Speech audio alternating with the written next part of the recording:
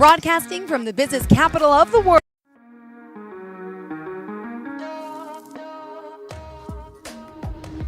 Broadcasting from the business capital of the world, this is the Podcast Business News Network. So excited to have Lucille Reddick here on the podcast and the Zoomcast. She's the founder and owner of Lucille Reddick Enterprise. She's a professional speaker. She has her own coaching business, and she's also a marriage ambassador, a marriage reconnection coach, best-selling author, 10X speaker, and yeah, she's living the dream. Successfully married over 38 years, or did we cross that anniversary line to 39 yet? Yes, we did in January. I remember. Well, good to have you back. Congratulations on all you do. And there's still so much more to you. So how would you introduce yourself to everyone today? Well, hey, you said it. I'm Lucille Reddick. I am all of those things you said. I love marriage, and I am on a mission to help married couples stay together and avoid divorce. I understand the life disruption that divorce causes. And so I do that on my mission in a number of ways. I speak to groups at conferences, at churches, ministries, retreats, all of the things. But then I also coach clients. I have group sessions. I have one-on-one sessions. And then I also have, you mentioned my book. And so my book, that's Secret Sauce, Essential Ingredients for Creating an Exceptional Marriage, it is my love letter to married couples to help them to be able to navigate the ups and downs that just come with marriage, because I think that the media gives us a bad sense of what marriage really is. And so I think we go into it with the wrong expectations. And so I try to level set in that and do some mindset adjustments so that you can really see marriage for the gift that I believe that it really is. Lucille, how do we contact you? Tell us the website, social media pages, phone number, if you don't mind. Oh, yeah. So my website is www.lucillereddick.com. And my socials, I am Lucille Reddick on all of those: LinkedIn, in Instagram, Facebook. I hadn't done too much on Twitter yet, but you can find me in those three places. And My when goodness. you go to my website, you can get my information. You can see me in action and all of the things. So I love Sure. working with people, and I have a heart to serve. Well, I have great conversations before, and I'm excited now to see you in person here live like this. Did you want to Yes, talk a little about your background to start, or what I brought you here? can. Let me ask you, because this is your Zoom show, girl. We need to know all Yes. about you and what you do. So what makes me passionate about this topic is that two things I would say. Um, you said one of them is I've been married 39 years, and I never thought that I would make it to this to 39 years. Early on, I just was wanted out. I was like, this is not what I expected. Trying to mesh lives together, have a family, build, have careers together. All of that was a little overwhelming for me, and just not going the way I thought it would go. But then the other thing is that like, when I was little, my parents divorced. Somewhere between my sixth birthday and my eighth birthday. And I just remember when my dad told me about it, he took me on a little walk, and he said, me and your mom, and in my little 8-year-old head, I didn't really understand it, right? But he let me know that, hey, I'm going to be moving, and I won't be in the house with you from day to day, but anything that you need, or if you need me, call me or whatever. And that was the thing. But he died shortly after that, so I didn't have that. But I still remember the hurt that I felt, from, because I'm a daddy's girl. I loved being around him. I remember being a little toddler, seeing my dad back out the driveway and just standing in the door with my hands up, saying, "Oh, come back, come back." Oh, So oh my I didn't wa- goodness. so I didn't want that for my children. I wanted them to No. be able to be in a situation where uh things could be stable, what I consider stable for them, because things were not stable for me. And so whenever I can help people to get to a place where they can be happy. Because, people could stay married and not be happy, right? Yeah, yeah, that's what it's all about. My goodness. Oh my goodness. Oh But I wow. come from the perspective of helping them to realize that they can be happy if they would just shift their mindset just a little bit from what they're expecting it to be to really what it is and how to navigate inside of what marriage really is. And so that's what made me passionate about it. Well, thank you. I mean, this is amazing work you're doing. And by the way, so you had your own struggles with marriage. We talked about that to let everybody know it happens. It's okay. But tell us how you got through that and what changed. Well, it changed for me one day when I was at the beauty salon. And I don't know how you feel about your hairdresser, but I'm telling you, it was like I was a with her last therapist. night. Oh, Yes. it is beautiful. Yes. I had to get the extensions put back in. Makes me feel more glamorous. And you look beautiful, Well, thank gorgeous. you, darling. But yeah, you have that special bond with that hairdresser. I get it. Yeah, Yeah. if you've been going to it for a while, her or him or whatever, you can let your hair down figuratively and realistically, and just kind of have those conversations. And so I was there at the salon, and I guess she asked me how things were going, and I just was not feeling it that day, and I just told her, "Look, I want a divorce." And she asked me some questions, and it was, the main things, is has he put his hands on you? Does he drink or do drugs in excess? Is he a womanizer? He's a cheater. And I said, no, no, he's not any of those things. He just goes to work and comes home. We square people. I should have said that. I didn't think about it at that time, but we didn't do any of those things. And she said, well, what is the problem? So I told her, I said, he just won't help me keep the house clean. You stole me. He's just like me. I'm the same way. Oh, yes. Okay. And then it's like, let's And I said, prioritize. and I felt like, and I didn't say this to her, but when I look back on it, I felt like that he was doing it on purpose. Got it. When he sits down on the bed and he takes off his socks and shoes and he throws them, in the direction of the hamper, but they don't make it to the hamper. They just laying right beside the hamper.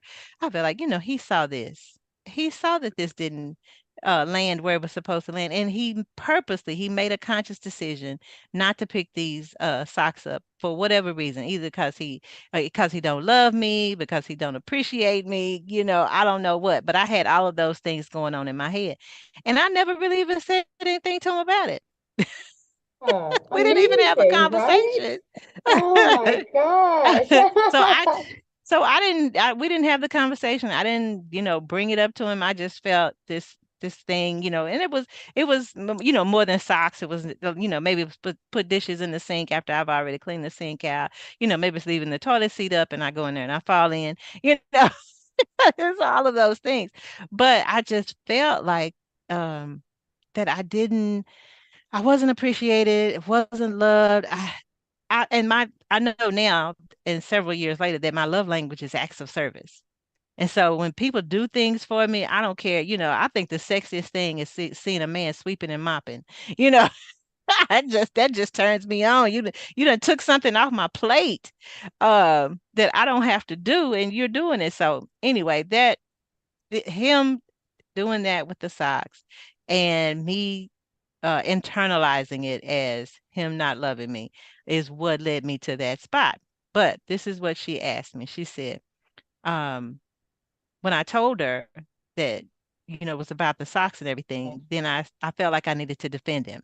So I said, hey, he is a great guy. He's my protector. He's my lover. He's my friend. He's affectionate, and she was like, well, you willing to give all of those good qualities that you just mentioned away because of socks and dishes and, the raised toilet seat? And I thought, mm, wow, am I willing to give those things up because of those things? And so I had a decision to make that day. And so I did. I made the decision that I was not going to focus on the socks. I was going to focus on his strengths and the positive things that he had going on about it, the positive things that he provided for me. And I would just go on from there. And another thing, Jill, that it made me confront was that I am not who I thought I was.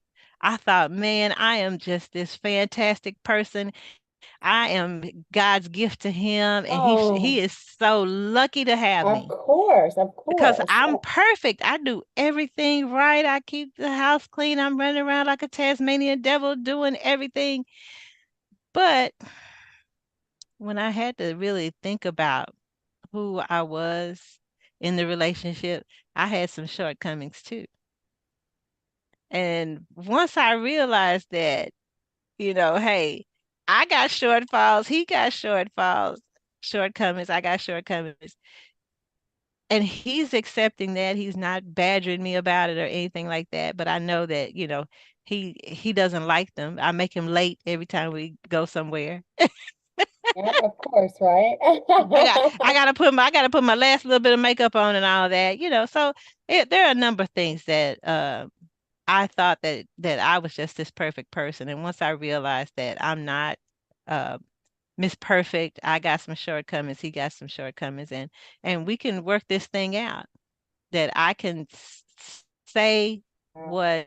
uh what brings me joy. And what what I brings us joy, interpreted. so many of us. Yeah. Yeah, Mm-hmm. I can tell him what I would interpret as love because he's not going to see it because his love language is giving gifts.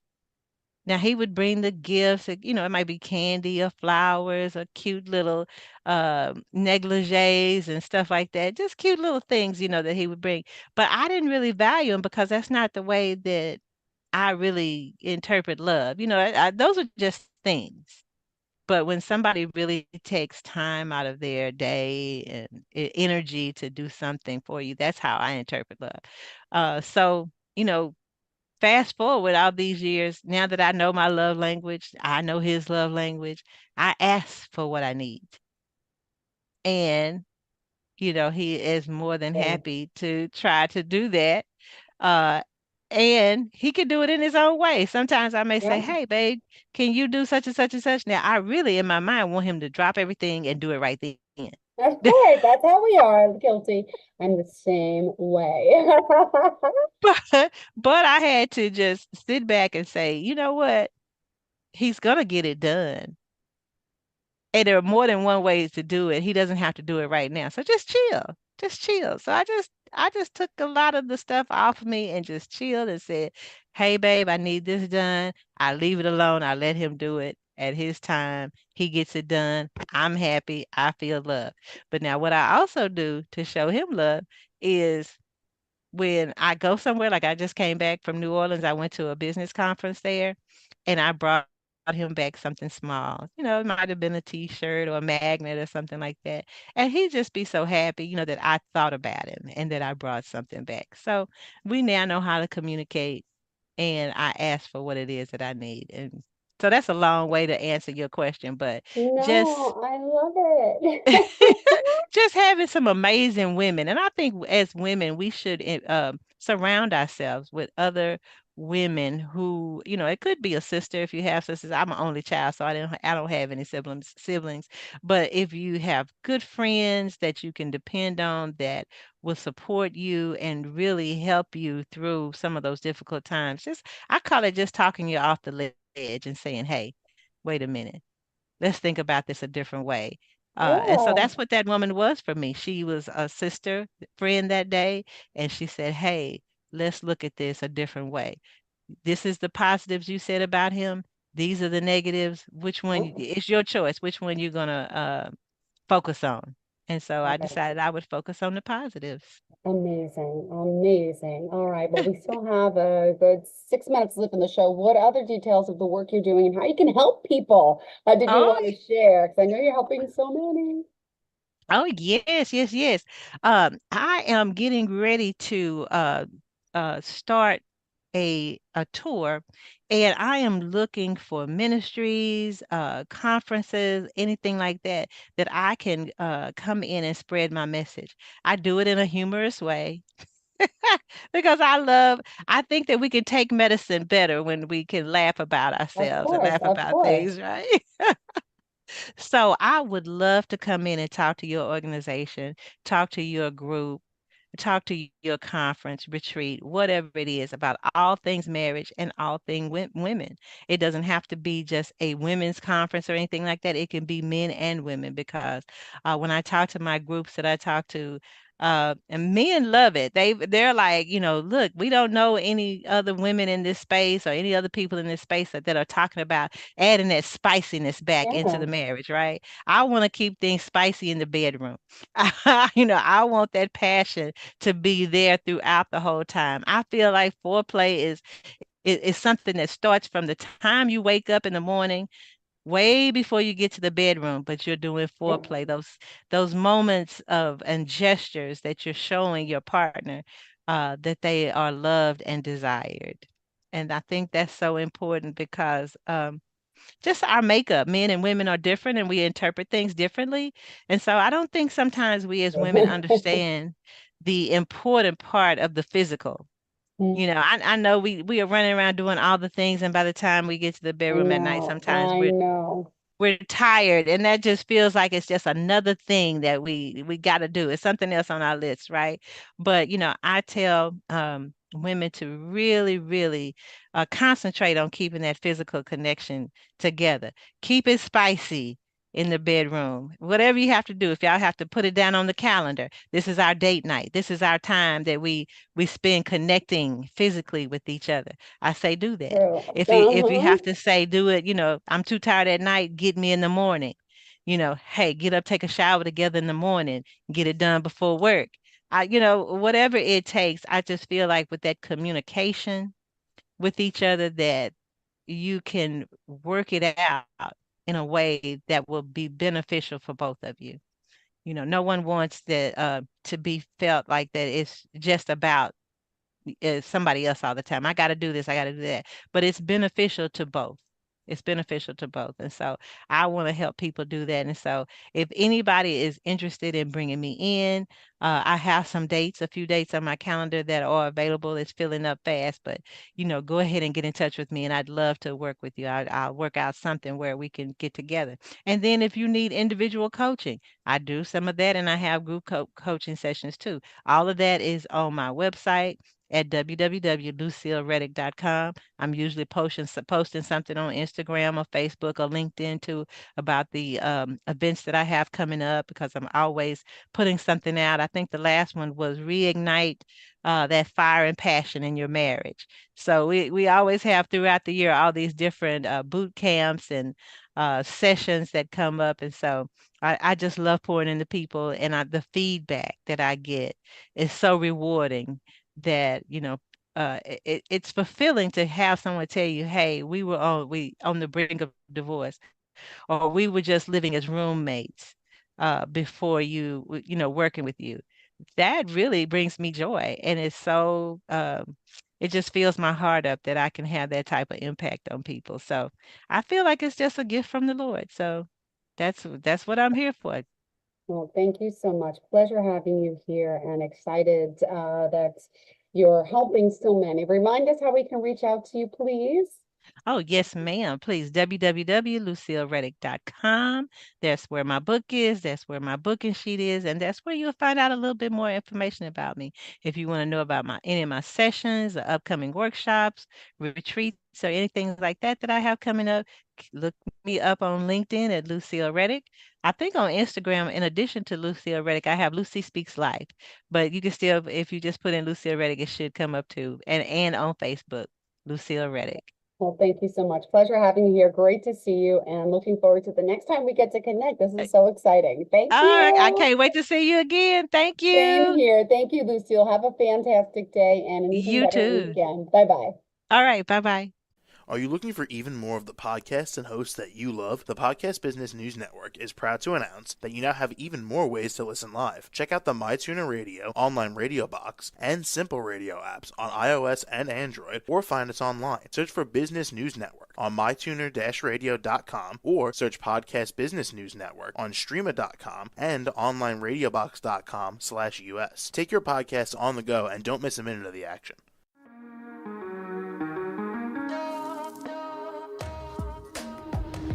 Broadcasting from the business capital of the world, this is the Podcast Business News Network. For nearly 2,000 severely injured veterans, everyday life has become filled with barriers. Day-to-day simple tasks can become pretty daunting. I have to carry my chair up 2 flights of steps or have somebody do it for me. What scares me the most is just the falling. When I'm struggling with my house, I think, to have that one great barrier just knocked down, it's crucial. Home for Our Troops is a wonderful nonprofit that builds a mortgage-free, fully adaptive, handicap-accessible house. And there's no catch. It'll be our very first home that we've ever owned. This is a game changer. This is where your life begins again. We need you to join us in completing this important mission. Please visit hfotusa.org and help build homes and rebuild lives. Because of you, everything's going to be okay.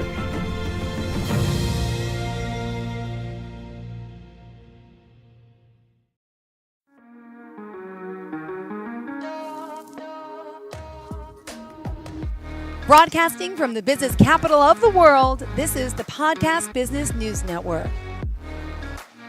So excited to be back here with the dog mother. That's right, Melissa Gavin. She's our professional of the year from Peabody, Massachusetts. She's an amazing woman. She loves her animals, and she's here to talk more live today again from right here in her house and hear what she does best. She's with her doggies. And please tell us a little bit about what you're doing. It's such a beautiful day. Gorgeous out, finally. Yeah, we're pretty full today. I think it's supposed to rain out next week, so I think everybody decided to show up and join the party. Oh, so my goodness. And 2 different sections. Wow. Here. Oh my goodness. Over here. Yeah, so how you been? What's going on? I've been good. I've been off of work a few weeks. I guess you haven't been. You've been nonstop, let alone with her family. She's an amazing wife, mother, and dog mother as well. So you're from Peabody, so in Massachusetts, and you have a pretty big operation here caring for all these beautiful animals. Do you want to tell us a little bit about it? Yeah, so I do doggy daycare and boarding from my home. I foster for Sweet Paws Rescue. I work with Everett Animal Control and sometimes some of the other local animal control officers when they need a hand. And I take in the strays or abused and neglected animals, and we take them in. And if they don't get claimed by their owner or returned to their owner, then we get them to the vet and get them fixed and up to date on shots, and they get transferred to Sweet Paws Rescue and they adopt them out while I foster.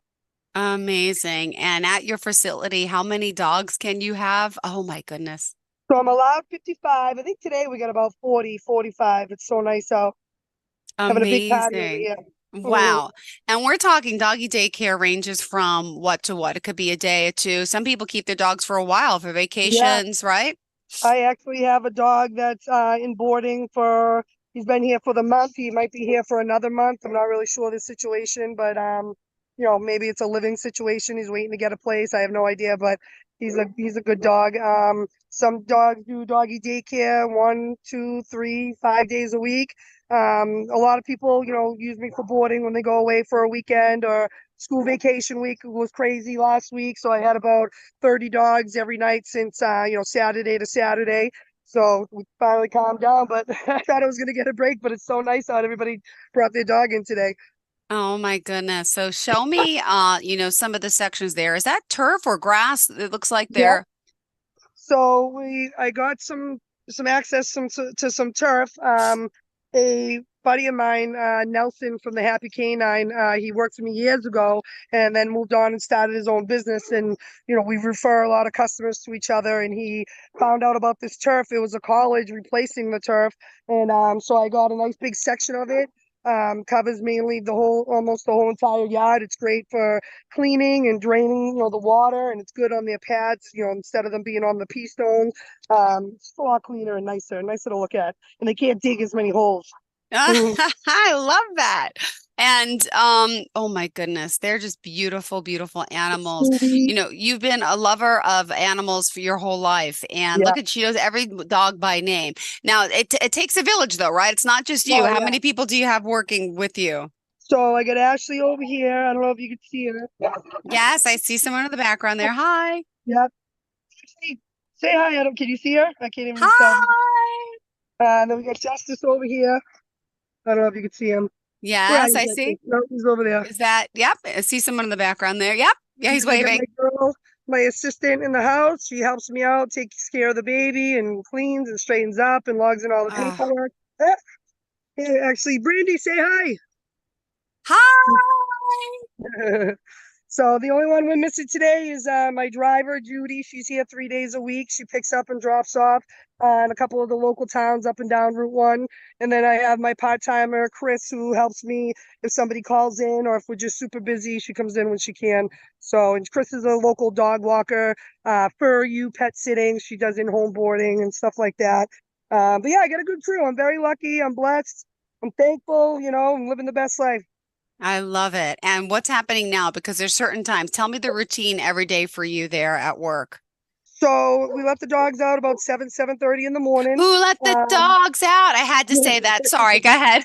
She's like, I did. I let them out today. Yeah, really. So excuse my voice. I'm getting over a cold. Of course, I was sick last week, but finally bouncing back.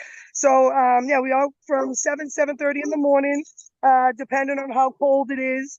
Like last week it was freezing, so we'd be out for maybe a half hour bathroom break and all that, and then we'd go in the house, eat breakfast, digest, and then today we let them stay out till 9:30. Hey, Scooby.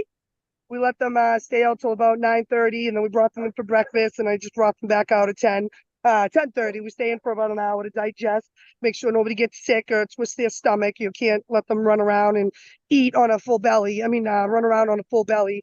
And then people drop off, by or before 10. So I got people starting to come about 6:30, 7:30, and so on. And then everything calms down around 10 a.m. And then they just run around and play and get their energy out. And then we bring them all in around 2 o'clock. So as long as it's a nice day, like today, we'll be out all day long. Colder days or hot days, we just come out, for bathroom breaks and stretch our legs and stuff. So it just depends on the weather. Amazing, amazing. Your hard work and dedication to all these animals. And I know you have out there, we've seen this before, this was great. We did a live Zoom in case you're just on the podcast a few weeks ago. So you got to see there's also some crates out there. There's activities for the dogs. And then they go inside. And, you mentioned, every person brings their own food for their animal, right? Up front, you get a whole diagnostic. Oh my goodness, who's that? This is Luna Bambi. Hi, So I've had these guys in foster since the summer. They kept escaping their yard, and the animal control officer finally just had to take them. So we're looking for a home for these two. They're a bonded pair. They're absolute loves. Yeah, the crates that you see behind me, those are just donated. They don't sleep outside. A lot of people wonder, oh, the dogs sleep out. I'm like, no, it's too cold, or in the summer, too many mosquitoes. So it's just really for them to, usually you'll see them sitting on top of the crates or taking a nap, chilling off, but everybody's kind of sunbathing right now. Now, how does it work in the dog community? Look, because I've had cats, and some cats don't get along, and humans sometimes don't get along. Do your dogs, do they learn how to all get along, or is there some that are? Yeah, so I do an interview process. Everybody has to come in, and I show the owners the yard. I give them my little spiel. I go over everything and make sure the dogs are up to date. Rabies, distemper, kennel cough, lepto vaccines. They're gonna prove their dog license. Make sure the dogs are registered, and then they step around, and then they come back for a day. So this way here, the first initial meet, they get familiar and they get comfortable. So when they do get dropped off, they're not nervous or stressed out. They're already familiar with the situation. So then we do a trial, make sure everybody gets along, and as long as they're all well behaved, then they get to play with us all day long. But if they're aggressive or just constantly starting fights or they're a problem, then they gotta go. You know what I mean? Yeah. Wow. So it was Wow. a Wow. process. Yeah, for sure. And, just for those that don't know, but what made you decide to do this? And how did you get the nickname of the dog mother? So as a little kid, I just always loved animals. I just didn't know, what I wanted to do. Like I thought I wanted to be a vet. Caesar, he's digging under my fence. Don't dig under my fence. Huh? So, my dad was a pressman and he printed me my own business cards. I was probably like 11, 12 years old, and I never ever thought to make it a business. And Yeah. being a veterinarian, I'm not exactly the best with the books and all that. You know what I mean? I'm more hands-on, and it just was like my thing. So one day my mom called me and says, Melissa, the guy's doing a side job at a doggy daycare. I'm like, what do you mean doggy daycare? What are you talking about? Those exist? So long story short, I go in, I get the job. I worked for a place in Stoneham, and they had a 3-family house. Place was beautiful, huge backyard, all paved. So I started there, and then I eventually left them, and I started working for a small group, pick up and drop off. I'd pick up 20, 30 dogs in a van, take them to this woman's house. They'd play for an hour, and then I drop them all off. And then I left to do my own thing. And probably 2, 3 months later, my old boss had called me to go in on a partnership with her and her sister at a place in Malden. So I was there for a few years. And then, I just knew I always wanted to have a family and, do my own thing. So I broke off from them, and we left on, pretty good terms. And, now I do it from my house. Wonderful. Well, this is great work. And you also mentioned with the foster situation. So those dogs, are they on the website? How do you promote the pair of the dogs that you need to, So that need a people can go home? to sweetpawsrescue.org. Perfect. They're a very popular rescue of New England. They post our dogs, so I take them in. I write up a little bio. I send them pictures, and they got them on the website. So we got Bambi and Luna, who needs a home. Who else? Pork Chop, we think, just got adopted yesterday through animal control. We have Maverick, a little tan pity puppy who's awesome. If I didn't have my jerk of a dog, my old man, my grumpy old man, I'd probably be keeping him. Then we got Dallas, who's awesome. I mean, we got a lot of really, really great dogs, for adoption. So sweetpawsrescue.org, go to dogs available for adoption, and check out, see who you like, and then you can fill out a adoption application. Amazing. Now, people say you do this day in and day out. And does it ever get boring? Does it ever get tiresome for you? Tiresome, yeah, but not really. You know what I mean? Like after a busy week, like school vacation week, it's like, oh my God, I need a break. You know what I mean? But it's not the same thing every day. It's pretty routine, but you never know what's going to happen. You might get a call from the animal control officer. There's an emergency situation, or we just have fun. It's nice especially when it's nice out. You get to watch the dogs run around and play. It just never gets old. You know what I mean? It's like No, not really yeah. work. It's a lot of fun. Gosh. Well, let me also remind people how we can contact you. Would you mind sharing? Sure, you can call or text me 617-407-9887. You can email me thedogmother@yahoo.com. Instagram @thedogmotherllc, Facebook, Facebook.com/thedogmotherllc. And what would you say the biggest challenge is doing what you're doing?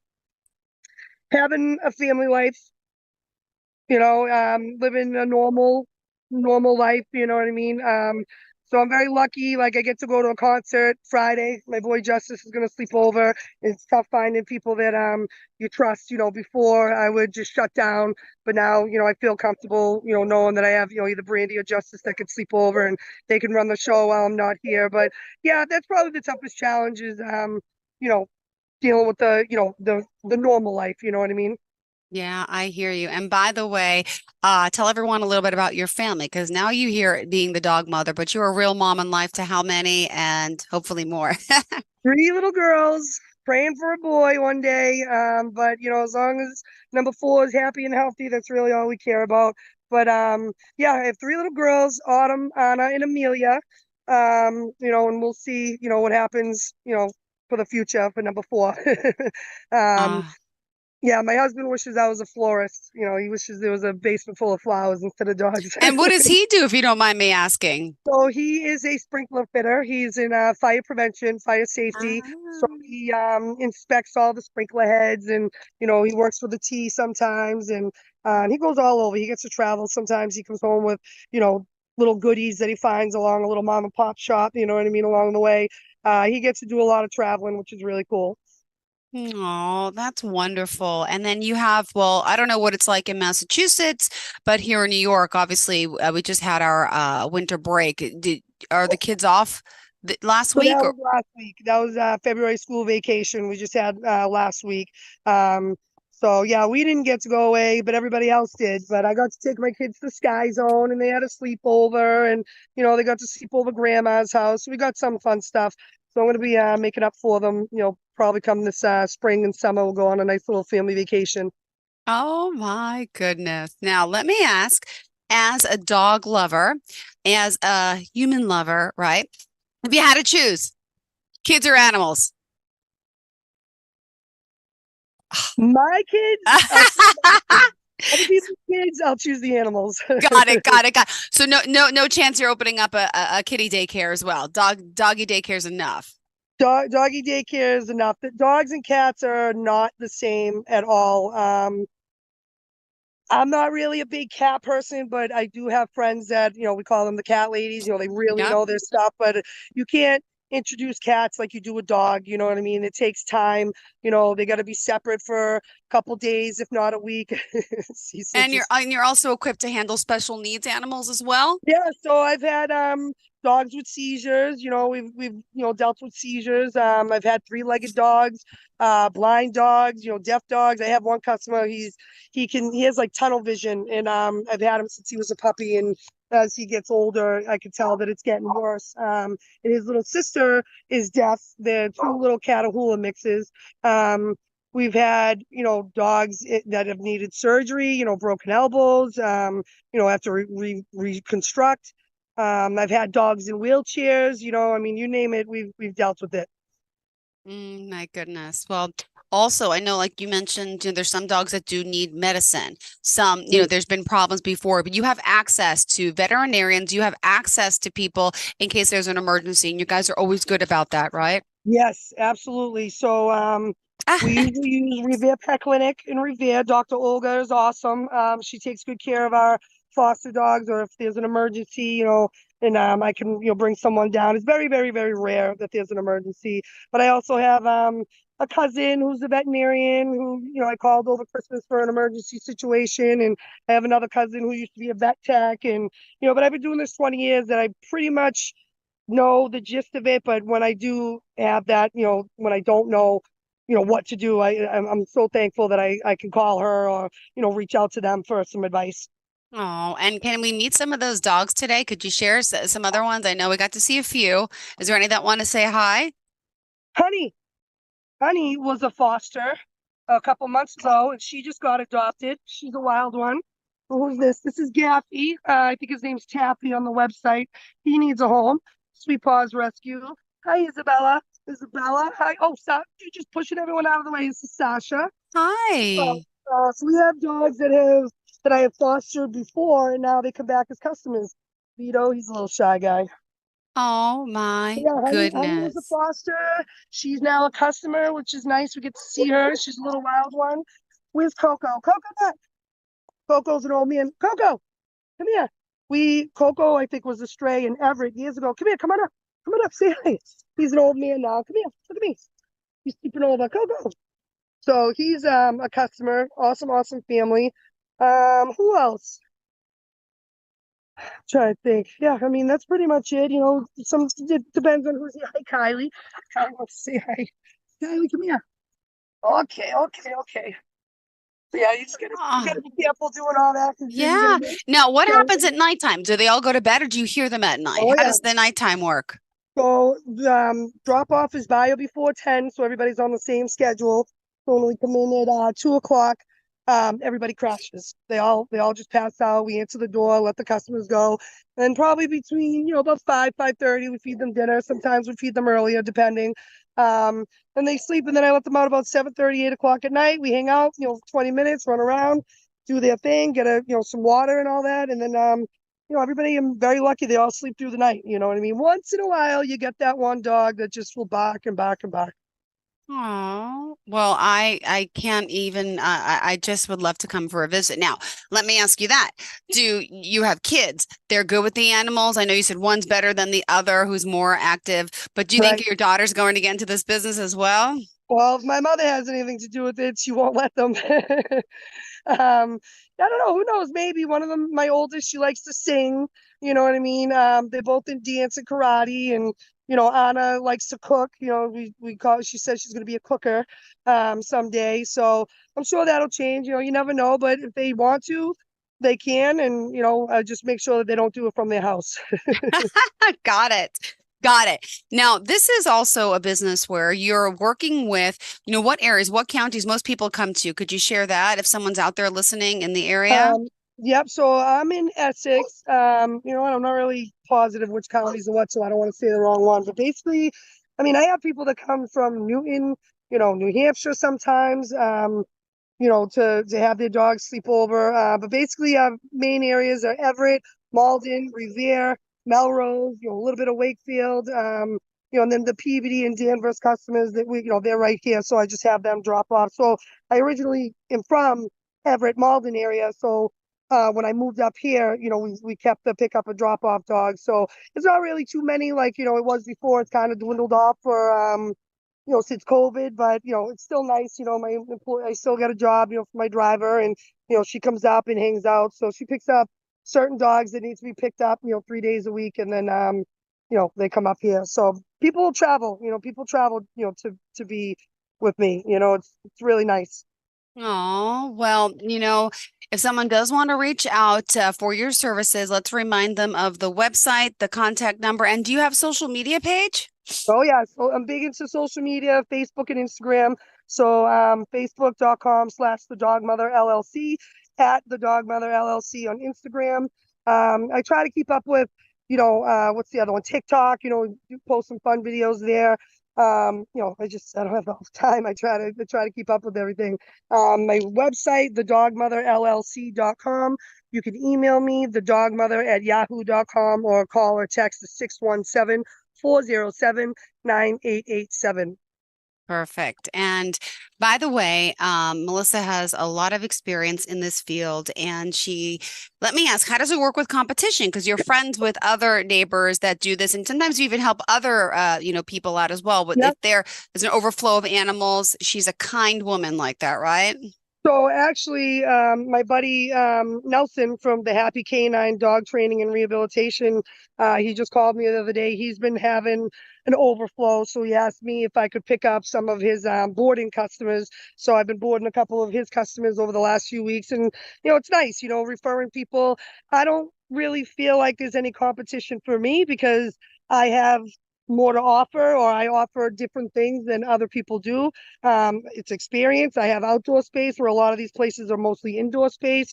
I have the experience with my employees. I don't just have bodies in here. And my whole business is built on reputation. I've been, in this field for 20 years. I've been a dog mother. It'll be 11 years in May. Mercy, don't digging. So it'll be my 11th anniversary this year in May. And, just people recommend people. I don't pay for advertising or anything like that. So it's nice. I give you peace of mind is my slogan, and people come to me because they feel safe and secure, and they know that I know what I'm doing. Okay, well, thank you again. Again, the Dog Mother is active now. It's at 10:56 a.m. here Eastern Standard Time. What time do the dogs go back in? They're having playtime now. What happens next? When is lunch? So the only lunch is for the little baby puppies, which we don't have any right now. But like if you have like a 4-month-old puppy or anything like that, they get their lunch around noon. But we're gonna stay out all day, and some of them are bathing in the sun, just chilling. I don't know if you can see them on the chairs there. Oh, of You course. see them on some Yeah. of them are just chilling out. They've been napping, so we're just gonna hang out in the sun. Look, these guys are already all tired too. I love it. I love it. And My so, goodness. we go in at 2 o'clock, and then we start answering the doors. They get picked up, and then dinner about 5:30, and then another doctor's right around 7. How different is the routine in the summer once it gets hot out there and the summer months come? So pretty soon we're going to start popping up tents. I usually have a tent over here in this area. We'll put a tent over here, and just to provide more shade. But basically the yard, I don't know if you can see it, the shade grows all day long. So in the summer, that period that the sun is just hitting on the yard, I want to say it's about 10 o'clock.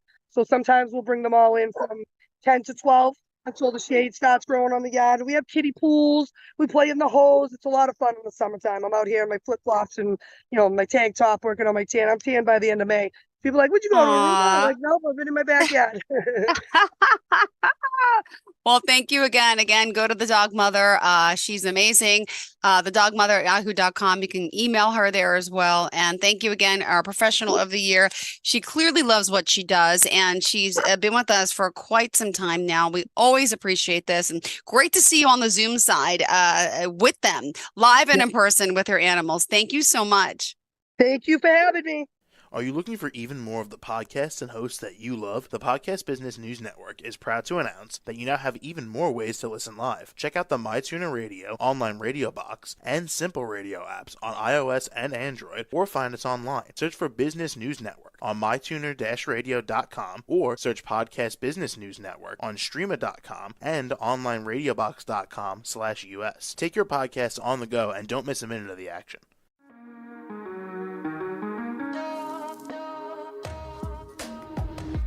Broadcasting from the business capital of the world, this is the Podcast Business News Network. For nearly 2,000 severely injured veterans, everyday life has become filled with barriers. Day-to-day simple tasks can become pretty daunting. I have to carry my chair up 2 flights of steps or have somebody do it for me. What scares me the most is just the falling. When I'm struggling with my house, I think, to have that one great barrier just knocked down, it's crucial.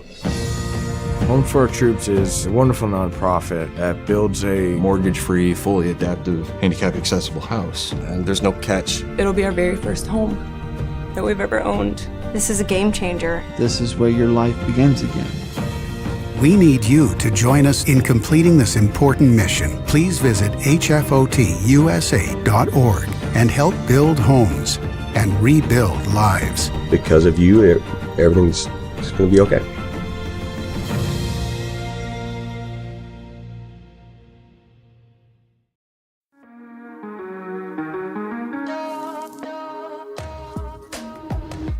Broadcasting from the business capital of the world, this is the Podcast Business News Network. If you're one of those people that sometimes get up and you're just kind of lethargic and, I have to go to work and I have to do my day, I want you to look at it from a different perspective. Somebody who has enjoyed doing just that for many, many decades. She is approaching 92 years old and still working at Xavier University in Ohio. And she's part of our Education Hall of Fame. And she says, I love talking with her. Dr. Roseanne Fleming, sister, is with us. Welcome back. How are you? Well, thank you so much, Steve. I'm fine. Thank you. How many years have you been doing what you're doing? I know it was like 50 something or more. Well, you mean here at Xavier? Here at Xavier and in total? Well, I've been here at Xavier for 42 years. Prior to that, I was at Trinity College, and that's now called Trinity University in Washington, D.C.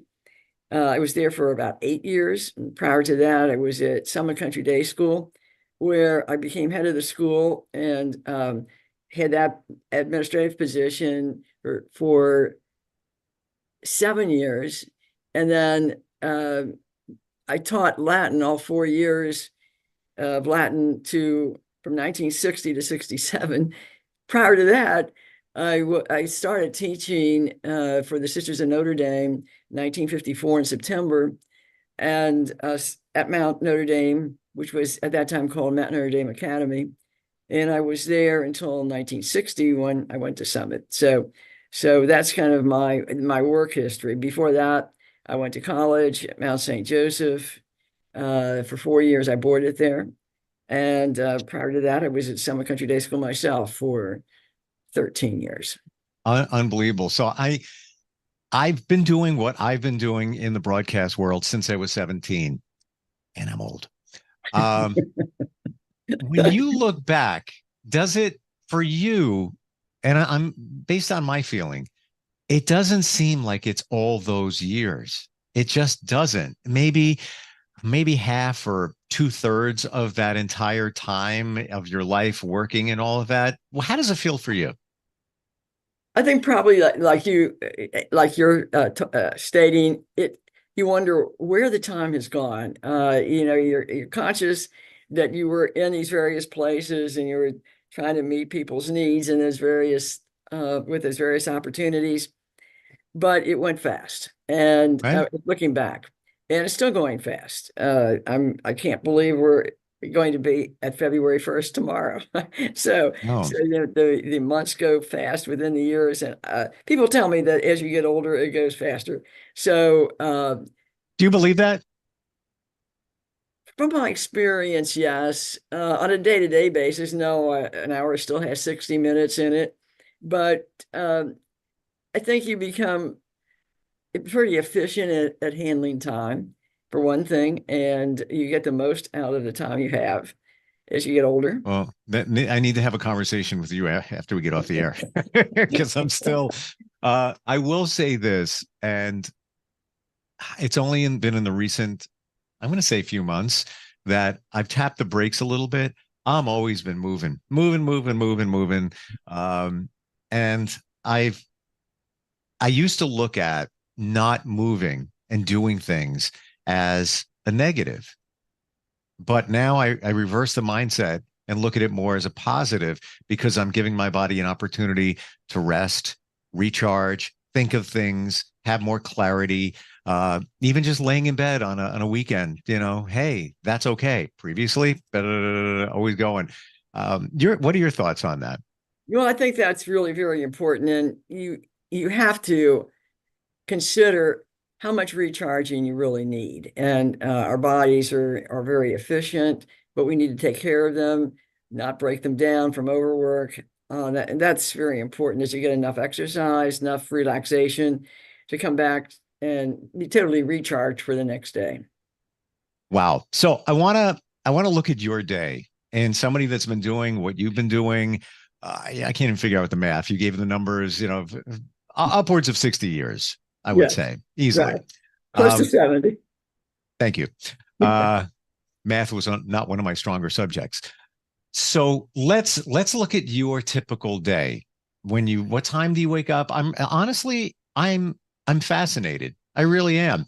And it's not that you've been, working 90 years. I'm sorry, not at 92 coming on, but it's more of your energy and passion is still like for me, I detect at the top of the scale here. So what's your day like, starting when you wake up, and how does it go? What's the flow? Well, I have my alarm set if I need it, but I usually am awake a few minutes before my alarm goes off at 4 a.m. And I do that purposely because as a religious, I have a commitment to make sure that I spend enough time in prayer. So I would say the first hour and a half of my day, the 4 to 5:30 at least, is in prayer.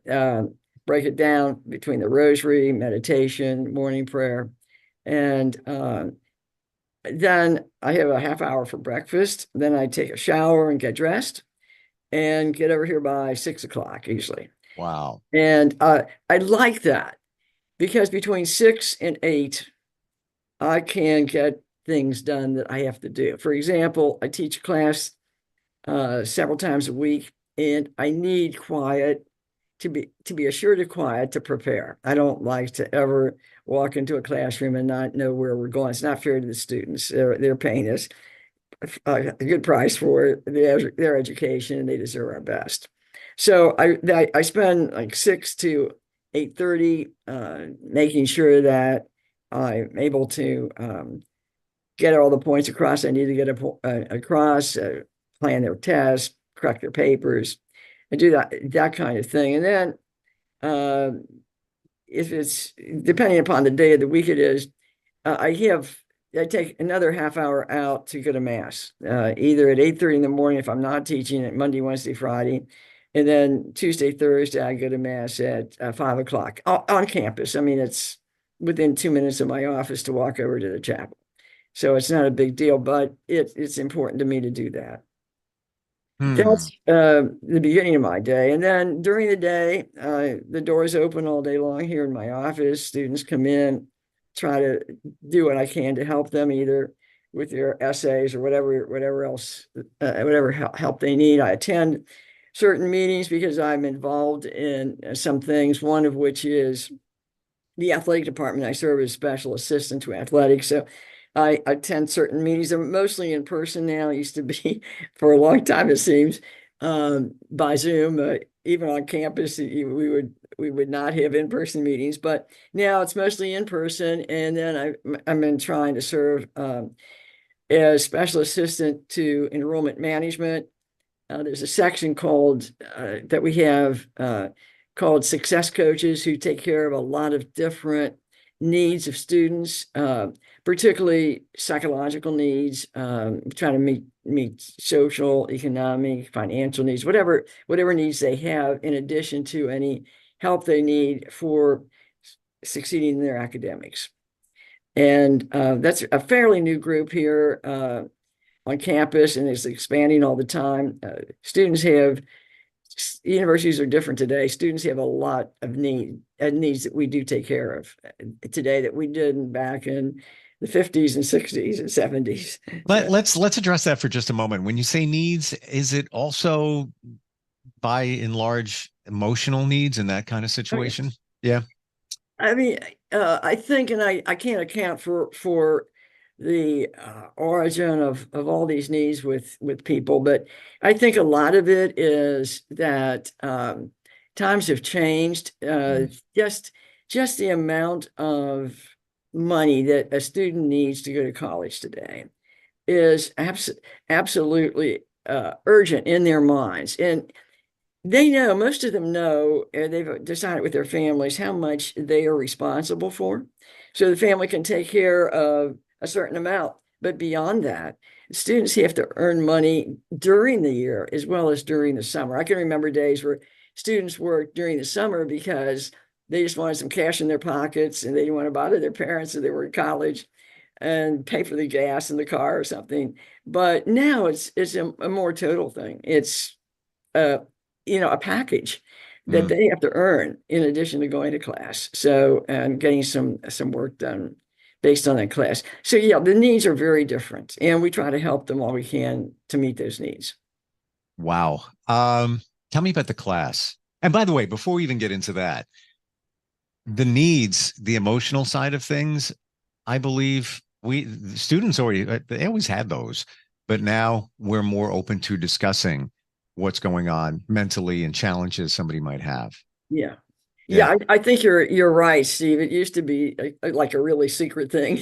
Right. You needed some help figuring out how to deal with a problem. Now, fortunately, students feel more able to talk about that, and we want to help because they can't learn if they're all tied up in an emotional crisis. Sure. I mean, even for adults, if you went back even 20 years and said, yeah, I'm going to be busy later and be talking to my therapist, there might be a little awkward silence for a moment. There's, somebody might look at you, but now it's like a friend. Yeah, I'm going to go talk to my therapist. Well, it's recognition that this is a healthy person.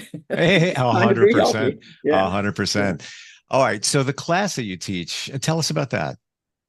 The class I teach is called Sport at the Service of Humanity. I took that title. Well, in my class, I say, comma, or is it?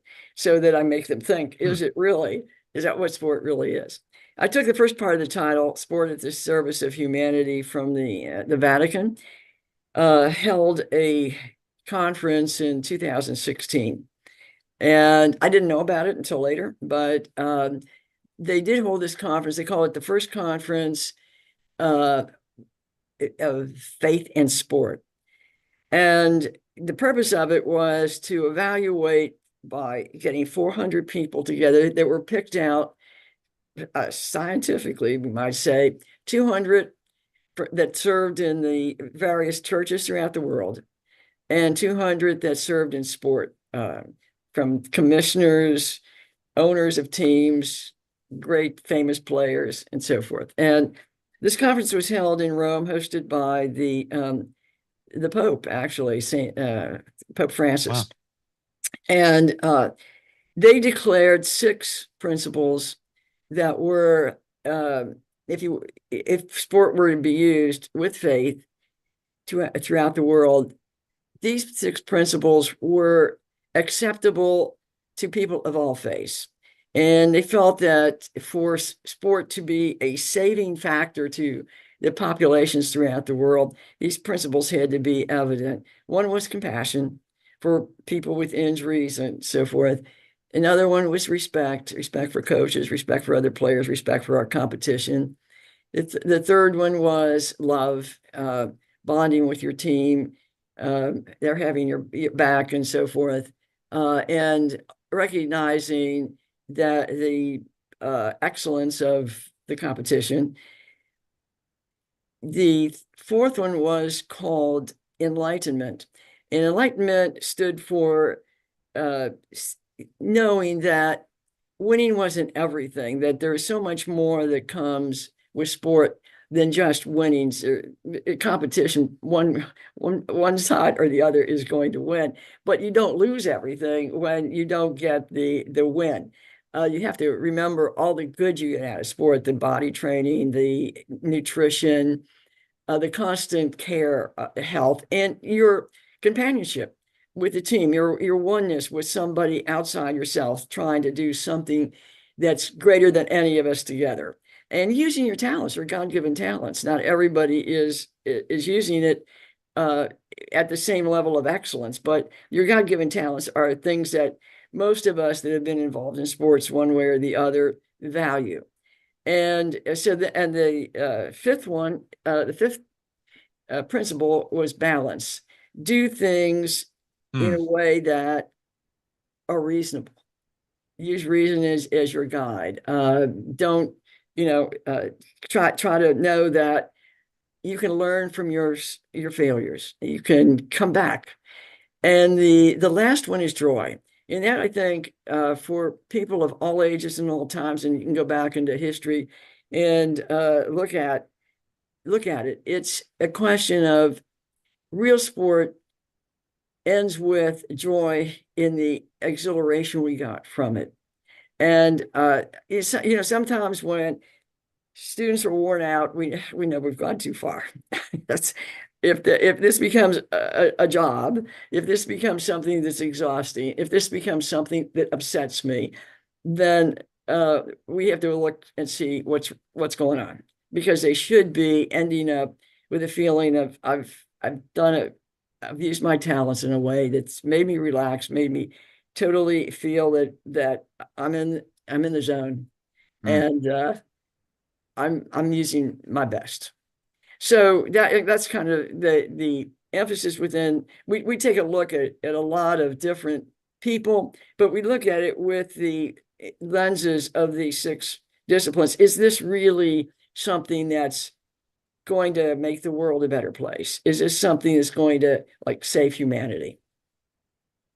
I want to go back to what you said, and it's like the thing that all parents tell their kids, in that it's not who wins, it's how you play the game.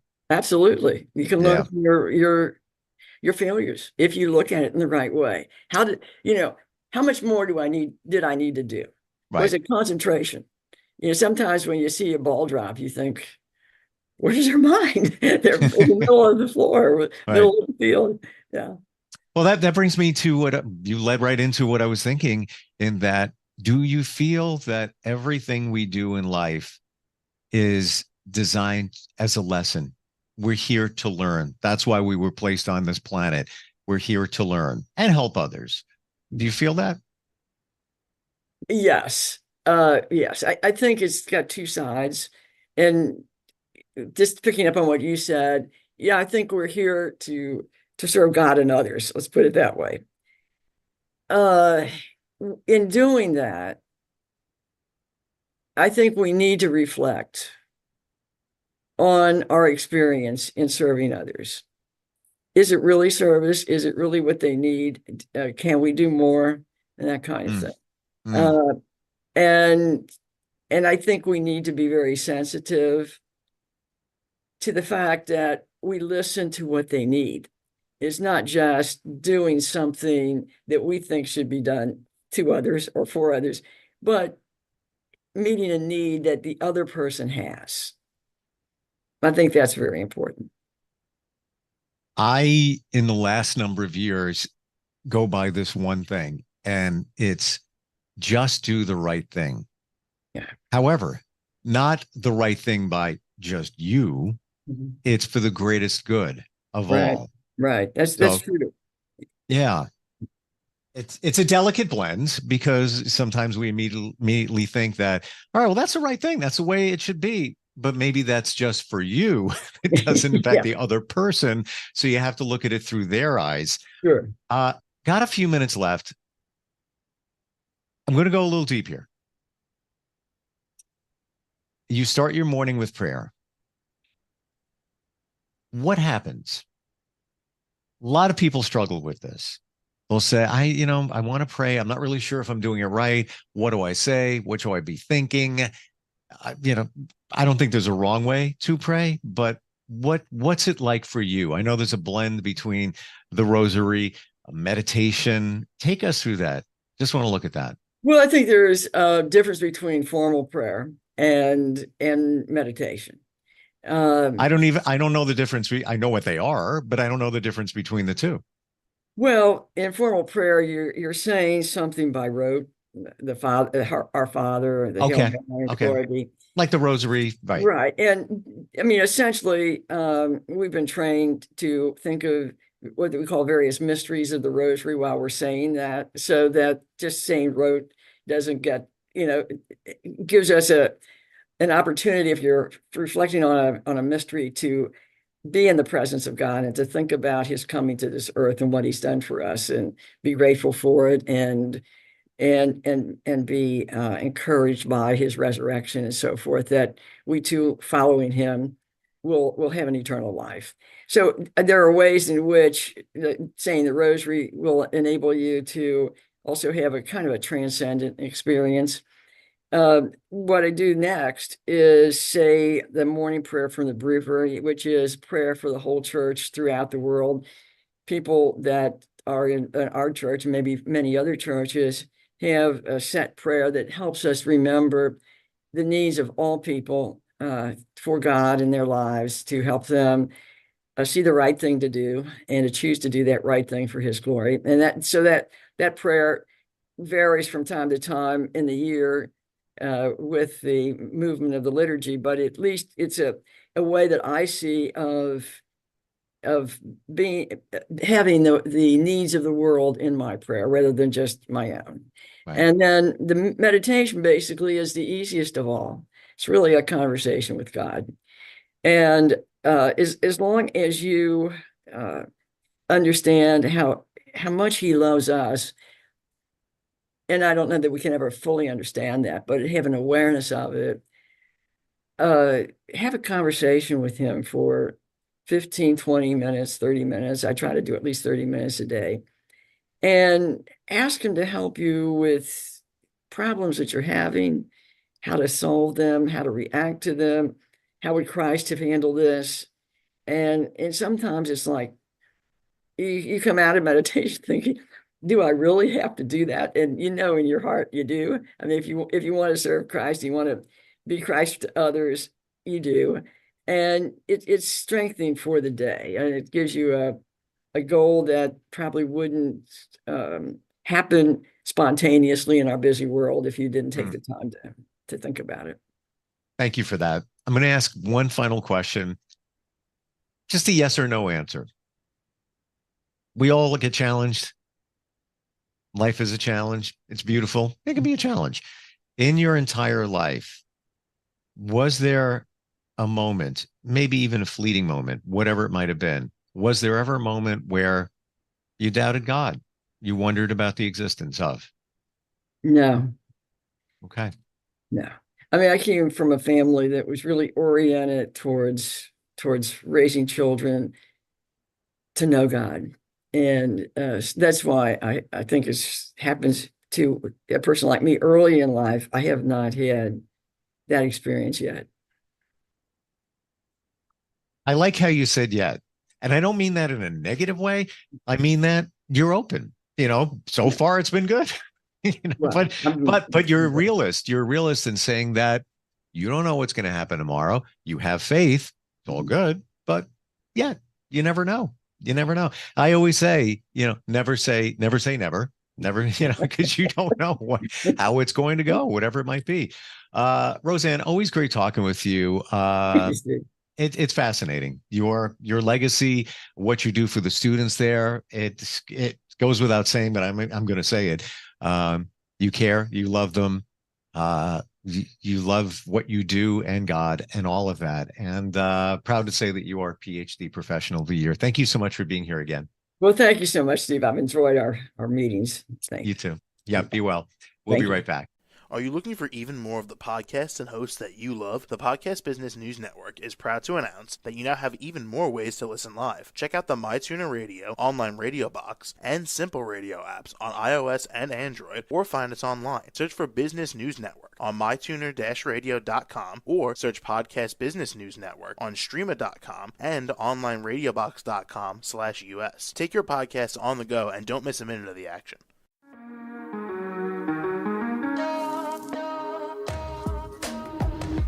Broadcasting from the business capital of the world, this is the Podcast Business News Network. For nearly 2,000 severely injured veterans, everyday life has become filled with barriers. Day-to-day simple tasks can become pretty daunting. I have to carry my chair up 2 flights of steps or have somebody do it for me. What scares me the most is just the falling. When I'm struggling with my house, I think, to have that one great barrier just knocked down, it's crucial. Home for Our Troops is a wonderful nonprofit that builds a mortgage-free, fully adaptive, handicap-accessible house. And there's no catch. It'll be our very first home that we've ever owned. This is a game changer. This is where your life begins again. We need you to join us in completing this important mission. Please visit hfotusa.org and help build homes and rebuild lives. Because of you, everything's going to be okay.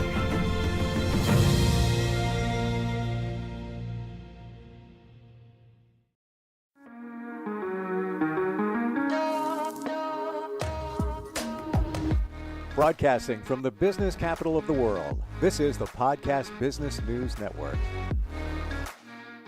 Welcome back, everybody. I've talked about this before, how the universe truly wants to support us. And if you believe in manifestation, that is what you think becomes your reality, then you might want to listen to what we have to say. Because if things aren't happening for you, if you're not feeling that the universe is supporting you, you wonder why the things that you dream of, you manifest, they're not showing up. There's probably a very clear reason, and it lies in your state of mind.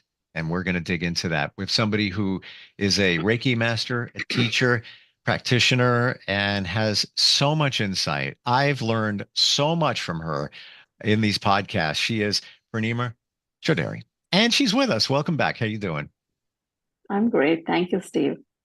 Great to be back. Great to have you here. I feel a lot of times when we talk, we're on the same page. Like you'll say something, I'm like, yeah, I was feeling that. I don't know how to verbalize it because I'm not, an energy professional, but I get it. And there's times where I've manifested. I believe I deserve certain things. They haven't materialized. All right, it's on the universe's time. And it's just, I'm using myself as an example, but I think it echoes what others may be thinking and experiencing. What are we doing that's derailing what should be in our reality? It all comes down to energy, Steve. It's not even the state of mind. The state of mind, yes, but there's a root cause. If your mind is all over the place, there's a root cause for it, and it's all energetic. So it all comes down to energy, and our energy impacts, whether we are able to manifest something that we want to manifest. A lot of people are these days, this word manifestation, you'll find it on all kinds of channels, and people talk about it a lot. And people want to, everyone wants to manifest something like a dream. But, the most important thing for manifestation is to have coherence in your being, to have harmony in your being. If you're not coherent and harmonious, you're out of balance, you're ungrounded, your energy is all over the place. So that frequency of that manifestation will not land on you, because you are not vibrating consistently in your frequency. You're out of sorts. Does that make sense? Yeah, out of sorts is a great description. And it's a common term, but it definitely gives more clarity to what we're talking about. Harmonious. Maybe this is a rhetorical question, but how do you know when you've achieved that state of harmony? The simplest answer to that is you feel great. You feel great. When you're harmonious, you just feel this lightness of being, this inner joy. There's nothing outside of you that is causing you to feel that joy or that happiness, because it's coming from within. And it's because you're in that state of harmony.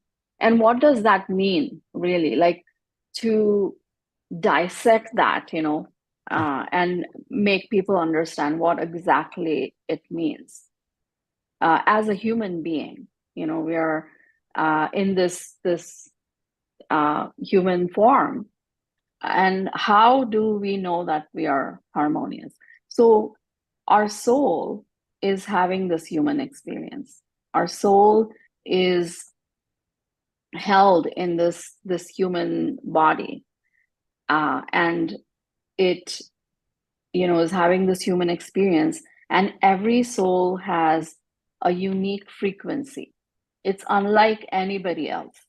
It's a unique frequency that comes from the monad, the oversoul, and I've been told by my guides and the masters that we are like a piece of a ginormous puzzle of this creation. So imagine you're doing this massive puzzle, and there are no two pieces that are identical. Every single piece of the puzzle has its place, right? No other piece can take its place. So similarly, we are very unique with our frequency. No one else can replicate our frequency. And so when we are vibrating fully in that frequency, when we have embodied our soul frequency fully, we feel harmonious. We feel in total coherence with who we truly are. Our authentic self is fully embodied. And that is when nobody can shake you. Nothing can shake you. You feel very, very grounded and solid. And, that's what I call true harmony, is when your energy in this human form is in sync with your soul frequency. It's fully present. And so when we are able to achieve that, miracles unfold. Because, first of all, when you are in that state, higher guidance is coming through. So even when you're manifesting, it's not just some temptation or a random thing. It is a very guided thing that is in your highest good and the greater good to manifest this for you. So, that's how I I feel like being harmonious is fully embodying your highest self. So you started mentioning what I was going to ask you about, and that is staying on track. So you've had moments of, I'm good. This is good. I'm in a good place. I finally got here. Wasn't easy. I did the work. Got to do the work. Sorry. That's the way it goes. And then things happen around you. And, you know, one minute you're holy and humble and everything's great. The next minute you're, you know, falling and crumbling because life is like that.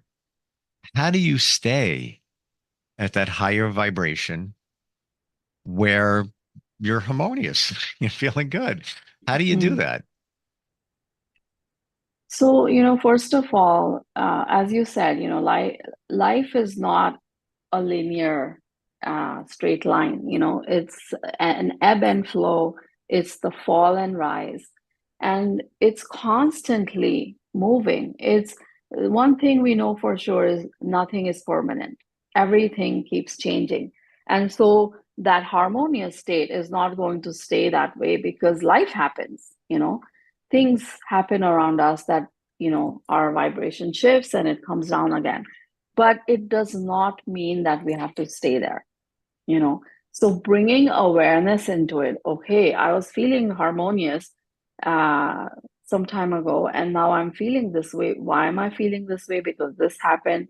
And then analyzing it, letting it go, all those things, forgiveness, letting go, realizing that it's a human experience to allow you to learn a lesson, to evolve, to grow, and then raising your vibration.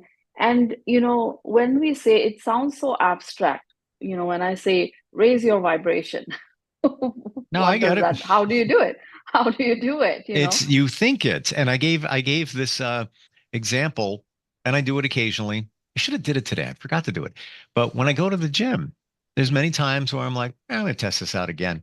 And I will think, raise it up. As I'm walking out of the parking lot up to the door, raise your vibration. Positivity. Raise it up. Feel it. Think it. Live it. Raise that vibration up. And many times, if not every time, people who I don't even know, who I see all the time. Somebody's working out over here, working out over there. You pass each other. Nobody says anything. You just keep staring straight. Out of nowhere, they'll say, hey, how you doing? I'm like, hey, how's it going? I don't know who they are. And I feel that it's because my vibration is higher and it connected with them.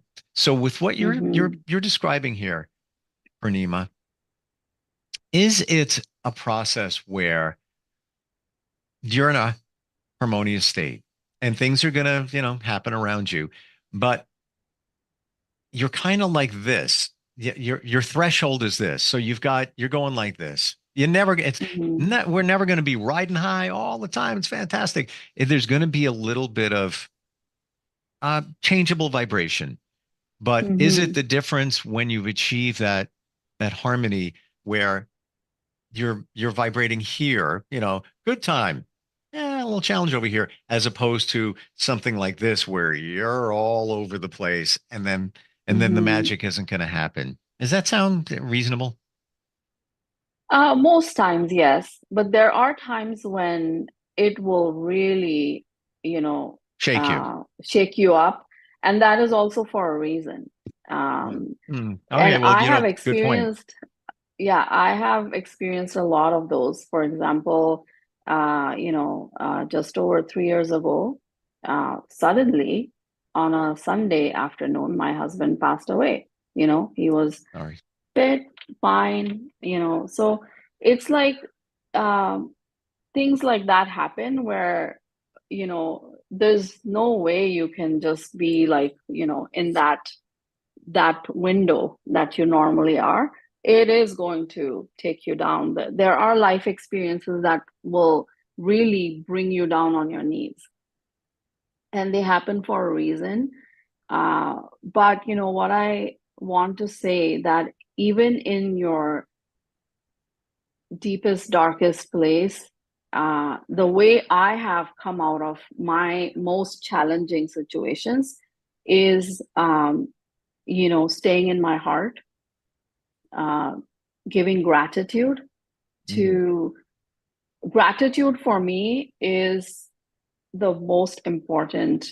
For me, gratitude is a very powerful tool, because when I'm grateful, I cannot be upset because I see the blessings that I have in my life.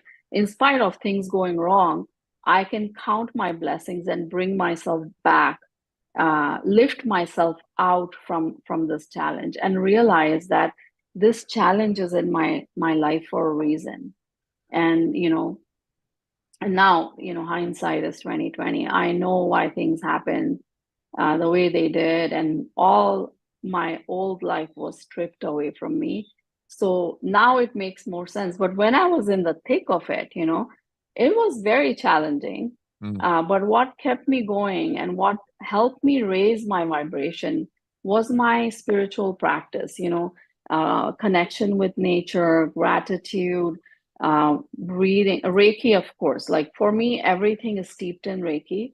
Reiki raises your vibration instantly. Like there's no waiting period there that, oh, I do it now and maybe an hour later I'll start feeling good. It's instant. Like you open the channel and you're lifted up.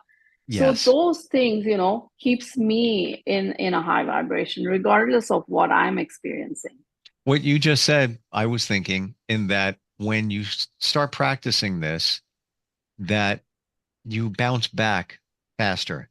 So when somebody, or something upsets your world, and and it could be just not major, but it was, I took a hit today. What, how?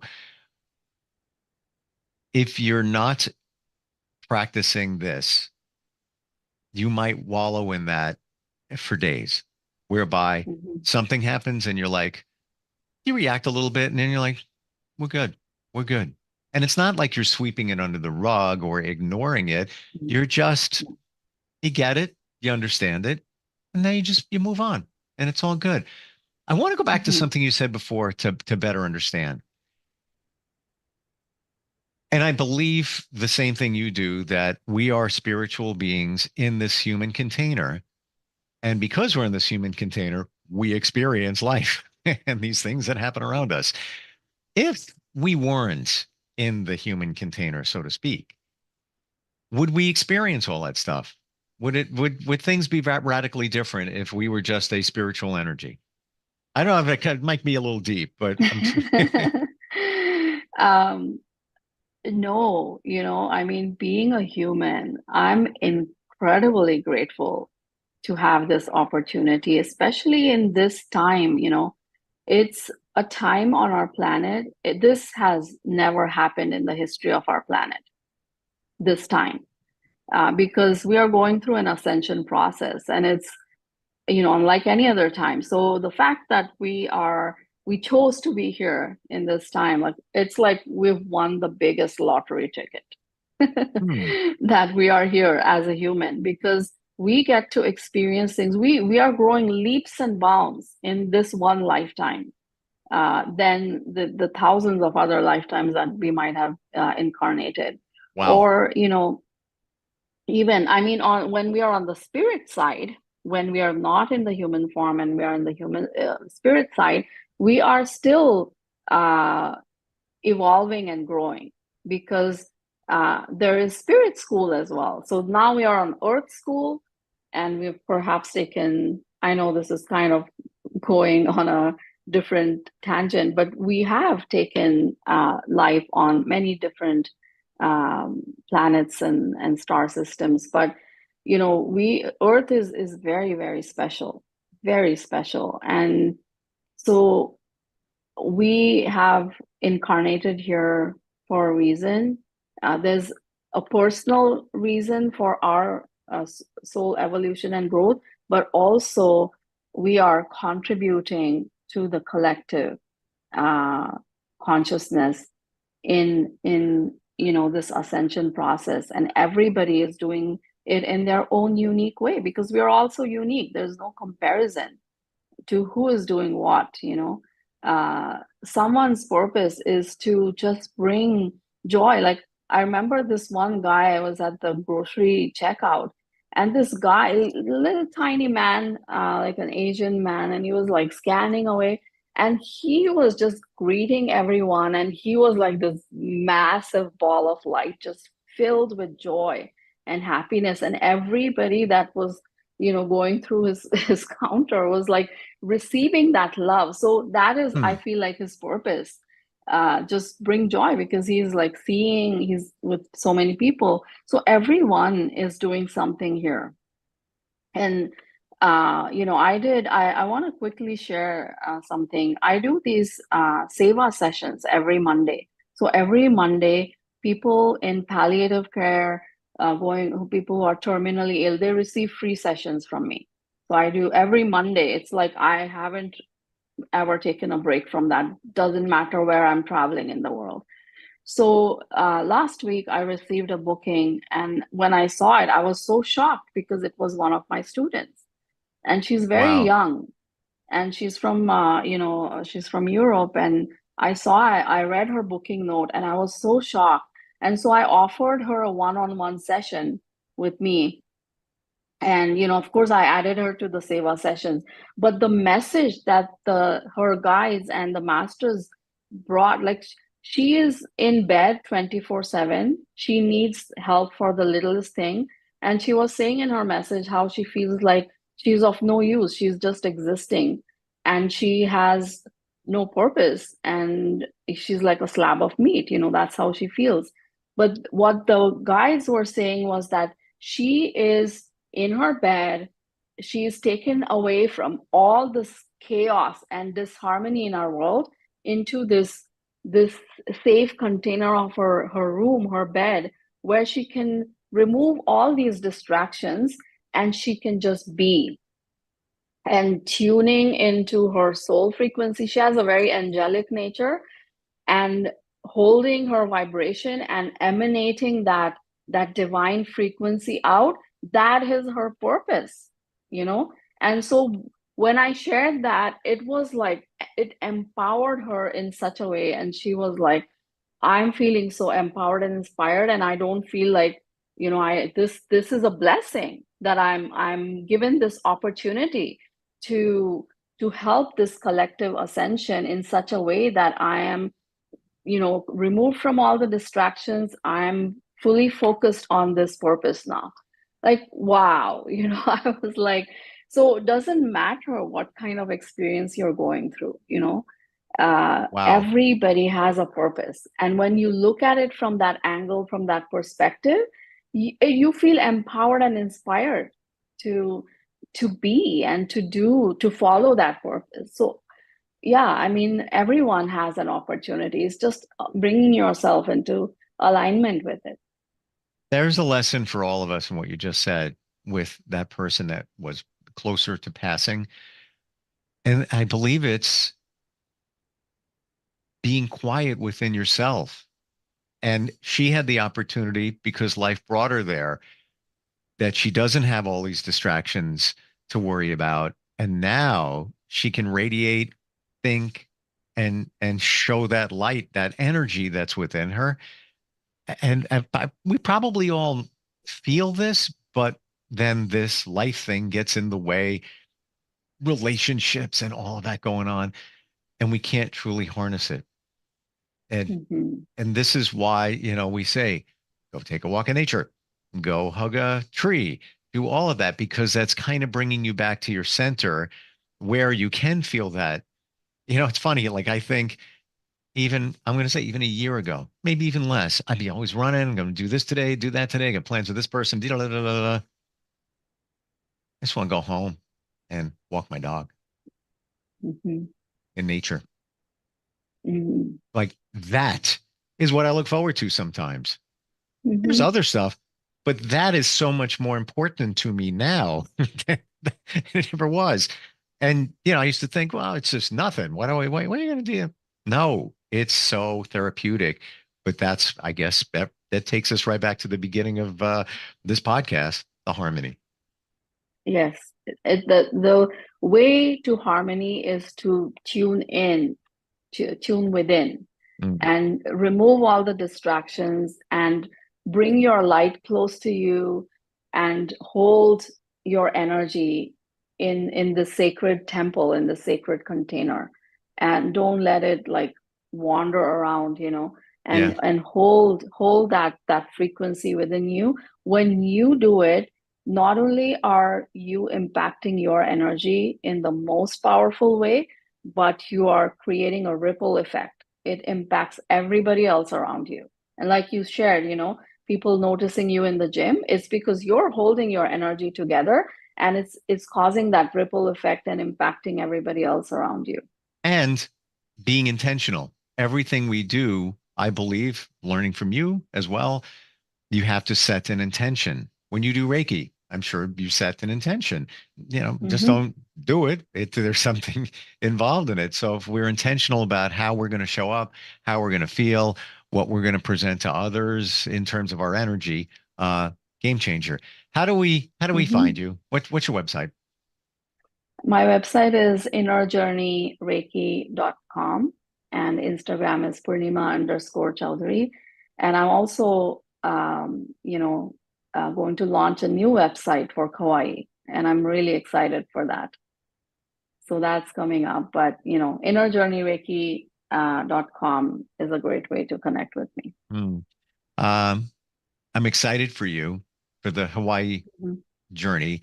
And I'm grateful that I've gotten to be on this journey with you to share with others this wonderful thing that is life, that many don't realize it. Thank you. Thank you so much. Thank you. We'll catch up soon. We'll be right back.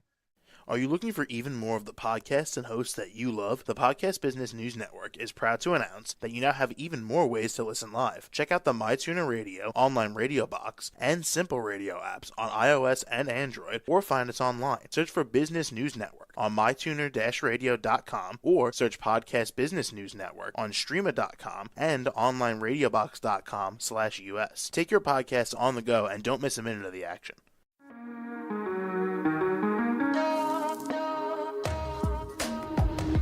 Broadcasting from the business capital of the world, this is the Podcast Business News Network. For nearly 2,000 severely injured veterans, everyday life has become filled with barriers. Day-to-day simple tasks can become pretty daunting. I have to carry my chair up 2 flights of steps or have somebody do it for me. What scares me the most is just the falling. When I'm struggling with my house, I think, to have that one great barrier just knocked down, it's crucial. Home for Our Troops is a wonderful nonprofit that builds a mortgage-free, fully adaptive, handicap-accessible house. And there's no catch. It'll be our very first home that we've ever owned. This is a game changer. This is where your life begins again.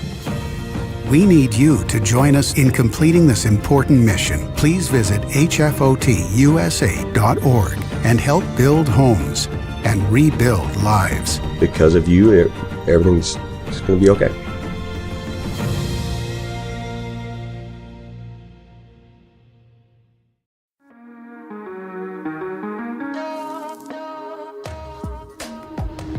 Broadcasting from the business capital of the world, this is the Podcast Business News Network.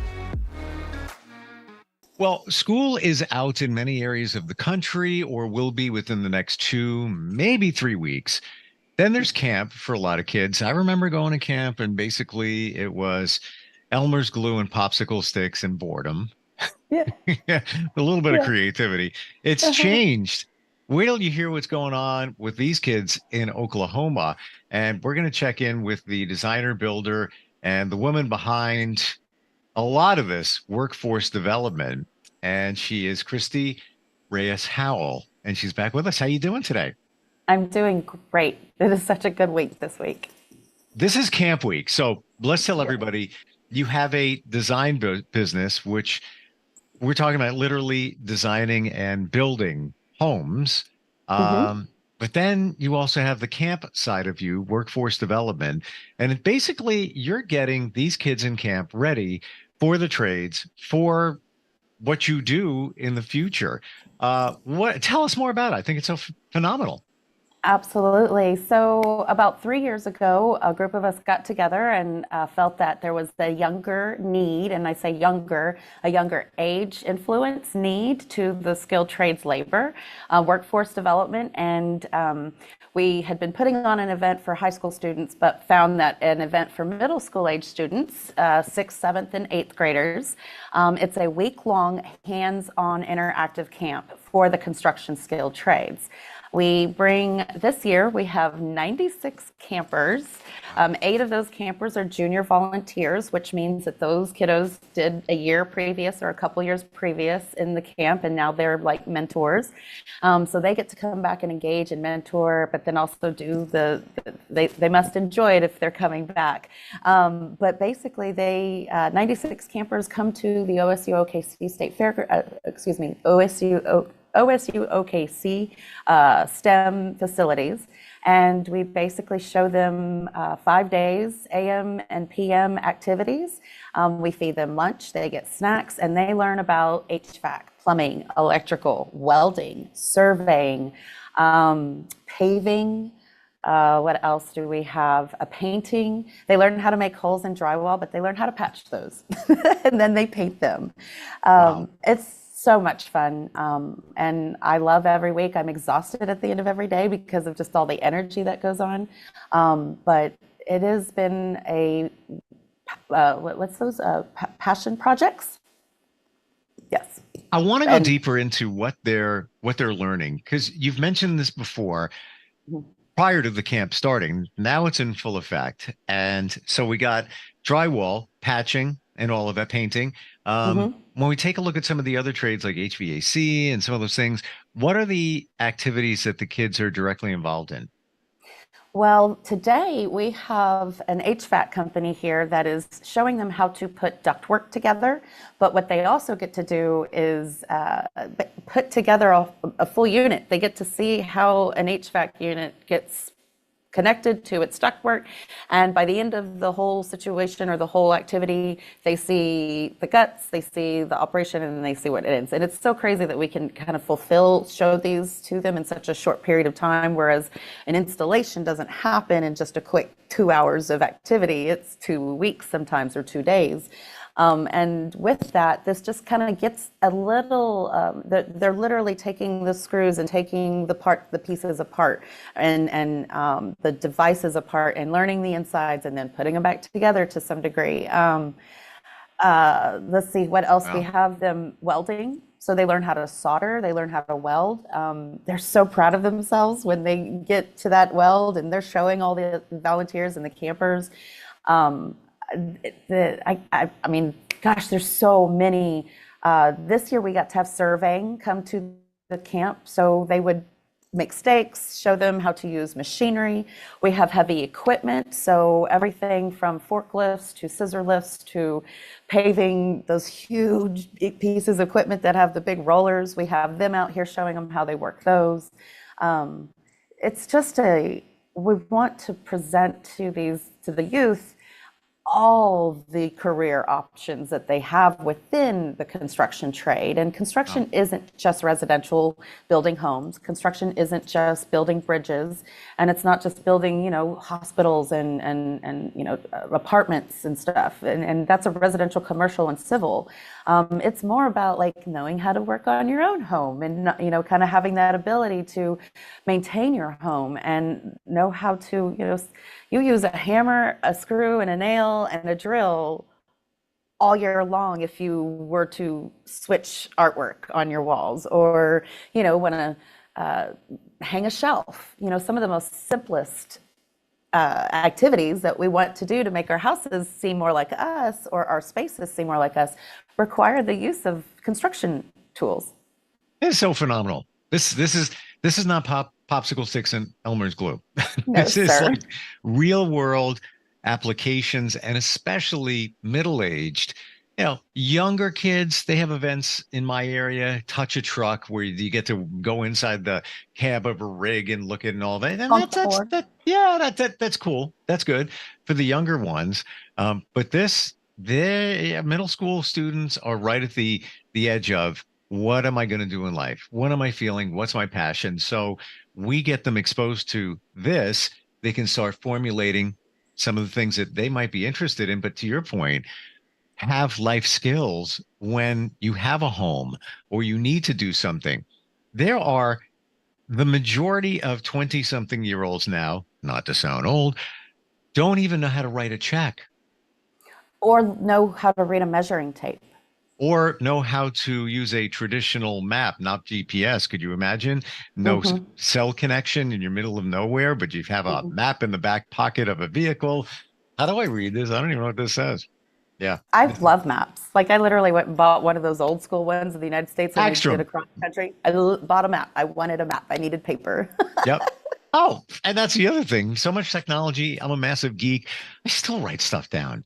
It's their side note, scientifically proven that the mind to the hand connection of writing things down, you retain it longer. It's up in your brain. Right. Yeah. So it's important. Very impactful. Like it's imprinting. More so. Yeah. Instead of typing, which is good, fast communication, whatever. How does this work? How do the students find out about this camp? How does the funding work? Tell us. Well, we let all of our public schools, let them know, all the public school systems, the districts, the local and the rural areas around us. And so we basically just connect to all communities, mostly through the public schools, but we have a significant amount of homeschools that come to our camp, private schools that send their children. And then what's even more so is parents in the industry, because we want to get our kiddos more enveloped in it, I guess I should say, because most of our kids be like, I don't want to do what mom and dad do, unless they just think mom and dad has a really awesome job, or something, who knows, but sometimes they don't want to do that. And it takes others that influence, that might have some, connection with the kiddo. And so like my kiddo, he's 15, he'll be 15 on Monday. He's been to the camp for the last 3 years. He's a junior volunteer. And just this year he wanted to be a pilot. He loves STEM, he loves kind of math. But then he says, I think I might want to do electrical work too, Mom. What would you choose, electrical or HVAC? And I said, baby, either one of those are amazing. You choose, and say you get started into electrical and you're like, this isn't my jam. You can switch on over to HVAC, and you're just going to have some knowledge background in that other portion. So that alone, it took other people though, that are friends of mine in the industry to kind of, just to have that connection and have that conversation with him. So the way we connect is, as many, we put a website up. Our website is constructmyfutureok.org. So you can check out the website, and we usually open enrollment August-ish, kind of right at the beginning of the school year, to try to start let people know about it, because we have our dates for the most part. We know when most of the schools will be out of school in our area. And then how we build sponsorship, it's basically sponsorships is how we build our monies to get this. But places like where I'm at today at OSU OKC, they are a fabulous contributor to our event. They've been here all years that we've ever done it. We've housed the event here every year.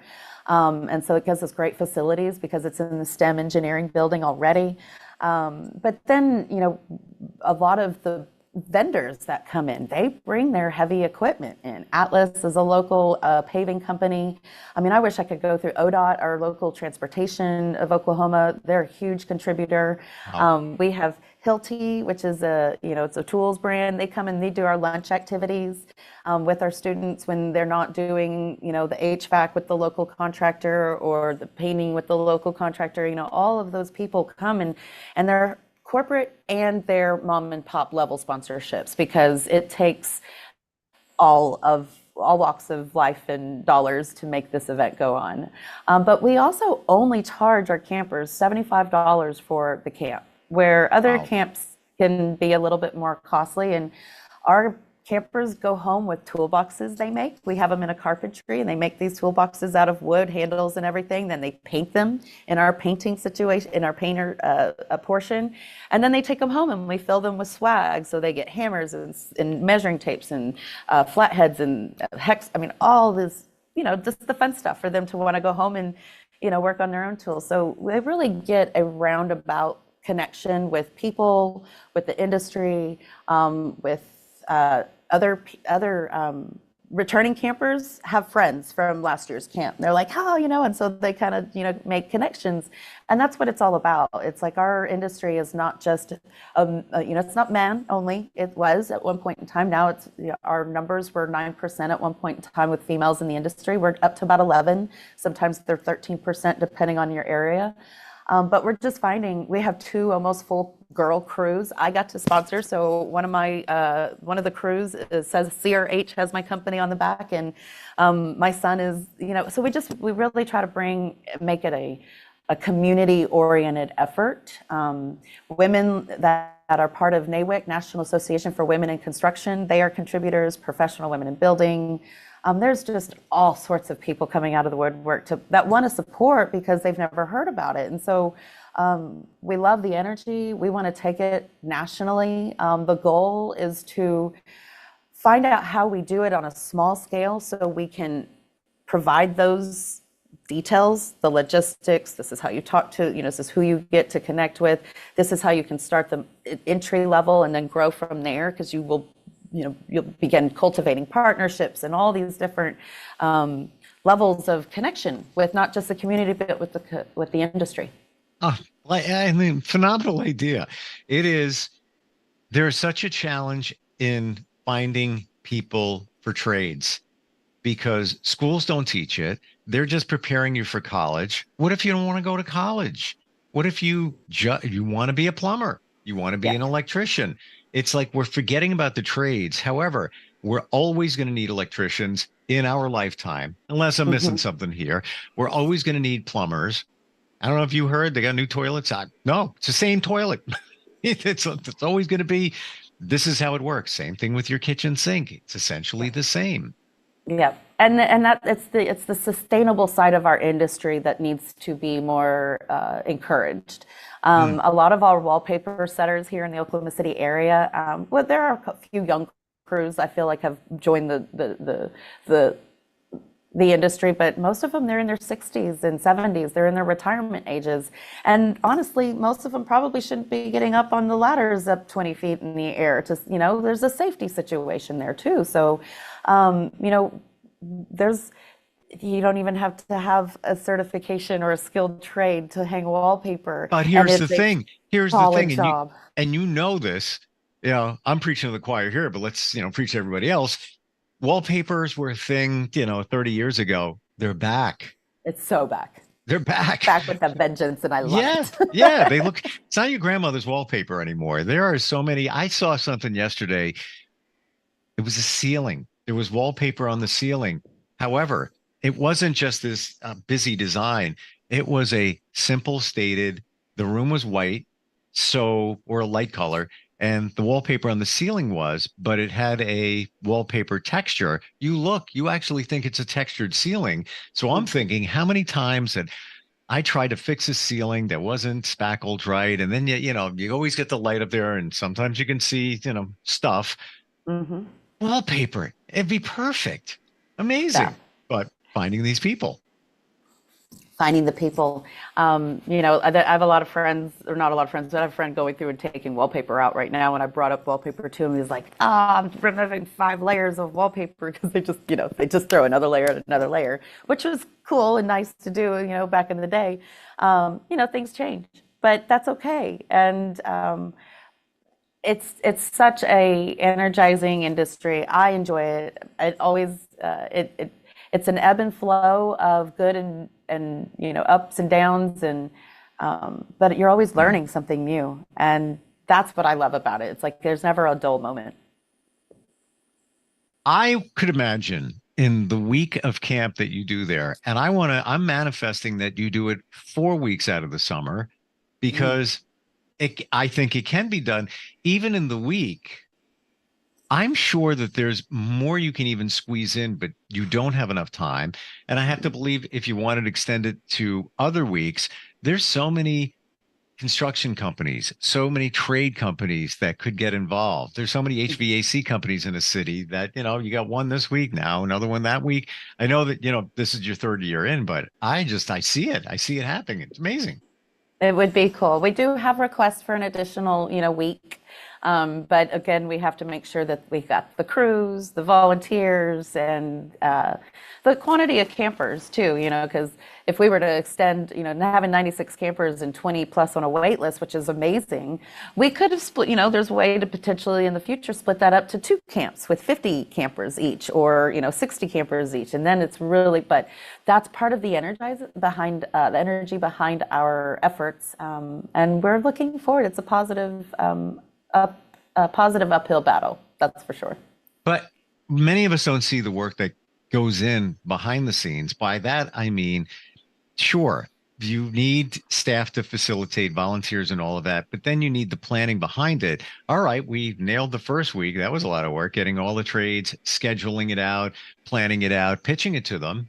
First they have to understand and learn, then hop on board. Now you'd have to do that times 2 for 2 weeks, times 3 for 3 weeks, connecting with the families, the parents, and all of that. There's a lot involved in this. And oh, by the way, like you said, you have a business and other stuff going on as do other people, right? Yeah. And that's just life, so let's just produce another, I just feel like, it's the right time to figure out how these efforts are done. And Oklahoma just seems like the heartland of energy to, start it here and take it out, spread the love nationally. And we hear a lot of people when we post about it via social media. I think just the other day I saw a post that says, "Oh, we need this in Seattle," and I was like, holler at us. We can absolutely have a solid phone call and a few conference calls and help you figure out how to make that happen, because that's ultimately what we want Construct My Future to be, is an energy that helps our local community and our national organization or industry, to make this a better place for our younger generations. So you have a design and build company. You do this in terms of inspiring others through the camp. Mm-hmm. How did the inspiration start for you when you were younger? Oh, living in England was a big inspiration. I was military brat. When I was in England, the 3rd grade, I went on this field trip, and the castles and all the places I got to see and the structures, and it was just so inspiring. I was like, how am I going to do this? I always knew I'd love design. Not to mention, I was always moving my mom's living room around. I was like, "Hey, Mom, I'm going to move this and then move this," and she'd be like, "Oh my God, I wish you would stop." But it made me happy, and she knew that. I'd move my room around a lot. I think one time we moved into a house and my dad was like, "We got to paint the whole house white," and I was like, "I want to paint my room," and he's like, "All right, fine, you can paint my room. We're gonna go to the grocery store. Mija will be back. Get your room, start painting your room." So they go to the grocery store, come back. I had used an entire 5-gallon bucket of white paint in a small 15 by 15 room, and it was covered from head to toe, and the walls were covered from head to toe, but I got my painting job done. Seriously, as long as you didn't cover the floor. Well, that was covered too. Well, that happens. There's just something about taking ownership of it, like changing your room up. That's your room. You got that space as a kid, and you can do whatever you want with it. Kudos to your parents to say, have at it. Go ahead. Yes. Inspirational. And so they really helped cultivate that energy and just told me to, keep my head up, and I'll get to where I want to be as long as I, practice and, make good decisions and ask the questions, and even if I didn't make a solid decision, I learned from that, silly mistake. And whether it was a measuring mistake or an ordering mistake or whatever it was, I was accountable and owned up and fixed it and moved on. We all learn. I can tell you, let's see, 6 years ago, still remember it.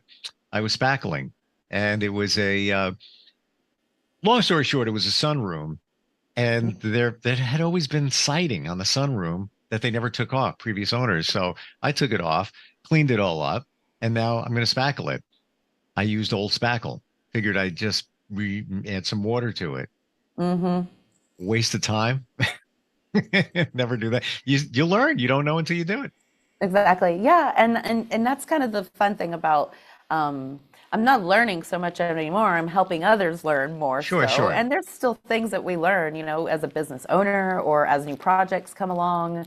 Every once in a while I'll get a request and I'll be like, I'm going to need to either rack my brain on something I've either done in the past, or I'm going to have to go look for, and it's not so scary anymore, but it used to be, as a girl and as being younger and just all the different things, not having the certifications. I have a design degree and I have a bachelor's degree, but I don't have certifications as a plumber or an electrician or HVAC contractor.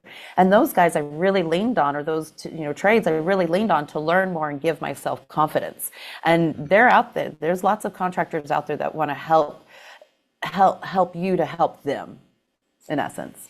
So let's say we manifest, the dream comes true. This, I don't know if you call it a franchise or whatever you want to, well, however you want to phrase it, so we spread it around the country. Mm-hmm. What would you need to make that happen? Even if it's, let's say a national sponsor, let's say, Makita wants to get involved and help open up different chapters, areas, what would you need? I feel like places like, and they're kind of a larger company, but Home Depot's kind of already doing things like this. Lowe's and Home Depot are already doing some things like this on a level where they have little training classes for parents and kids to kind of come in on a Saturday morning. Yes, and I know what you're talking about, and I've taken my son in, but that's for younger, considerably younger, and not camp, like true summer camp. And they're already starting that, but taking it to levels deeper. Well, gosh, I mean, and that's such a BHAG question, big, hairy, audacious goal. But I think, it's right now what makes our local small community successful is we have our big corporate sponsorships and we have our small level sponsorships. And because those two are just, really on an energy to make the industry a positive influencing industry and a positive career choice. It's finding, I wish I had that answer. My gosh, you've kind of stumped me on that, but I feel like it's having the community, having, your local, your school districts. We could probably not have done this in our first year if we didn't have our largest school district on board. And then also having our Oklahoma City School District was on board, and then some of our VOTECs. So Metro Tech, which is already a VOTEC where you can go get certifications, Mid-Dell, Francis Tuttle, those were companies that wanted to help us and energize. And so they helped us start Build My Future. So it got us a little bit closer to getting Construct My Future. Sure. So, yeah. Yeah. And, the schools are the vehicle to get the word out. Because how would the students know? What are you going to do? Facebook, ads on Facebook, whatever it might be. This is connecting with them, and they're seeing it first or seeing it with their parents. So now it's got, double approval. I wish they had this when I was younger. I would have enjoyed it so much. Me too. I love going to camps. Mom and dad were always like, I went to choir camps, band camp, science camp, whatever sort of camp I could find and get to, I was going. Had they had a construction camp? Yeah, I would have been there every year. So ideas drop out of the sky for me. Something to think about. We're out of time, but I got to, it's here, so I got to say it. Connecting with the Boy Scouts, it's now called Scouting America, and the Girl Scouts. And yes, they do their own camps, but imagine introducing this as part of their camps or an extension of, could be huge. And it's happening all around the country, and it's already kind of a built-in infrastructure. It's funny you say that, because that's actually the goal, is to be like the Girls or Boy Scouts of America and turn that into Construct My Future. And you know what? I see it from the other side. The reason I made that suggestion is I'm on the board of the Girl Scouts. So, and I work closely with the Boy Scouts as well in our area. Scouts America or Scouting America. They just changed the name. Scouting America. Yeah. From the Boy Scouts. Girl Scouts, still Girl Scouts, till further notice. And how do we find out about what you're doing? I know you have the design and build company, but I'm sure if somebody even wanted to ask about this camp, workforce development, they can find you. Absolutely. Construct My Future does have a website. It's constructmyfutureok.org. And so you can check us out there. We've got this year's actually curriculum is up on the website, so you can see what the kids get to do daily. And then we'll have videos and photos and all those things uploading up in here in the upcoming weeks. So you can check out what we did this week. Other than that, you can also reach me, and I'll have connections on my website coming up soon to the websites for both Build My Future and Construct My Future. But you can reach me on my website at crhdb.com or call me at 405-818-5115. I'm actually afraid to go to the .org site because I'm going to be so jealous of all the stuff that they're doing. It sounds like so much fun. Thank you.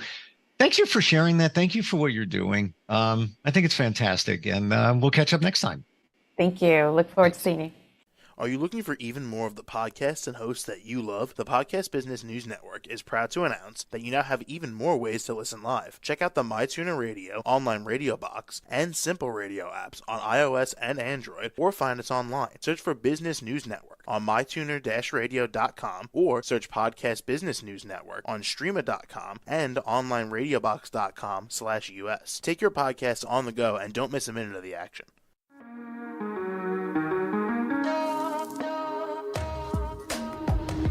Broadcasting from the business capital of the world, this is the Podcast Business News Network.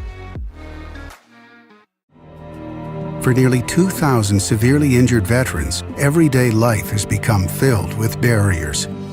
Day-to-day simple tasks can become pretty daunting. I have to carry my chair up 2 flights of steps or have somebody do it for me. What scares me the most is just the falling. When I'm struggling with my house, I think, to have that one great barrier just knocked down, it's crucial. Home for Our Troops is a wonderful nonprofit that builds a mortgage-free, fully adaptive, handicap-accessible house. And there's no catch. It'll be our very first home that we've ever owned. This is a game changer. This is where your life begins again. We need you to join us in completing this important mission. Please visit hfotusa.org and help build homes and rebuild lives. Because of you, everything's going to be okay.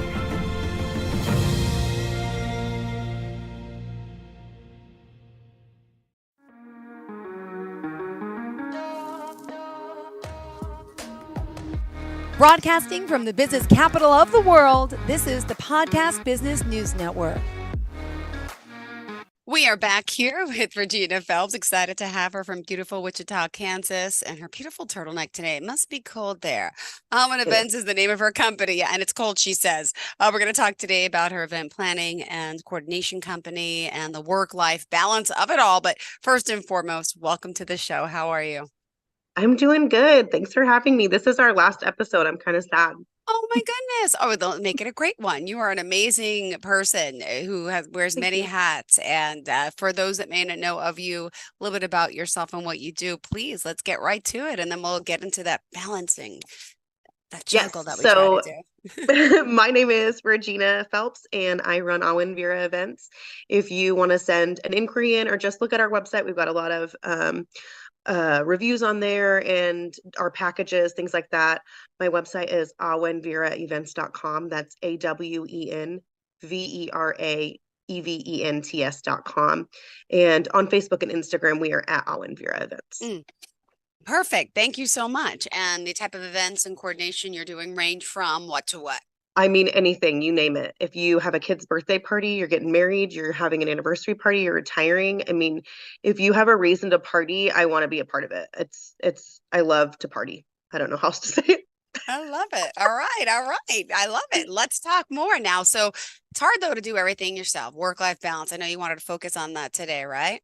Yeah. So we ended our last episode and we touched base on work-life balance. You had said you were super excited, pardon me, to have a day off, and that you're like, I work all the time. I'm excited to have a day off, and I just want to veg and do nothing. So I had said we could spend a whole episode just on work-life balance. And I was like, why don't we talk about that? We should just talk about that. I mean, I think we all struggle with work-life balance or taking intentional time to take care of ourselves. Yeah. I myself have been in therapy since I was a kid. And so I think I have a better handle on it. I don't want to say that I'm better than anyone else, but I would say that I have a better handle on it than a lot of my colleagues that I see all the time. It's just so easy to get burnt out, and you don't have to be in the wedding industry or the event industry to burn yourself out. It's super important to take intentional time and focus on yourself or your family or what's important to you, whatever that may be. Including and not limited to when you're planning an event. If you're planning a wedding or a really big charitable event or a big event in general, and there's a lot, riding on it financially or professionally, super important that you take intentional time to not work on that event and focus on yourself. If you don't do that, you're going to burn out. You're not going to enjoy that time. You'll create resentment attached to that, and it won't be as fun. Events should always be fun, right? Like if you're not having fun, other people are going to see that you're the one that created that event. And then it's not going to be as successful. So I think it's just super important that people take intentional time, especially when you're planning your wedding, to be engaged. I'm a fiance. I'm engaged. Intentional time to work on your wedding, but then also take intentional time to not work on your wedding. Go out on a date and make it a point that you guys are not talking about the wedding. You're not talking about planning the wedding. You're just going out and having fun and enjoying the fact that you're engaged, right? Yeah.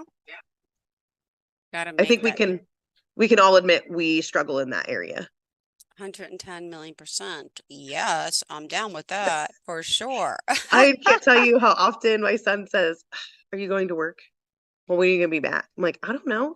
A meeting could take an hour. It could take 2 hours. I have no idea.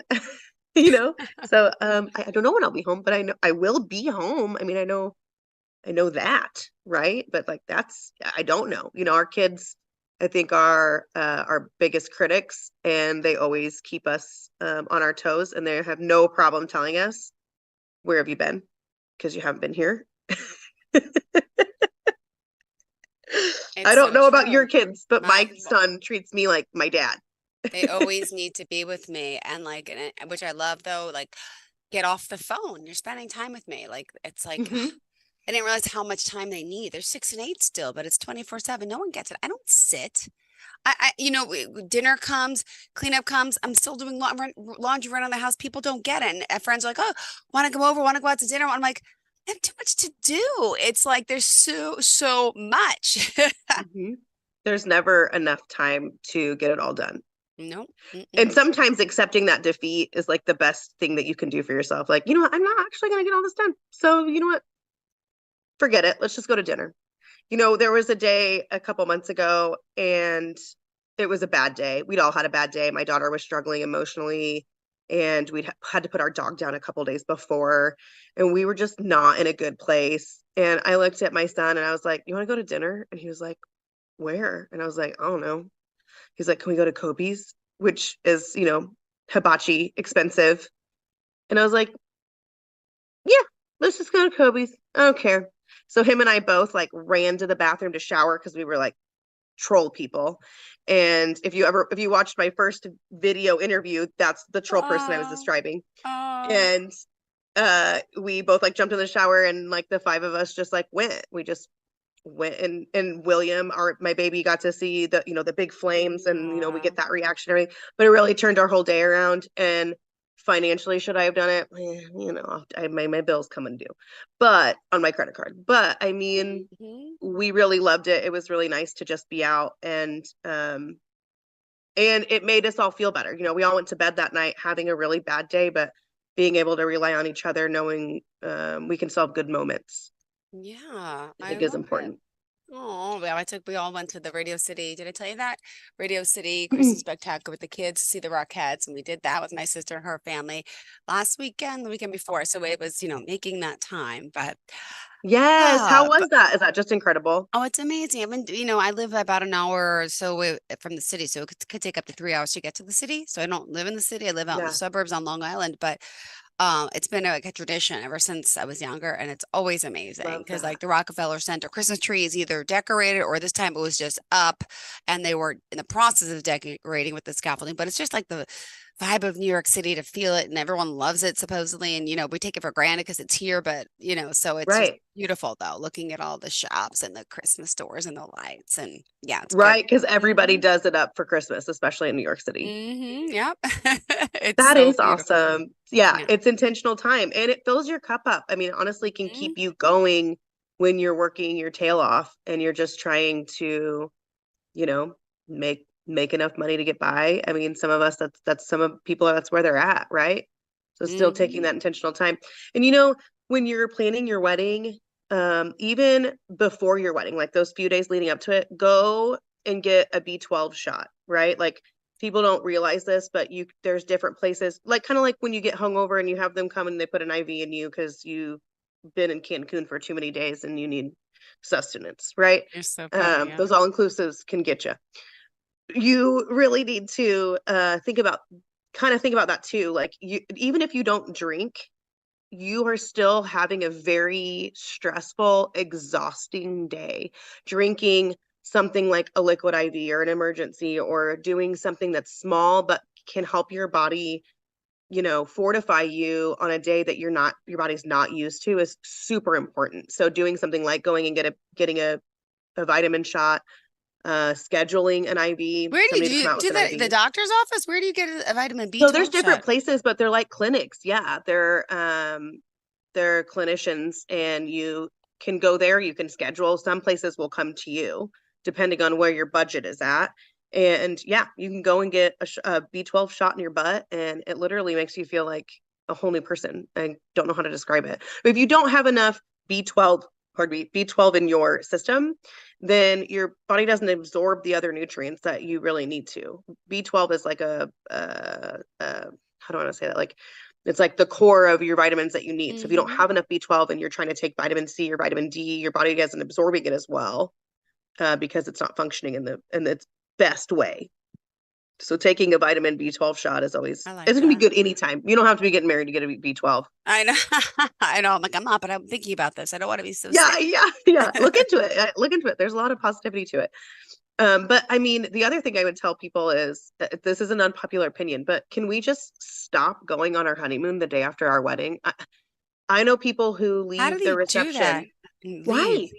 Why would you do that? I think it's like, like kind of goes back to like the 50s and the 60s, like, oh, your honeymoon's the day after. And I have had people tell me, well, is it even your honeymoon if you don't go the next day? I'm like, I don't know that I want my wedding to start like this bender of exhaustion. I'm not saying you can't do it or you shouldn't do it, but like maybe think about not doing it. Give yourself a day in between to sleep, because as women, we're awake from like 5 or 6 a.m. You really don't sleep very much as a bride, because if you're the planner of the event, you don't have to be a woman to plan the event.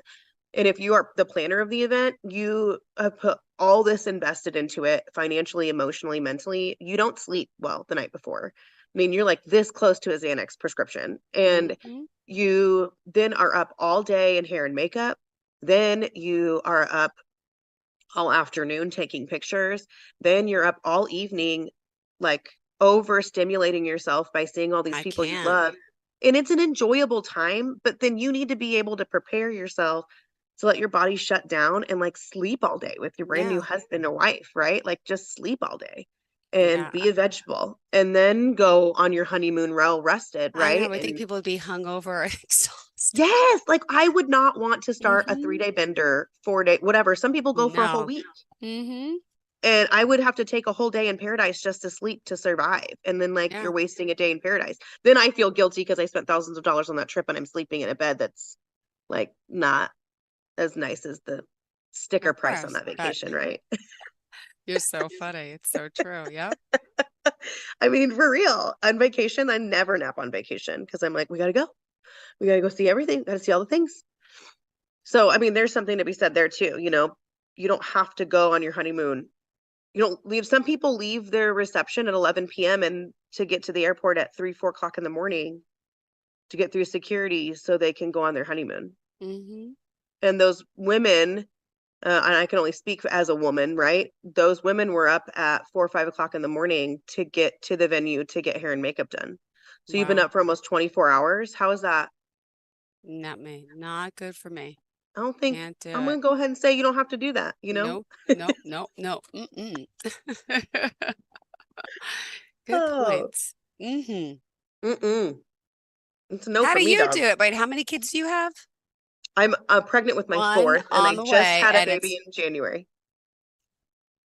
So I have a almost 11-year-old, an almost 10-year-old, and then I have a 10-month-old, and then I'll have a baby in April, and you're working, and and I'm working, you make the time, and I and make the you time. look great. You're not feeling down and out, and you're I still, mean, I sometimes I can't. do feel down and out though, and I'm one of my friends before I got on the Zoom said, "You are so good at work-life balance. Like you are Mm-hmm. constantly calling me on my shit. I don't know if I can say that, but calling me, you know, on my crap and telling me like, "Hey, you have overbooked yourself and your body's gonna, I mean, your body will shut down whether you want it to or not. So you can keep booking all those things, but eventually you're gonna have to cancel plans because you're sick or Yeah. you get the stomach flu or you get a sinus infection or whatever. I mean, your body will just be like, no, I'm done. You know, there is a breaking point and you will hit it. And I think because I've been in therapy most of my life, I just know that I have to schedule that time or I will be in trouble. Right. So to avoid, you know, potentially being in trouble later on down the line, I plan time. I just know I have to. Like, unpopular opinion, I really don't take weddings in July. I block that out. My kids are all home.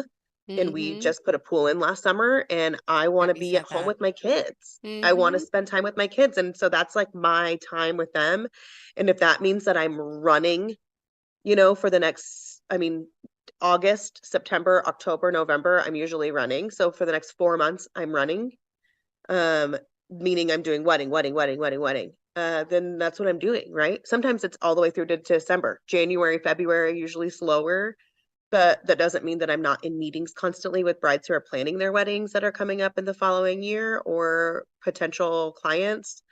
There's wedding expos. I mean, there's back end work that I'm doing in those slow periods. So if I take the month of July and I know that, then I know for all of July, I'm a couch potato. I call myself a bronze trophy wife. And I'm just like basking in the sun, taking it all in. And that's Mm-hmm. my time. That works for me. That works for my schedule. So I seriously encourage everyone to do something. I mean, I have a massage therapist I've had the last 2 years because she's prenatal. Mm-hmm. And I always have her a scheduled appointment with her before or for the day after a wedding because it is hard on my body. I'm 35, being pregnant, working 20 hours in one day. It is brutal. It's brutal. Yes, it is. Woof. Woof. And she drinks the coffee. Do we credit this to the ADHD in us? Probably. Yes, We 100%. talked about that, right? 100%. Yeah, Mm-hmm. Mm-hmm. 100%. I was supposed to decorate for Christmas yesterday and I did it, but like I procrastinated in the weirdest ways. It's just hysterical what ADHD people do to procrastinate. I was like dusting. I dusted last week. Why was I redusting? Right? What are your sleeping patterns and habits? Just curious with the kids, with you. Mine? Like, yeah. Oh yeah. So my kids go to bed at 8:30 Central Standard. And then William usually falls asleep between like 9:30, 10 o'clock. We kind of try and milk it. We're in that. Okay. He's coming up on a year. So we're trying to get down to one nap, get him all the way through the night sleeping. So he maybe wakes up once in the middle of the night, but that's about it. And my husband's amazing. He gets up with him, which I'm super appreciative of. So I go to bed around 10:15 and then I'm up around 7:30. So I get a good night's sleep. I mean, right now I'm in a slower period of time. Yeah. So that's my sleeping patterns right now. But when I'm running and we're doing weddings every weekend, like last fall, I Yeah. did 9 weddings in 6 weeks and there was very little sleep. There's very little Oh sleep. my goodness. That's crazy. You're at a wedding from 8 a.m. until 12, 1 o'clock in the morning. That's just at the venue. Yeah. So then you're up 6:30, 7 o'clock in the morning to get ready for work. And then you don't get home until 2 or 3 o'clock in the morning. And then Sunday's the only day that I'm not working really. And so then that Sunday and Mondays are my day where I get a massage and then, or like a pedicure or something, depending on where we're at on our budget, if I can afford a massage or a pedicure, right? Because the pedicure chairs, you can get a massage there. Not as good. No, but no, no, but it's something. Oh my And gosh. I'm a vegetable. Like I just kind of like sit and watch like Law and Order SVU or Harry Potter and do nothing all day. I love it. Oh my goodness. Yeah, You it's have wild. help? Who helps you with the kids? My mom and my mother-in-law. I mean, that's really who we use. Like the older two, we live in this cul-de-sac, and so I call it our cul-de-sac life. And a lot of our cul-de-sac families will hang out with our kids or whatever, the older two. And so then we can take William and just drop him with my sister, one of my sisters, or my niece, or my mom, or Kyle's parents. And so we do have a lot of support. We're really lucky to have that. Not everybody has the opportunity. No. All right. Yeah. Woo. We still have a few more minutes to talk, but what else did you want to share? My goodness, you're so I just busy. It really, makes me feel not so it's so busy. important, you guys, to take time to take care of yourself, because it'll show on your face, in your body, in your efforts if you're not. I had a bride text me yesterday. Her wedding's not till 2025, and she said, I think we want to change our venue. And I said, okay, well, before we just do that, I'm happy to cancel it with them for you. But before we do that, what I need to do is have a conversation with you just to kind of get on your page, because changing your venue is like a big deal. That's right. What else have you booked already? And if you change it, she's changing it from Kansas City to Wichita, which is about a 2.5-hour drive. So then you're gonna maybe not take on some travel fees from one vendor, but then maybe you're taking on travel fees from another vendor. What do those travel fees look like? What are you still liable for in the contract you have with your venue? So there's a lot of budgeting things that go into that. But we looked at everything and everything was fine. But after she's like knew she was changing her venue, she was like, I feel like I'm ready to plan my wedding now. Like the guilt that she felt on spending that much money on the venue she had chosen originally made her not want to plan her wedding. And she didn't even realize that for like 2 years, didn't realize that. So she was like, I'm just like really excited to plan my wedding now. And I was like, okay, cool. Well, let's run with that. Right. It's like, why don't you make a dress appointment? Go try on some dresses, right? Like that's gonna make you feel pretty. And she was like, okay, yeah, I could do that. I was like, did you go to the bridal expo last year? And she was like, oh, well, yeah. I'm like, oh yeah, that's right. That's how she booked with me. She met me at the expo. And I said, you should go back, start over, restart, just restart your whole planning process. Yeah. But I mean, it'll show if you really don't take time to take care of yourself and you're going to rush into decisions that maybe aren't really what is right for you. And then you're going to have to go back and change all of those things. And it just puts more on your plate, right? Totally does. Yeah. Yeah. Yeah, it's crazy. What do you have coming up the next couple weeks? Are you just crazy, busy? Well, this weekend we got breakfast with Santa at the kids' elementary school. Then in the community we live in, the clubhouse, we have a breakfast with Santa on Sunday. Oh, and then we're taking our picture with Santa Saturday night and our holiday card pictures. But we have a basketball game Friday night. Oh, we have practice on Thursday night. I'm actually going out tonight, like on a date. So my kids are gonna have the babysitter here she hasn't been here since the summer. She moved down to Florida, but she's the only person I trust with my kids. Other than that, it's me and then full time. So I'm excited. I'm going out, which is great. And then the following weekend, me and the boys are going down to Nashville, Tennessee for just 3 days to see his godfather and do some fun Christmas stuff. So I love Nashville because it's like all decorated for Christmas and the Gaylord Opryland Hotel. Gonna take them to like a Christmas show. It'll be fun. How old is your son? 6 and 8, so they'll love it. We went there last year and they loved it was just awesome. Yeah. 8 is such a really amazing age. I think that's when my son first gave me my first side hug. But he still will snuggle with me. He probably hates that I'm saying that on air, but he will. He will when he's not FaceTiming ladies. He will come and snuggle with me. I should, tell his girlfriends that. Like he still snuggles his mama. I just want you to know that. Because he will like, you want to snuggle? Oh my gosh. Oh, he's my snuggle boy. But they like as they get like 8, there was like this jump where he wasn't this little boy anymore. He was kind of becoming this like little man. And it's awesome to watch, right? It's you hard to accept, yeah. But it sucks. I get it. Or I'll say, why did you do this or that? Like I'll get onto him about, I told you to take the trash out. You didn't take the trash out. I'm sorry. Oh, are you? It sounds like you're not sorry the way you said it. You know, I'm like, where did that attitude come from? I haven't heard that since you were a toddler. So weird. I feel like we're like walking into teenage years and we're not in teenage years. It's a scary time. I agree. Oh my gosh, it really If you're a is. parent out there, God you're doing bless. great. You're so positive. I love it. I love it. Seriously, we need to be, yeah. Oh, I wish you lived closer.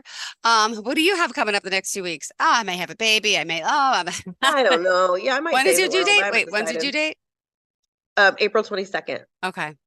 And I have 6 family members that are all pregnant too. Oh my gosh. So it's What? Catholics, I'm telling you. We're all Catholic. Every one of us is pregnant. Amazing. I've got 2 events this weekend. I've got a holiday party that I have a staff working, and then I'm at a 70th wedding anniversary. A 70th. They've been married for 70 years. They got married in 1953. How cute is that? Oh my gosh, that is adorable. Wow. It is so cute. I love it. I'm like, oh my gosh, true love exists. I can't wait to ask them questions like what's your advice to people that are out there? Like, what would you say? I love old people's advice because it's honest and it's hilarious. It's like very honest but honestly usually pretty funny. And real. And real, very real. They don't, they just get And right it's to the like, point. wait, I'm going to be like that one day?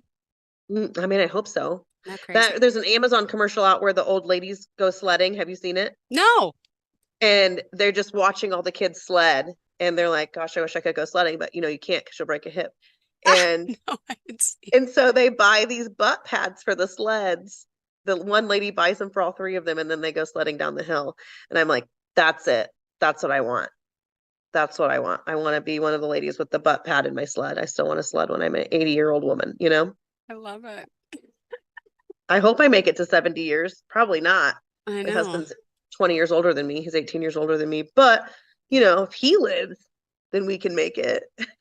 Make it anywhere. Well, it's a pleasure speaking with you. Maybe we'll be back together. I won't say goodbye, right? We'll say till next time. And Till next time. yeah. I love that. Thank you so much for having me. This has been such a joy. I hope you enjoy the holidays. You too. And I hope you have a wonderfully safe trip to Nashville. Thank you. And you too. And welcome. Good luck, Mama. Good luck with the baby and the family and all you do. Congrats.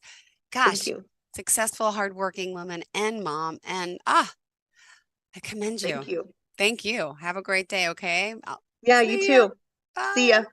Are you looking for even more of the podcasts and hosts that you love? The Podcast Business News Network is proud to announce that you now have even more ways to listen live. Check out the MyTuner Radio, online radio box, and Simple Radio apps on iOS and Android, or find us online. Search for Business News Network on mytuner-radio.com, or search Podcast Business News Network on streama.com and onlineradiobox.com/US. Take your podcast on the go and don't miss a minute of the action.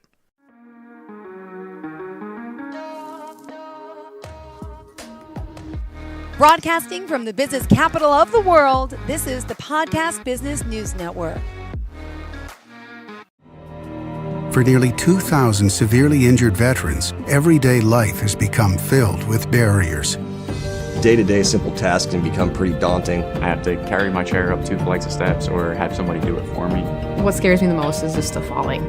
When I'm struggling with my house, I think, to have that one great barrier just knocked down, I mean, it's crucial. Home for Our Troops is a wonderful nonprofit that builds a mortgage-free, fully adaptive, handicap-accessible house. And there's no catch. It'll be our very first home that we've ever owned. This is a game changer. This is where your life begins again. We need you to join us in completing this important mission. Please visit hfotusa.org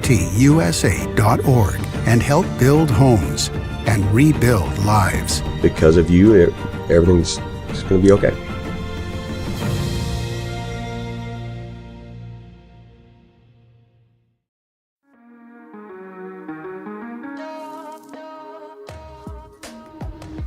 Broadcasting from the business capital of the world, this is the Podcast Business News Network. Welcome back to the show. We are excited to have our next guest joining us here, Lana Thompson. She's the owner and vibrational sound therapist at Simply Sound Vibrations from Wilmington, Delaware. Please welcome Lana to the show. How are you? I'm well. Thank you so much for having me today. Excited to have you here. And I did some research on you, and I want everyone to go to the website as well, simplysoundvibrations.com. You can go right there to find out more information. But today we're going to get to know Lana, find out what exactly sound vibration is. Of course, all her offerings we'll find out, and how this could be beneficial to you. So, first and foremost, welcome to the show. Tell me a little bit about your background and what it is that you do. So my background, I started in corporate, dabbled in herbal remedies, which is what started this journey, piqued my interest and started this journey. And then I stumbled upon a sound therapy certification course through Vibrational Sound Association, which you can also find online. They do travel. And I took a 6-day intensive certification course. And that's what started me on this sound therapy journey. The light bulb came on when I realized that I use sound, and most people do, and not realizing it, that you use sound and sound therapy in your everyday life. It's the music that you listen to, it's the things that you listen to on the radio, it's what you watch. But the difference is those sounds and sounds that we're not even aware of attack the body every single day. And when you're become a sound therapy practitioner, the sounds that you are learning to make and the techniques that you're learning to do help your body to heal. So they're more healing sounds and not attacking sounds that we are using to help the body regulate itself, basically. Wow. All right, this is great because we're going to dive into it, because there's a lot that I want to know. Some people here want to know exactly, what exactly is sound therapy? And of course, how can that be of service to us? Could you share? So I get excited, and then I get into a bunch of the science. Okay. So let's do some science first. So we all know that we hear through our ears, and what happens is our bodies are translating sound waves in the air. That's basically how we hear. And when those sound waves hit your eardrum, the little thing that's in your ear that is banging on the drum is vibrating based on the waves that are coming into the canal. That signal, if you will, gets channeled through your body through a main nerve called a vagus nerve, which you can Google and research.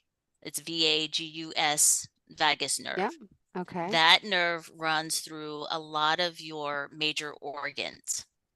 So the simplistic form of how sound works in the body is that when you hear something and it resonates with you, you get goosebumps or you get chills. That's your body telling you, yes, I like this sound. That's what's happening. So when you come to sound therapy and you go to a sound bath, or you go have a sound massage, that's basically what's happening when you're in that experience. So they're producing certain sounds, certain waves, certain frequencies, and introducing them into your body via your ears, or via, if it's a sound massage, they're literally placing a bowl on your body. And when they activate that bowl, the vibration is being introduced into your body where that bowl is placed. So there are the two ways that sound enters the human system, either through your ears. If you're a singer, your own voice has the ability to heal you based on certain notes and things that you sing. So if you happen to take courses with like singing coaches and things of that nature, some singing coaches are also sound therapy healers. Yeah. Because they're able to teach you how to use your own voice to heal yourself, because it's possible. Your own voice vibrates, and there's scientific evidence to support that. Even if I'm a bad singer? I'm a bad singer too. So I'm like, Okay, yeah, I'm good. not singing. I don't think I want to do that. Oh, that's great. But I do know that that is possible. It's the same as chanting. So if you do yoga and you chant the and you're all chanting together, that is very healing. Most people that are cat owners, when their cats purr, that is also healing. That's a healing purr that they do. So there are myriads of ways to use sound to help yourself heal, to help your nervous system. What most practitioners are doing is helping you access the other side of your nervous system. So most people are familiar with the flight or fight part of the nervous system. When you're excited or whatever, that's the nervous system that we typically operate in all day long. Got it. What we need to access, and the only time we can access it is when we get really good sleep, is the parasympathetic nervous system, which is the opposite side of the coin.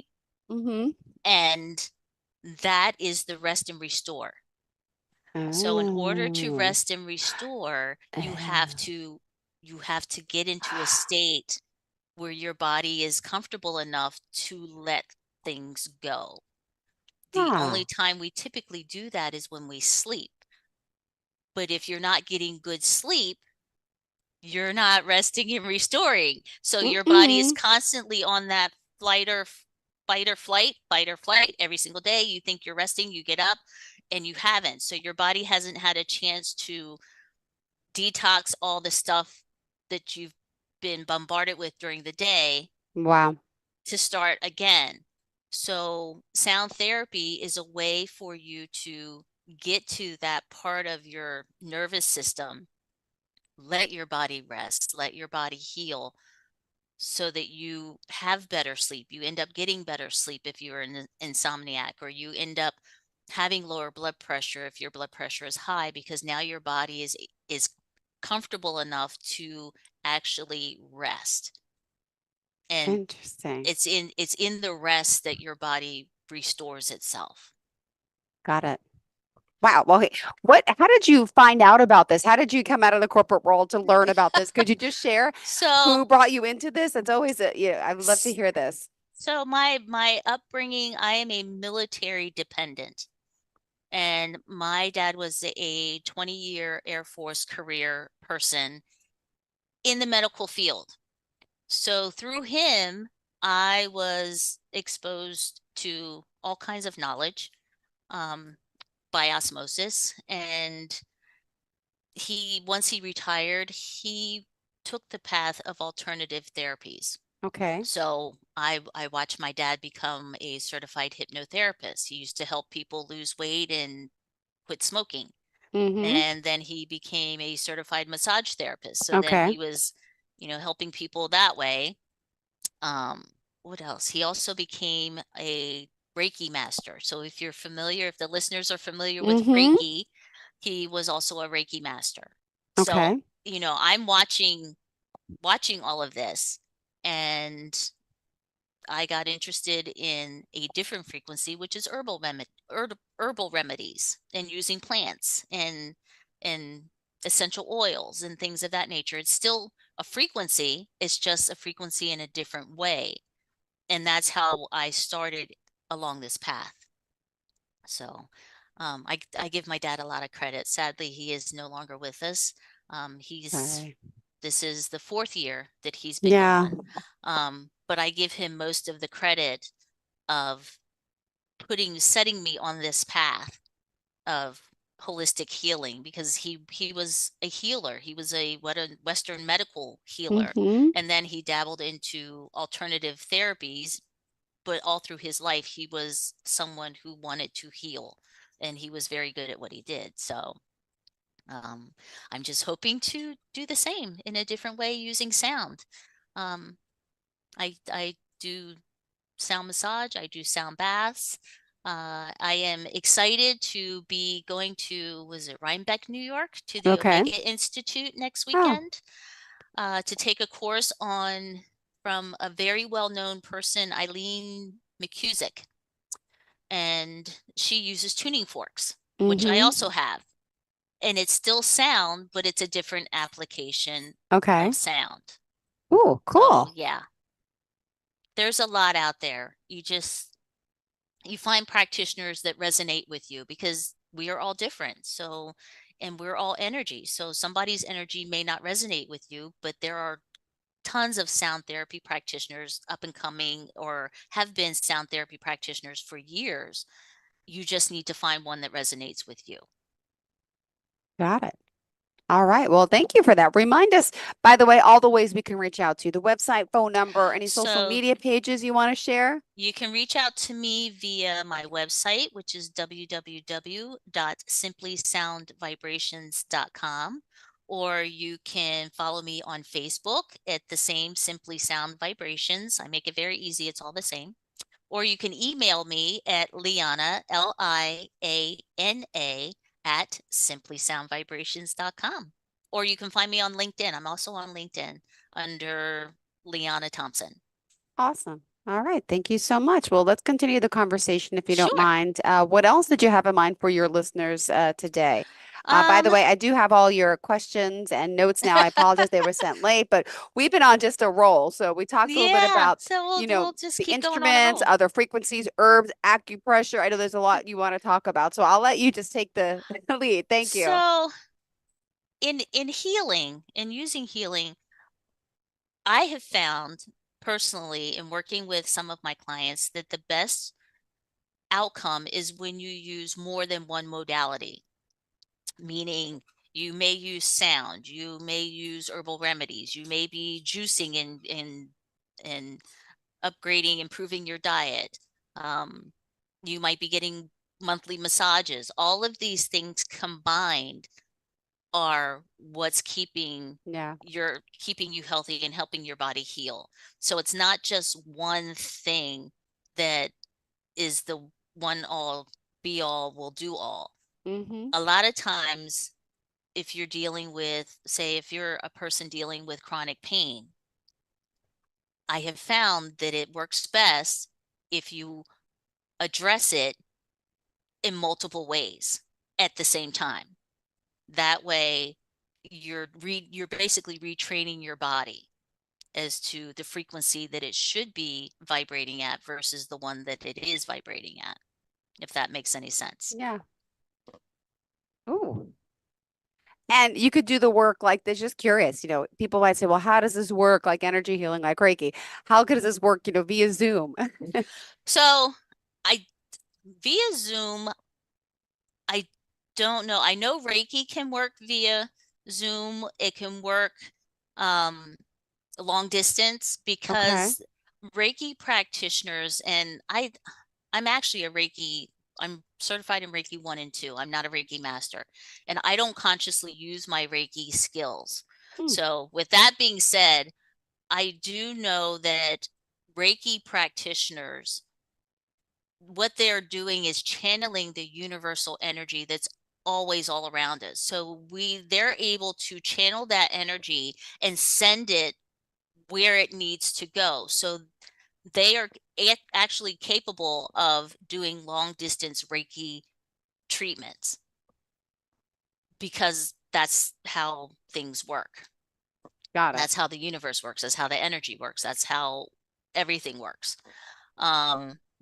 So I do know that that is capable. As far as sound therapy, there are practitioners that will do sound baths via Zoom. The one that I know off the top of my head, her name is Becca Laredo. She's out of Hawaii. And her profession is she is a professional percussionist in the Hawaii Symphony Orchestra. So she's an amazing sound healer when it comes to sound baths. And I do believe that she does hers over Zoom. I tend to do mine in person. I tell my clients doing it in person versus doing it on Zoom is like listening to your favorite song on the radio and then listening to your favorite song live in concert. It's a totally different experience. Both are beneficial, but it's going to be a different experience because of what you're doing. Got it. All right. Thank you so much for that. Also, I mean, I'm just reading more of your notes here. There's some obstacles you've overcome, right? And we talked about how you Oh, got your yeah. start. And what else for today did you want to make sure we cover? I mean, we still have 8 minutes left, so we have plenty of time. We have, let's see. So, overcoming obstacles. The one obstacle that I had to overcome in the corporate world was I was the only female African American in a company of maybe 75 or more. We had Okay. at the time we had 3 different offices. And out of those 3 offices, I was the only African American ever in the whole office for 25 years. Wow. That becomes very daunting when Mm-hmm. you don't have representation and you have cultural differences. It becomes daunting that nobody can really understand you. But you get over that and you realize that you are there for a reason. My reason was because I was good at what I did, Yep. and I was, believe it or not, I was the receptionist. So I was the Mm-hmm. first person that you would see when you came to this company. When corporate people came to visit and they had corporate meetings and things like that, I was the first person you would see before anybody else. So while it can be difficult, I just would like to tell people that are maybe in that position that you're there for a reason, and to embrace that and be your best, because that's you. They hired you because there's something about you that they liked. It has really nothing to do with your ethnic background or anything of that nature. And that was hard for me to process, but I finally did, and it was fine. Outside of that, when it comes to sound therapy, the only obstacle is education, because people don't realize that you have the power. You have to advocate for yourself. Even when you go to a Western doctor, Yeah. you know your body. Nobody else Mm-hmm. knows you like you know you. So you know what's going to work for you and what's not going to work for you. And take it from there. Got it. Thank you so much for sharing that. Now, also, just perusing on your website as well. There's a lot of services and that you offer. We talked about some. What is the BioWell energy reading? How do you learn Okay. about? Could you share what that is? Because So that's something. sure, that's an amazing device. It is, excuse me, it's a device that is capable of reading your energy and gives you a snapshot of how your energy is flowing in your body. If you're familiar with chakras, it will also let you know how your chakras are aligning at that particular point in time. Okay. Yeah. So, wow. There are a few practitioners besides myself. I think I'm maybe one of 2 in the state of Delaware. I do know there is a really good practitioner in Tampa, Florida. If you go to, was it Bliss Wellness in Tampa, and you talk to the owner, Niaje Wallace, she is also a BioWell practitioner, sound therapy. She uses a BioWell. She does a lot of research. But the BioWell itself will give you so much information as to how your energy is flowing, where it might be stuck, because we hold emotions in our body. And so in doing a BioWell reading, you can then learn where you are holding yourself back, or where Mm-hmm. you may not be processing emotions that may have happened when you were a child, that were traumatic, and trauma responses that you've held on to all this time. The BioWell can help you pinpoint that and then address it, because all it is basically emotions that Mm-hmm. we have buried. Most times it's anger or sadness or shame or even excitement. If you're excited but you don't want to show that you're excited, Yeah. and you bury those emotions, that stuff gets stuck in your body, and that's what causes what we call dis-ease in the body. Yeah. As long as once you acknowledge the emotion and you sit with it and you're like, okay, well, I'm sad. Why? Sad because of this. It's sad because of XYZ. I always ask my clients, what's the why? You have to dig deeper and ask yourself why. Once you come to the answer and you address the emotion, the dis-ease that was attached to it goes away. So, Ooh. Can you tell us some client stories, like how, the benefits of this, and give us some great, I would love to hear some stories. I have most of my clients come because they're processing grief. Mm-hmm. And they have lost a loved one that was near and dear to them, and they're just having a hard time not necessarily getting over it, but Yeah. learning to live in the new normal, because you really never get over that. Like I said, my dad Yeah. passed 4 years ago, and you never really get past that.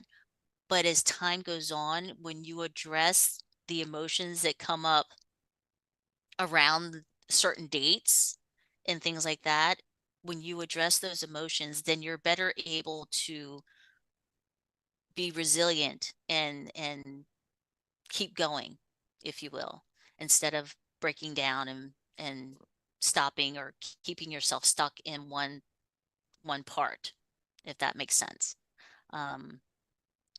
I've had clients come in. I mentioned my client that comes in with chronic pain. Yeah. It was an experiment, actually. Wow. And they were an inspiration for me because I do not suffer from chronic pain. I cannot imagine people that have to get up every single day in pain and have to deal with life Yeah. on top of that, being in Yeah. pain. So I reached out to them and I was like, would you like to try this experiment with me? So we've been experimenting since January. And they came in January. They come usually twice a month. And I do what's called auriculotherapy, which is another application of sound. Okay. And I place what we call ear seeds. So I have a tool that finds the acupressure points in your ear, because your ear is a replica of your body, only in fetus form. So there are points in your ear that will correspond to points in your body. Mm-hmm. So when they come in, I find the points that need to be treated. I treat it with a frequency, and then I put what's called a Vicaria seed on that point, which the seed holds the frequency and holds it open so that the body can acclimate to the new frequency. We leave those in for a week. We take them off. Then they come back the following week. We put new seeds in and we do the process all over again. Since we started in January, they have only had to take their pain medicine once Wow. because of things that were going on in their personal life. But typically when you're in chronic pain, your nervous system is so sensitive that any type of stress, any type of emotional strain will flare up that pain. Yeah. So in working with me, they have been able to not cure it, but at least mitigate it enough that the pain is not forefront in their mind. It's not the first thing they think about when they wake up in the morning. It's not the first thing that is in the back of their head when they're doing their daily activities. They don't have that, oh, I'm in pain. Oh, they don't have to worry about that as much. It's still there. Yeah. It's just very, very dull now. So I'm excited that this is working, and I hope to be able to work with other clients or other people that may have the same issue. So I'm looking forward to that. Yay. That's it. That's more than enough. You are awesome. I love this. We're out of time anyway. We just keep talking, but that's great. I'm learning so much. And if someone does want to reach out to you, would you mind sharing how we can contact you? Sure, you can contact me via email at Liana, Liana, at simplysoundvibrations.com, or you can check out my website at www.simplysoundvibrations.com. Thank you so much. You're Pleasure to have welcome. you Thank here. you. Excited to Thank get you to so know much. you. And thank you for doing what you do. We appreciate it. No problem. Thank you so much for having me. This was amazing. Thank you so much. Thank you. And to all of our listeners, viewers, please stay tuned. More of the show is coming right up after the break. Thank you again. Bye bye. Thank Have a you. good one. Thank Bye-bye. you.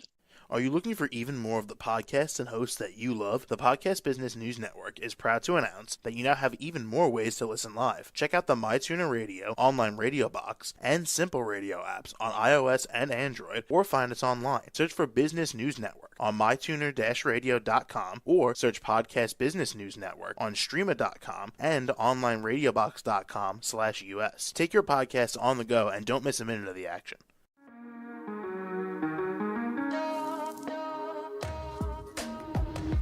Broadcasting from the business capital of the world, this is the Podcast Business News Network.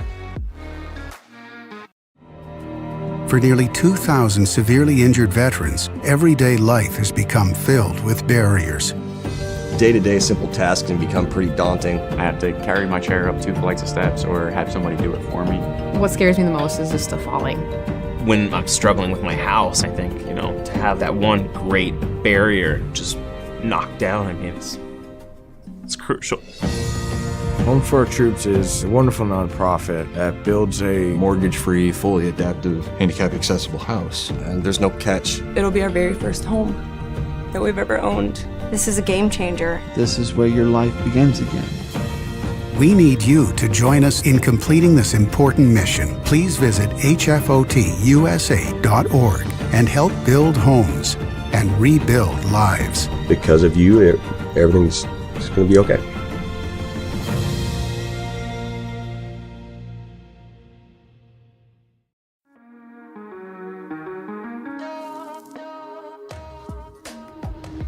Broadcasting from the business capital of the world, this is the Podcast Business News Network.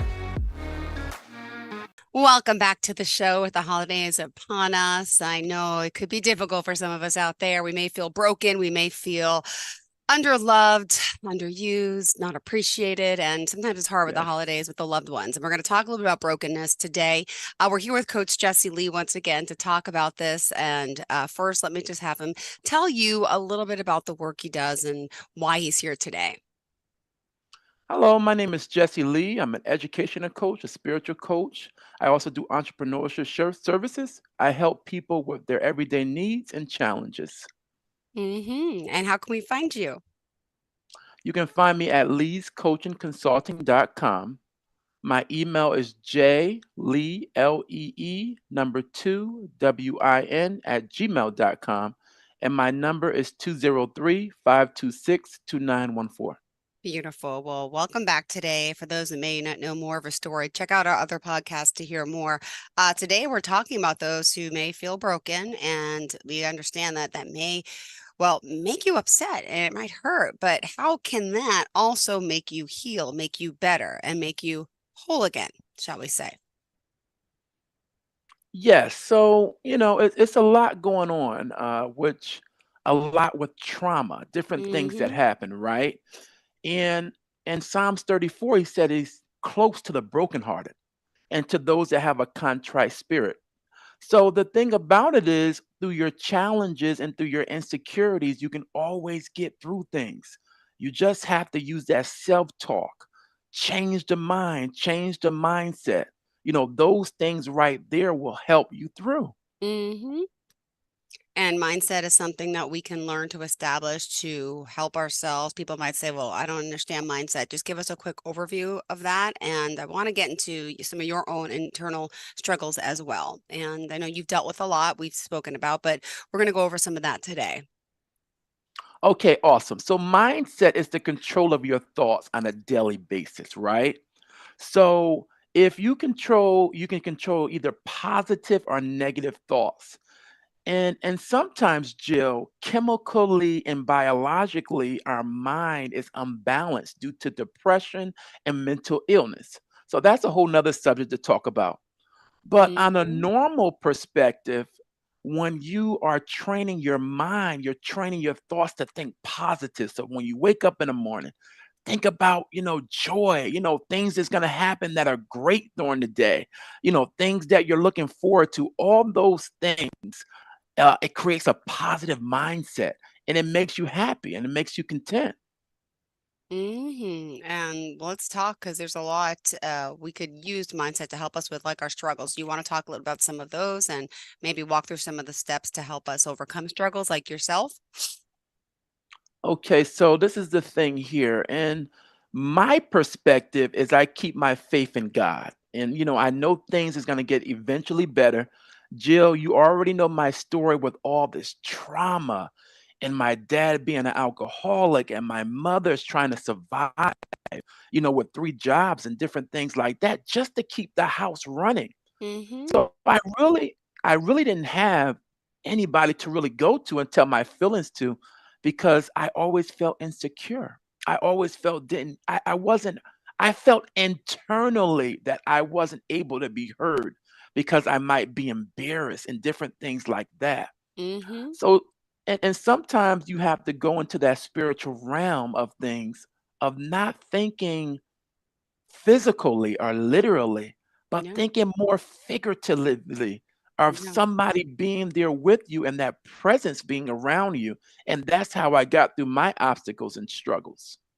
And we appreciate that because your own struggles have led you to turn to faith, have led you to being an amazing husband, amazing father, and now Absolutely. helping people as a coach and counselor.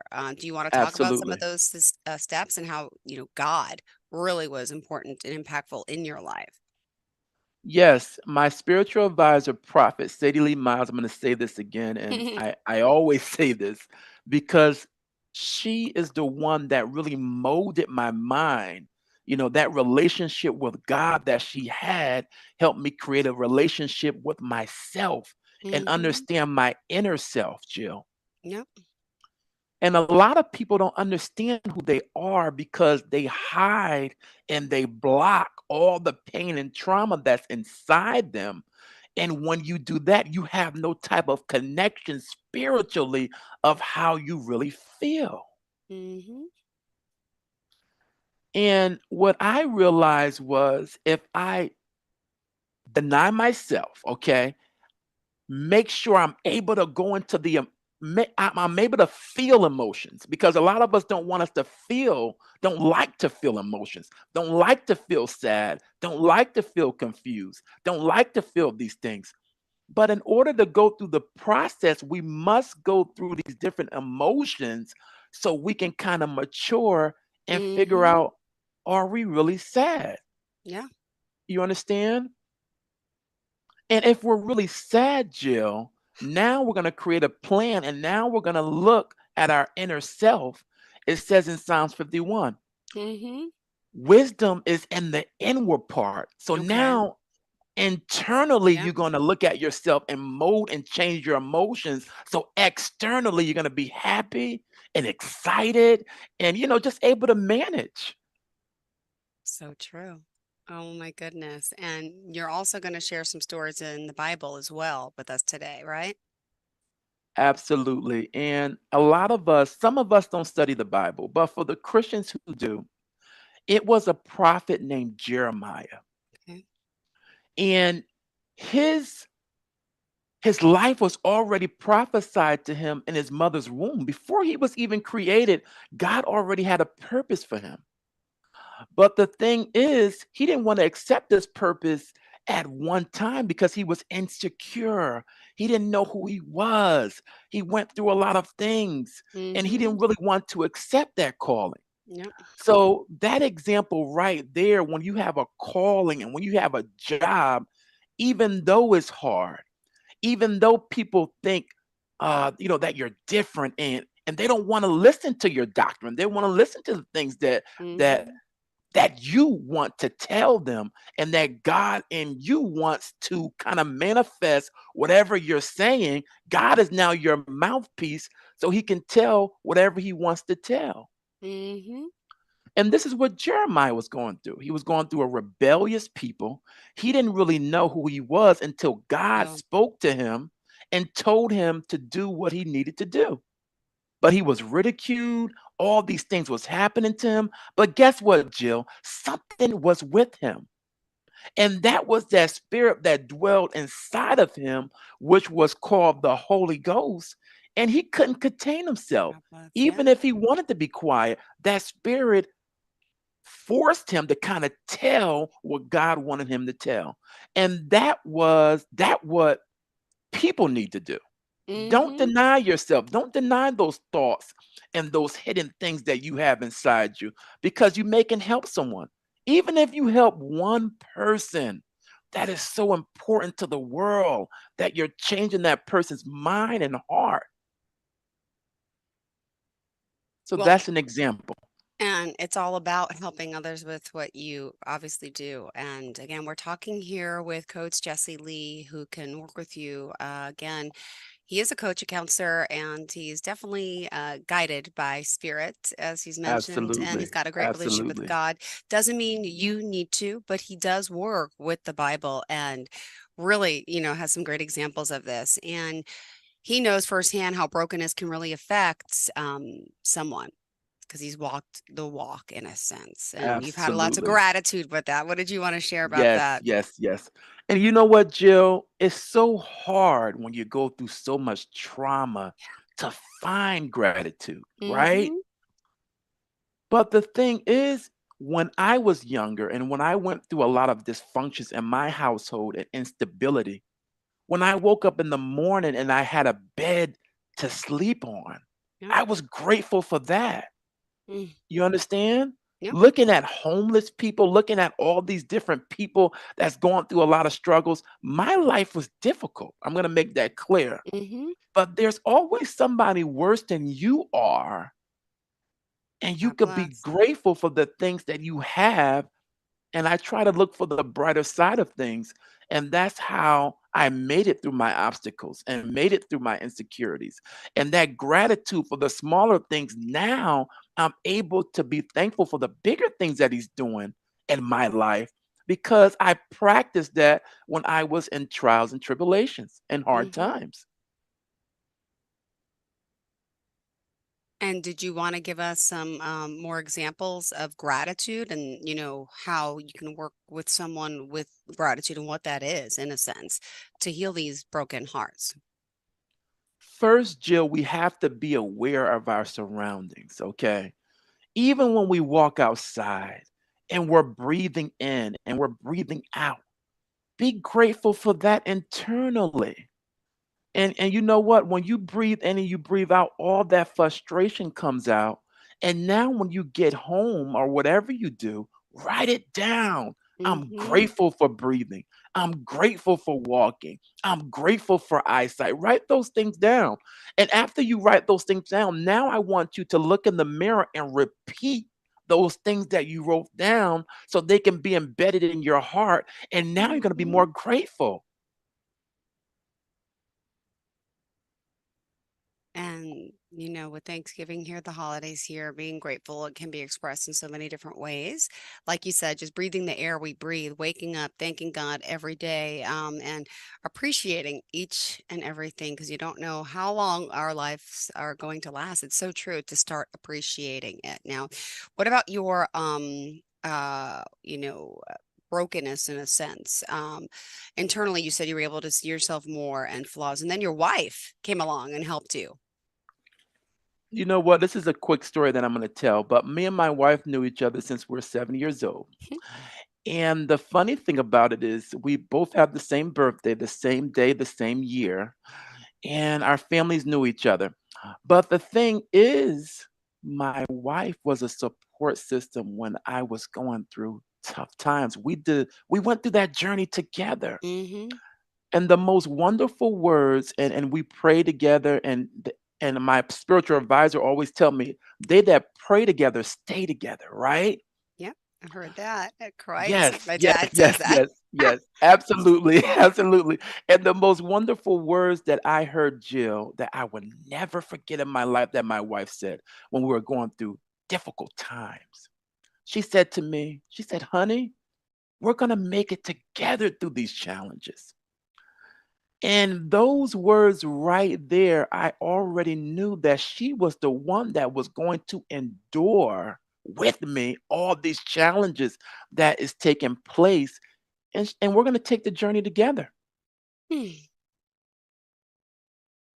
How did the two of you meet, by the way? And was she a woman of faith as well?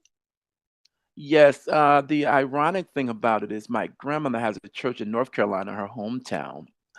And that church that she have over there, she was a member in North Carolina, so she lived in North Carolina for a little bit, and she ended up coming to Connecticut because we have another church in Connecticut, which is the same name that my grandmother have, and that's how we met. You know, we met through going to church. I used to visit North Carolina. Our church used to go to North Carolina, and we used to go back to Connecticut.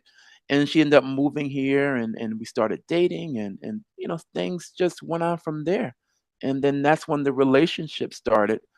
We was always friends since 7 years old. We wrote letters, you know, to each other. You know, we talked on the phone, long conversations, long distance relationships, all that other stuff. And that history caused us to be more in love, and that love resonated through God and the Spirit.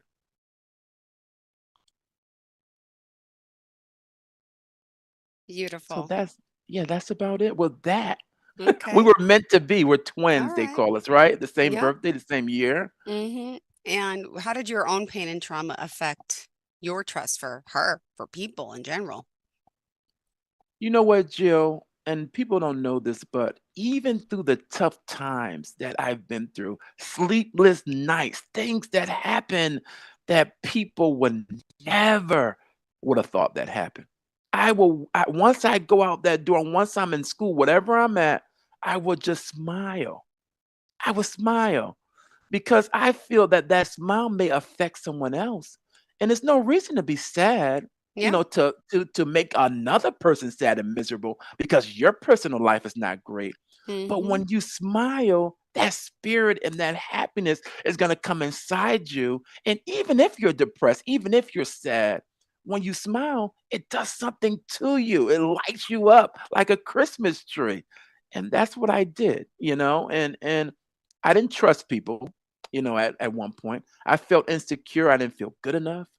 You know, I didn't feel smart enough. You know, I didn't feel that I was supposed to have things that other people had. People belittled me because I was not financially prepared Mm-hmm. or I didn't have the things that they had. And those things stuck with me. So I still don't have too many friends, but I will tell you this. My best friend is God. I love Jesus. And my other friend is my spiritual advisor, Prophet Miles. And I still have so many family members and different people that I may can confide in. But the first person that I will go to, and I always would go to, and now I go to, it's Yes. Jesus Christ, Yeah. which has no judgment. He has no judgment. Mm-hmm. And us here on Earth, unfortunately, we do.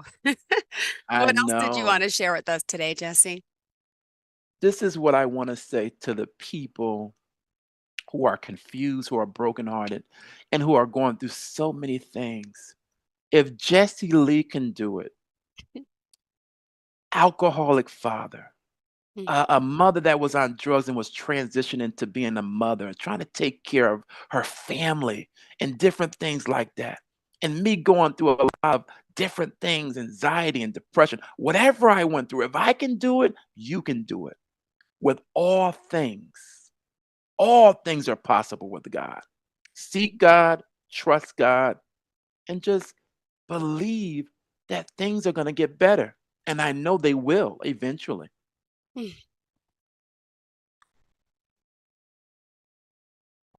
And for those out there who are struggling around the holidays and this time of year in particular, who say they don't have anyone, I don't know what to do.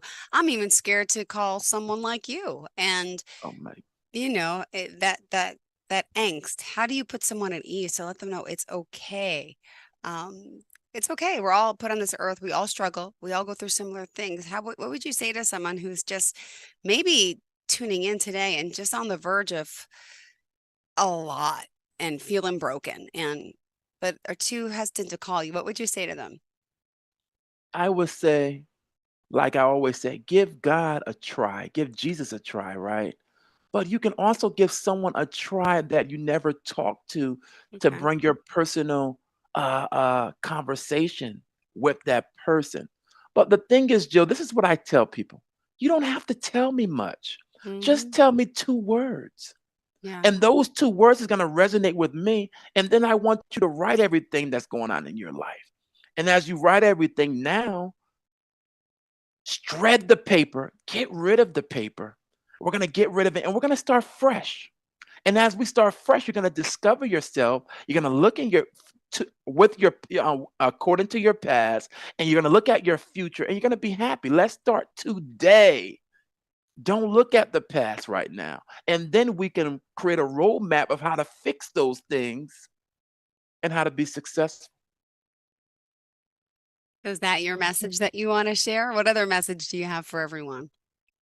I also have a message that time is near, and we have and it's and I understand that you're hesitant, and I understand that you're going through things, and I understand that things is stopping you.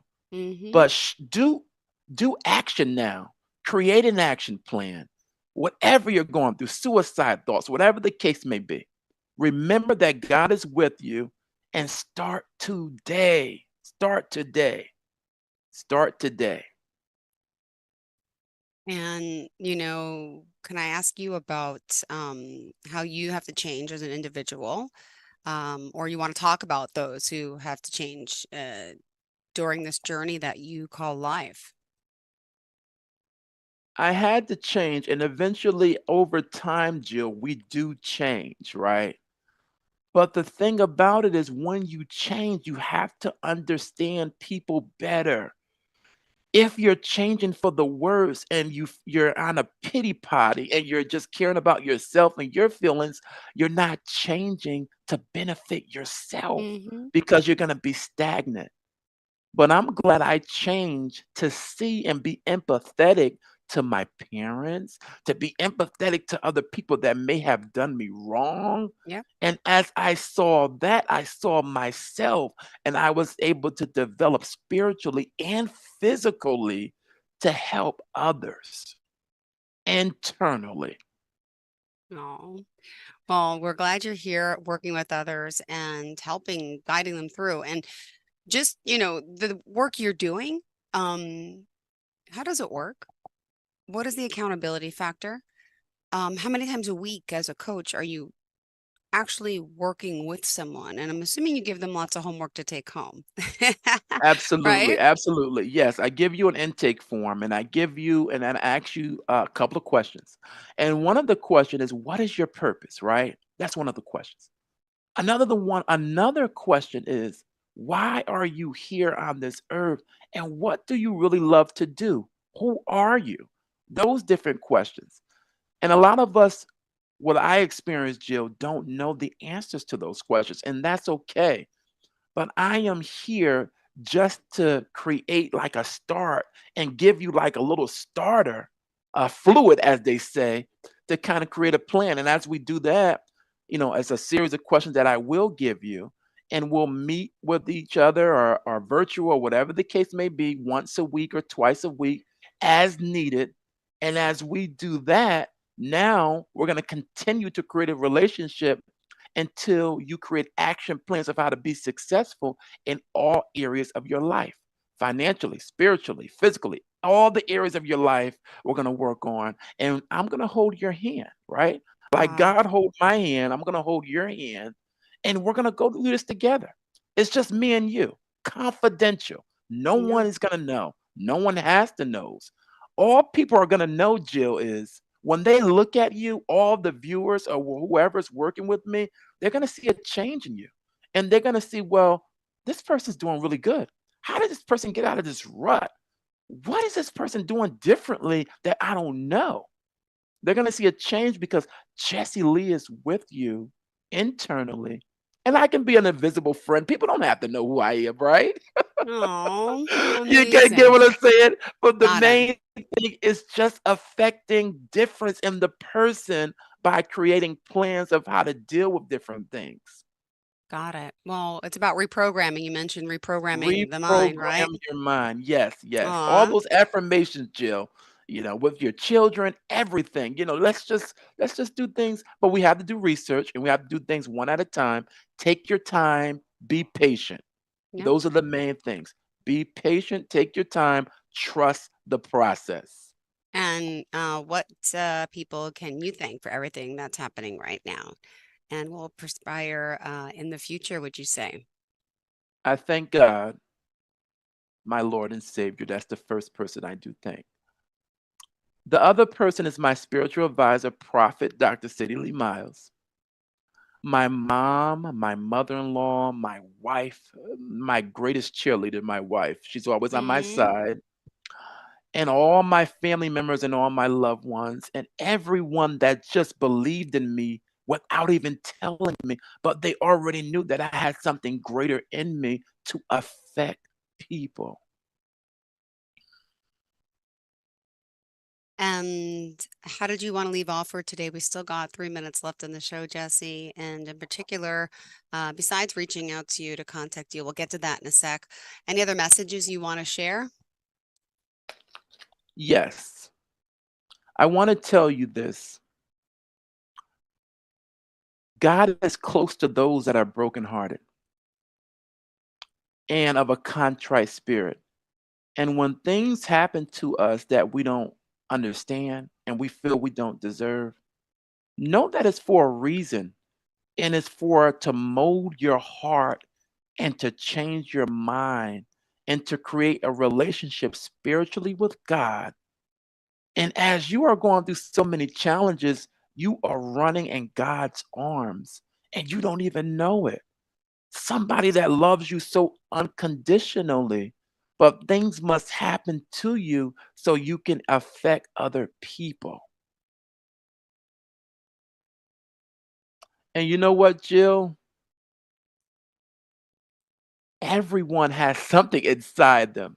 And like my pastor, my prophet, whoever wants to visit our church, that'll be great. It's in Norwalk, 2 Berkeley Street, Bridgeport, Norwalk, Connecticut, Pastor Sadie Miles Way, House of Prophecy and Prayer Church. It would be great for all the visitors so I can see them. Sometimes it would be great to see you, Jill. It's awesome. Yeah. So, it's so great. Just give God a try. I agree.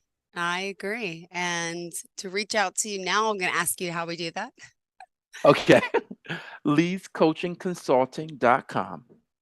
My email is jlee2win@gmail.com. My phone number is 203-526-2914. Awesome. Well, thank you for being here. Enjoy the rest of your week. And also, anything good in store? Last week, Thanksgiving went well. We didn't speak on camera about that, but it went well with your family? It went very, very well. It's very relaxing. It was just I'm so grateful for everything. Love it. And where I'm at right now, I'm very grateful. Beautiful. Well, thank you again for being here, for joining us, and we'll talk next week. Have a great day. And to all of our listeners, stay tuned. We'll be back. I will Jesse see you soon. You got it. Till I see you again. Are you looking for even more of the podcasts and hosts that you love? The Podcast Business News Network is proud to announce that you now have even more ways to listen live. Check out the MyTuner Radio, online radio box, and Simple Radio apps on iOS and Android, or find us online. Search for Business News Network on mytuner-radio.com or search Podcast Business News Network on streama.com and onlineradiobox.com/US. Take your podcast on the go and don't miss a minute of the action.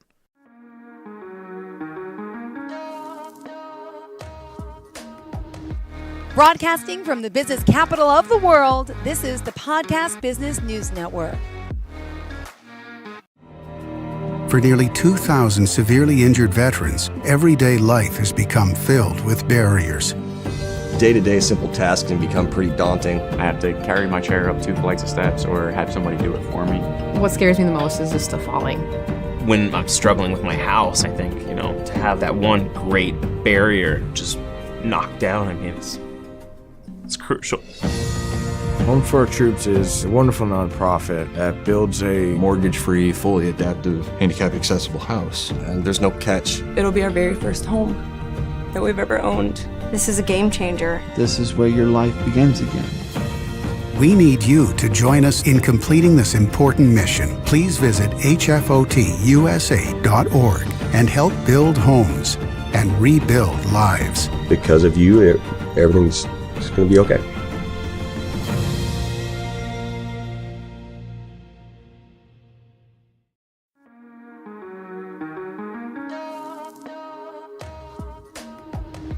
Broadcasting from the business capital of the world, this is the Podcast Business News Network. Welcome back to the show. We are excited to have our next guest joining us again, Grace Gooby joining us, from Blissful Journey Wellness to talk more about her work as a certified breathwork facilitator, trainer, somatic coach. And again, the name of the company is Blissful Journey Wellness. Welcome back today. How are you? I'm doing very well. Thank you. I'm so excited to be here with you. Well, we're excited to have you back. And Grace, just off the top, tell us how we could reach you. Would you mind sharing the website, phone number? Sure. The website is www.blissfuljourneywellness.com. We are on Facebook at Blissful Journey Wellness LLC, and on Instagram at Blissful Journey Wellness. Beautiful. And I know you work side by side with your husband. His name is Stephen, right? Yes. His background is also breathwork, bodywork, yoga. Yes. He brings all of that expertise in. Great. Well, we're excited to have you back here and to talk more. I know we discussed breath work, right? Mostly. What did you want to work on for today? Today, I would like to focus on breath work, so I can tell you, how I got started with it and how it then changed. People say breath, we all breathe, right? So most people don't think about it. Could you share? Yeah. So breath work, it's when we say breath work, it's something that you would actually set aside time for. Okay. So it's like with any practice, like with yoga or meditation or any self-care, you set aside time for a practice. So that is one way to do breath work on your own. We also do facilitated sessions, which are about an hour long, and we work with the person and guide them through the session. And then we also work with groups, so we can work with a group of people and guide the group through the session. So that's breath work. Now, how did you discover breath work? Do you want to talk a little bit about that? Yeah, I can. So I went to I had my first breathing session back in probably 2012, and after the session, I felt like I was walking on air. It just totally blew me away, and I felt so good, and it was something I had to pursue. So I went on and I became a breathwork facilitator and a trainer, and I started training other breath workers, and it's something I became passionate about. It really changed my life. I had amazing changes. So and I can share that story with you if you'd like. Sure. Yeah, absolutely. I was hoping you would. Yeah. So I was at a breathwork training, and I had this memory that came up during a session. And it was from when I was about 2 years old. And the memory was that I was sitting on my caregiver's lap, and we were being silly. We were playing around, and it turned into teasing. So whatever was being said wasn't true. It wasn't fair, and it was hurting my feelings. Yeah. I was getting upset, and I said to stop. And the more I got upset, it seemed like the more they laughed and kept teasing.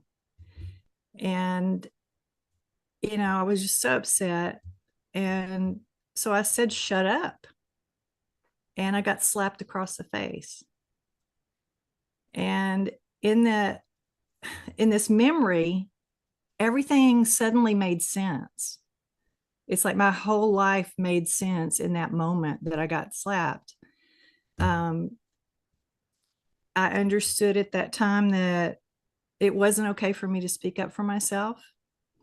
It wasn't okay for me to be angry. It wasn't safe for me to be angry, and it wasn't safe for me to set healthy boundaries.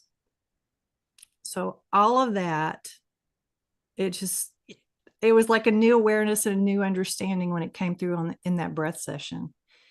And I could understand how everything happened in my life from that moment on. I used to get really anxious when I had to speak in front of people or do presentations. I would get nauseous and it was terrible.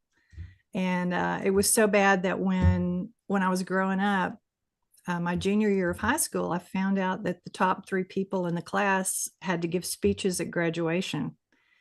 And so my senior year, I deliberately dropped my grades so I wouldn't be one of those 3 people that had to give speeches at graduation. Oh my goodness.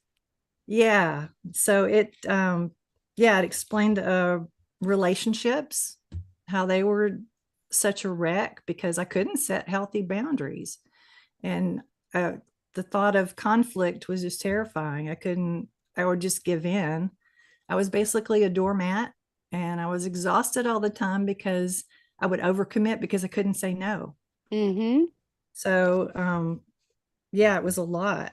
So I used to be really spacey before breath work.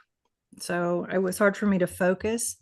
And I was a loving person, but I didn't love myself. So I worked hard for other people, trying to be perfect and do the impossible. So after the breath work, things began to shift. So I became more grounded and was able to focus more. My expression opened up because it had been shut down. I became more in my power. Mm-hmm. I was more strong. I was more confident, and things were less stressful. I was more in the flow of life, and I actually began teaching classes and doing presentations. And my creativity opened up, and it gave me the strength and the courage to leave that last unhealthy relationship. So, and that was like a weight lifted off of my shoulders. I worked more on myself and discovered self-love. And that actually brought me to find my husband, my soulmate, Stephen. Oh, beautiful story. And where was this, by the way? In New Hampshire. Oh, so my I met goodness. him several years before, but it wasn't until after I came up here that we actually got together. So. And how things just work out, right? Exactly. Oh my goodness. And then this happened how many years ago? This was in 2019. Wow. So yeah, about 5 years ago. Amazing. And then obviously him being in the field, right? So share a little bit about him if you don't mind.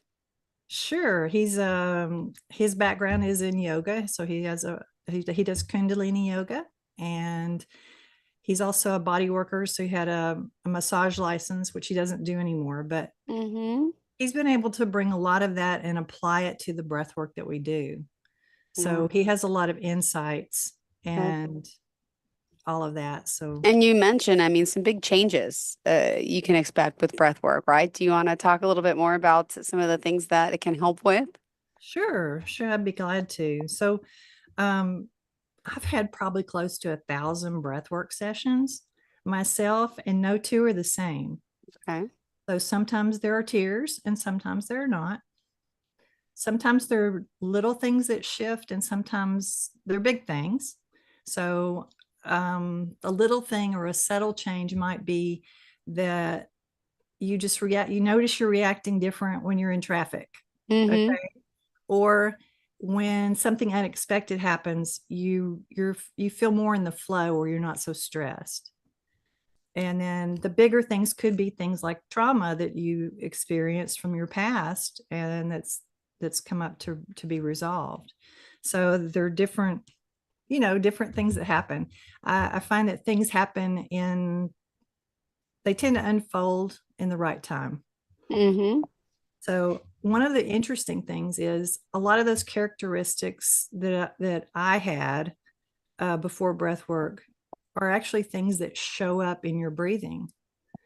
So everyone has a breath pattern, and a breath pattern is basically where your breath is going and where it's not going. So for instance, if it's, it could be a breath that is only up here in the chest, or it can be a breath that's only in the lower part of the body. So there's lots of different combinations. But the things that I can look at someone breathing and tell if they're grounded or not, if they have perfectionistic tendencies, if they're somebody who's a real go-getter, it gets things done. If they are a very loving person, or if they're guarding their heart. Okay. So a lot of these things are things that I can tell by the breath. And it's interesting that when we can free those restrictions in the breathing, it actually frees that up in life. So yeah, your breath tells a story, and you can change that just by changing the way you breathe. Wow, I feel like I breathe wrong a lot of times. When I breathe in, my diaphragm should be going out. And a lot of times I suck it in and it's opposite. I hate that. Wow. How do you reset that? So we would reset it in a session. So what we would do is work with you to correct that pattern. Okay. And what you can find with that, we actually call it paradoxical breathing. When the belly goes in instead on the inhale instead of out. And you can have all kinds of positive shifts. It's a big positivity shift when you can correct that pattern. All right. Thank you for that. And also at this time, we just need to remind everyone how we could reach you. The website is www.blissfuljourneywellness.com.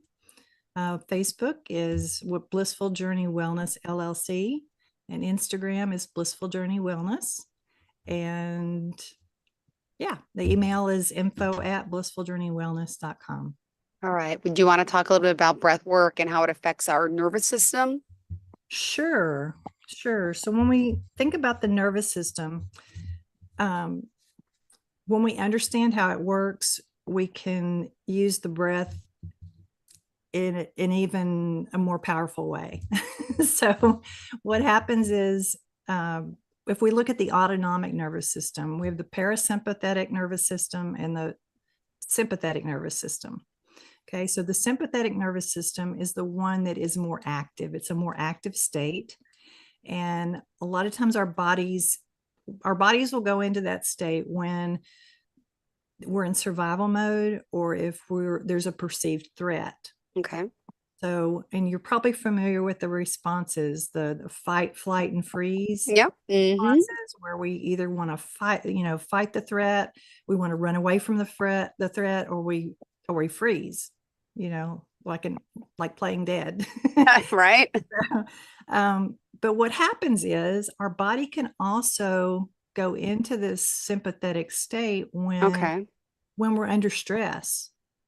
Okay, when we're under stress, when we're overwhelmed, when we're overstimulated, when we have a lot of stress going on, it can go into that state, and we kind of get stuck there.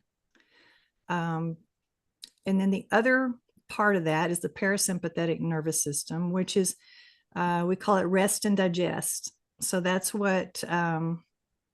typically we're in that state when we're resting or digesting our food. And it's a calmer state. So, and the body kind of balances between the two for whatever it needs at the time. Okay. So if we get stuck in the fight or flight or freeze, then we don't get to rest. Yeah. And then we don't get to heal, we don't get to recover, and then so on. So what happens is we can use breathing to shift and to self-regulate.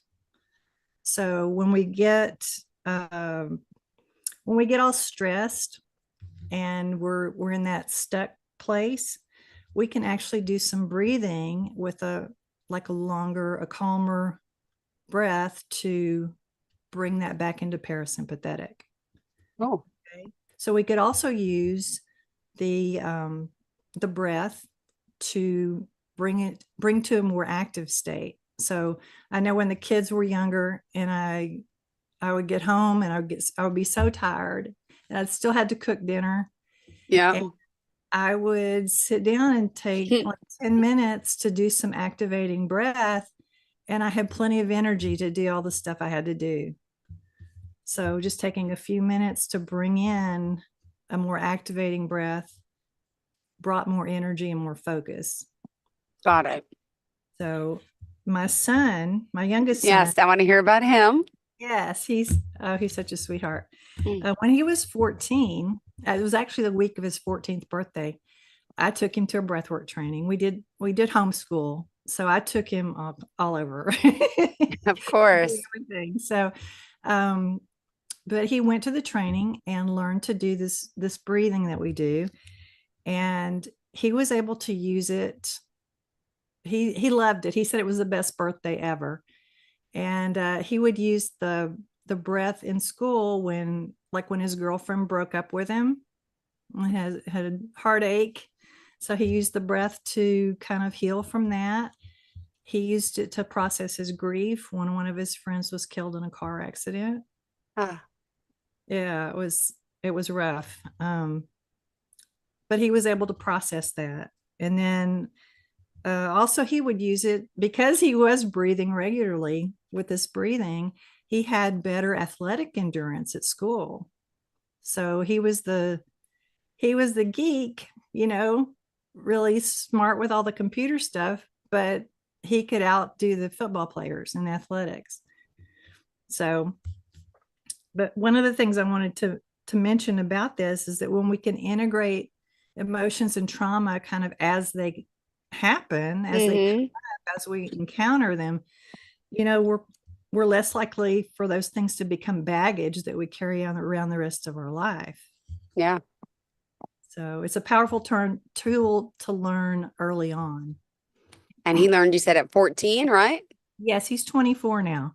Amazing. Does he still partake in breath work? He does. He does. How often? Just curious. What is, normal for someone to, I mean, since you're in the business, you're doing it every day, but for someone on the outside, are we supposed to do it every day? Are we supposed to do it every few days? What I would recommend is to do a little bit of something every day. Okay. Whether it's 5 minutes or 10 minutes or 30 minutes. I mean, Stephen and I do, our morning routine is, we'll get up and do yoga and then we'll breathe for about 20 to 30 minutes. And it's a great way to start the day. So for a daily practice, I would say anywhere from 5 minutes to 30 minutes. Okay. I would say maybe a longer session. A typical full session is about an hour. Okay. And I would say maybe once a week would be a good interval for that. And then certainly if someone is going through, something that's come up, to maybe work with a facilitator and do sessions maybe even more frequently or maybe once a week for a little while. Okay.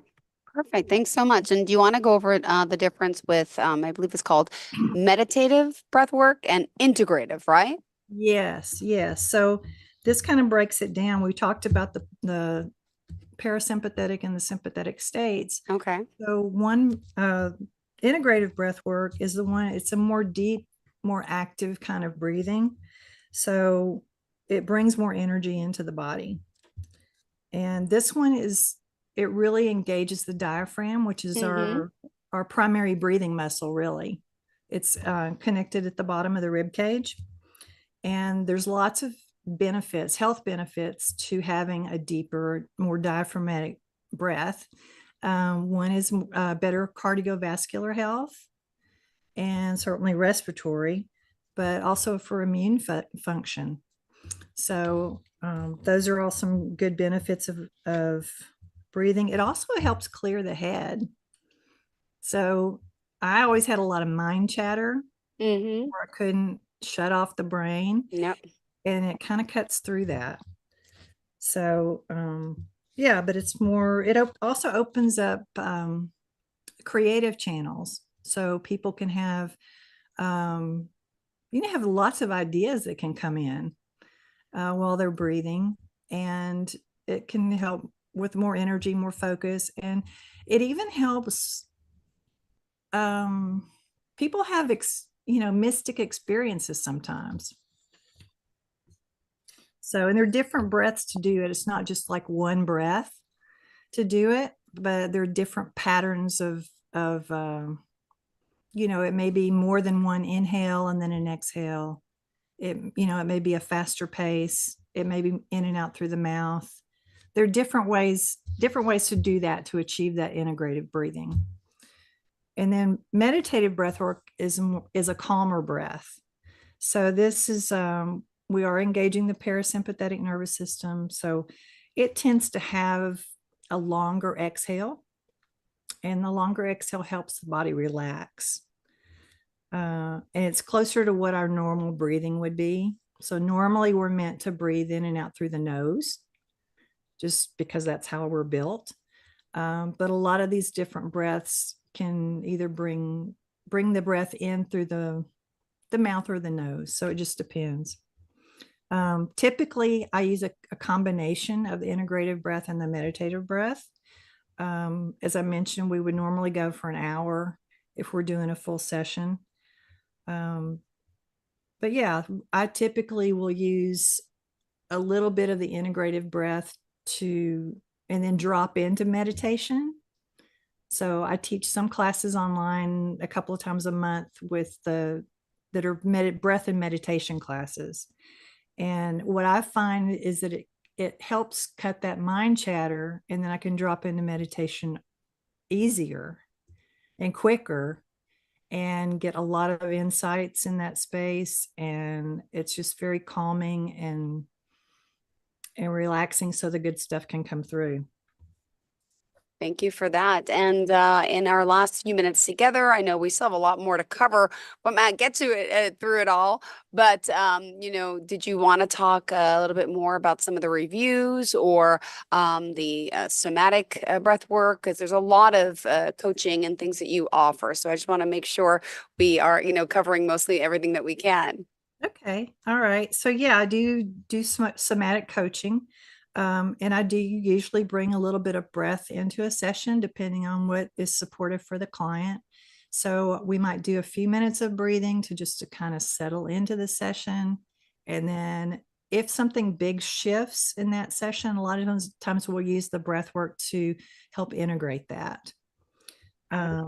We do one-on-ones. So I do breath work and somatic coaching sessions, and then and those are offered in person and online. We do classes and workshops. We do 2 to 6 day breathwork retreats. These bring in a lot of other things, like we bring in yoga, we bring in some somatic practices, some other things, also spending time in nature. So we do the retreats here at our home, and it's a beautiful area. So there are lots of big trees and lusciousness outside, and we also offer a VIP experience. So if somebody wanted to come and spend a few days with us, then we would cook for them and nurture them and customize like their personal, according to their goals, bringing in breath work and whatever empowerment, whatever they wanted to work on, we would do that. Beautiful. And also, if someone does want to reach out at blissfuljourneywellness.com, that's the website, right? Yeah. They could book a consultation there, correct? That's correct. We offer free discovery calls. Yep. So if someone wanted to call or schedule a call to see if it would be a good fit to work with us, we would be happy to do that and see what we could do. Right. And people are talking about, for example, Astorga's Salome, my experience with Blissful Journey has been life-changing. I can say that it was one of the best decisions I've ever made for myself and my family. I will be forever grateful for my time with Grace and Steve. They're a very compassionate, gentle, caring, and loving therapist that exceeded my expectations. With sincere honesty, I recommend them to anyone needing to take their healing journey further. And there's so many more reviews. Unfortunately, we don't have time for that today. We're going to get to that again next time. But thank you for being here. Always a pleasure to see you, and looking forward to the next time we connect. Thanks again, Grace. Thank you so much. Thank you. Have a great day. And to all of our listeners and viewers, stay tuned. We'll be right back in 2 minutes. Are you looking for even more of the podcasts and hosts that you love? The Podcast Business News Network is proud to announce that you now have even more ways to listen live. Check out the MyTuner Radio, online radio box, and Simple Radio apps on iOS and Android, or find us online. Search for Business News Network on mytuner-radio.com, or search Podcast Business News Network on streama.com and onlineradiobox.com/US. Take your podcast on the go and don't miss a minute of the action.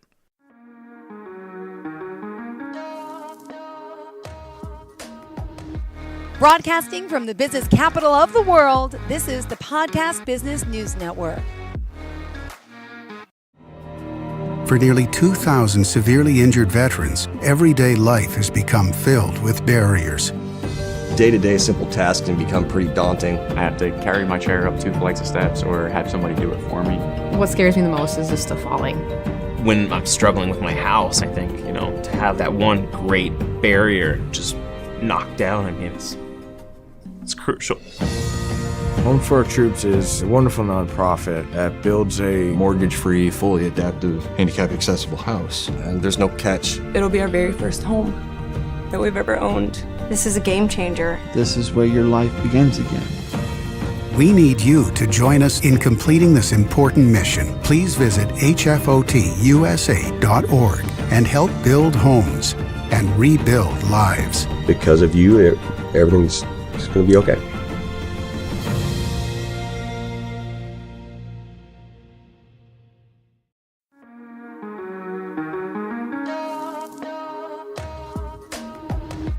Broadcasting from the business capital of the world, this is the Podcast Business News Network. When it comes to and by the way, this is for parents, when it comes to your child going to college, there's so much at stake, more than I think we even realize, aside from the financial aspect of it. You've got 12 years of schooling, you've got your child's life, then there's the emotional aspect that goes into all of that. You want to make sure that that's all covered, and she can help you out with that. She has different titles. I just call her, she's the college expert. She's also, I guess, an admissions counselor, so much more. She's Gail Reams, and she joins us here on the program. Hi, Gail. How are you? Fine, thank you, Steve. Happy to be here. Happy to have you here. Officially, what would we call you? Well, my official title is Independent College Admissions Consultant. Gotcha. And what exactly I know what it means, and I wish I called upon you years ago, but what exactly does that mean? Well, it's not too late, Steve. We can help out your son and other students of the parents that are listening today. What it means is that I actually can help your child with the college admissions process, helping him or her get into the dream school that he or she has always wished to be able to go to. I will share with you that today, later today, it's open house for his college. So we're traveling upstate, and that's what's going on. Exciting time. It is. It's exciting, but also challenging, because then you got a kid leaving. So it's a whole the emotional aspect of it, and everything else involved. Now, I would think that if a college is selected, there's acceptance, the financial situation is worked out, that at that point you've done your work, there's no more, but you say you can jump in at this point? Well, absolutely. What's absolutely essential is that you have a good college list. And what's that college list based on? Well, usually a student will excel in either the reading, writing aspects or the science, math, and will choose a degree along that line, a major, for instance, in engineering if they're into math or science, or maybe they're interested in pre-med. So that helps when we make up the college list for the student. And how much do you get involved? Do you match up the student with counselors and tutors? Is that all part of it as well? I actually have been doing this pretty independently for the last 11 years. Wow. Well, even before we continue, tell me your background. How'd you get to this point with helping parents and students navigate this whole thing called college? Well, I've always been involved in education as a teacher, high school and college English, graduated from Duke, got my master's from UNCG in English. And then I was approached by a good friend of mine, Pam Proctor, who wrote the book, The College Hook. She was also a past editor of Parade magazine. So she was my mentor. And she said, Gail, I've got too many students to handle. I'll take the juniors and seniors, or I'll take the freshmen and sophomores. I'm going to hand you over the juniors and seniors. So that's how I got started 11 years ago. And I love what I'm doing. I love to be able to help young people. Wow. Your passion shows, by the way, Gail. It really does. I have to imagine what was called a guidance counselor in a high school, even a junior high. They have a different name for it. I don't know what it's called now, student something. They've got hundreds of students to work with. So I can't see that they can give that personalized attention that you can. What do you do to help and support students when it comes to applying for colleges? Let's look at that.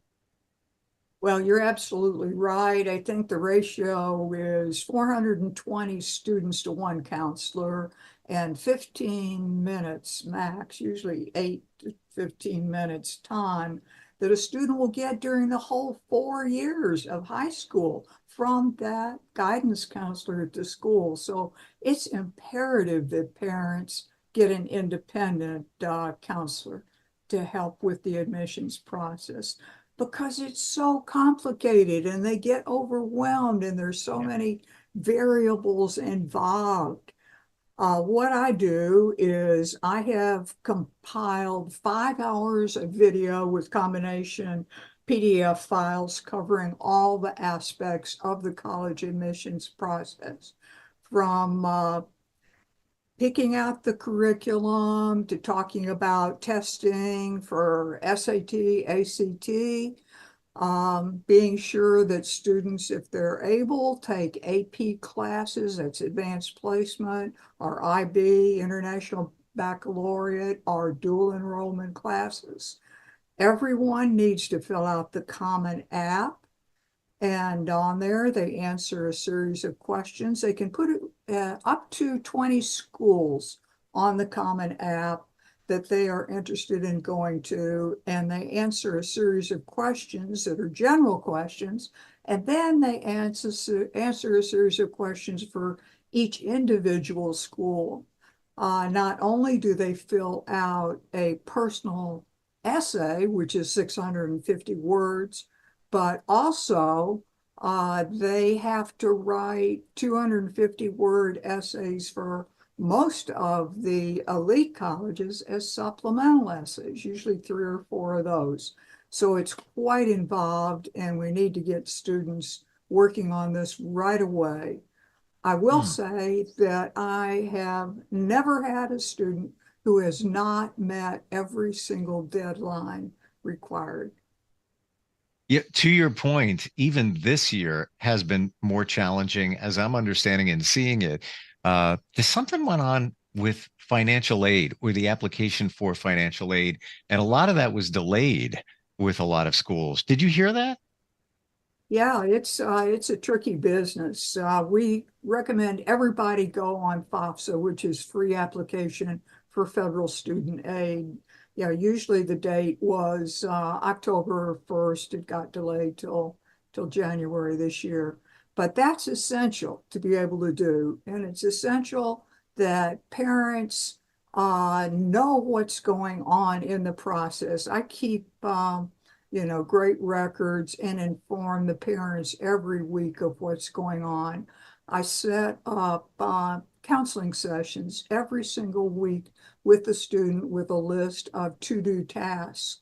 So that's we get that's why we get everything accomplished. I mean, one week it might be, okay, writing your first draft of your personal essay.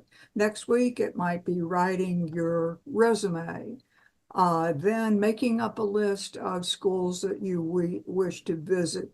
If you can't make an in-person visit, then I highly recommend that you do virtual visits. You can find out a lot about schools by actually doing a virtual visit. Thank you for sharing that, because I do know some students that have done the virtual visit. And I think it's so important when you think about the travel that could be involved. The school may be 100,000 plus miles away. Why make that trip unless you've at least had that starting point?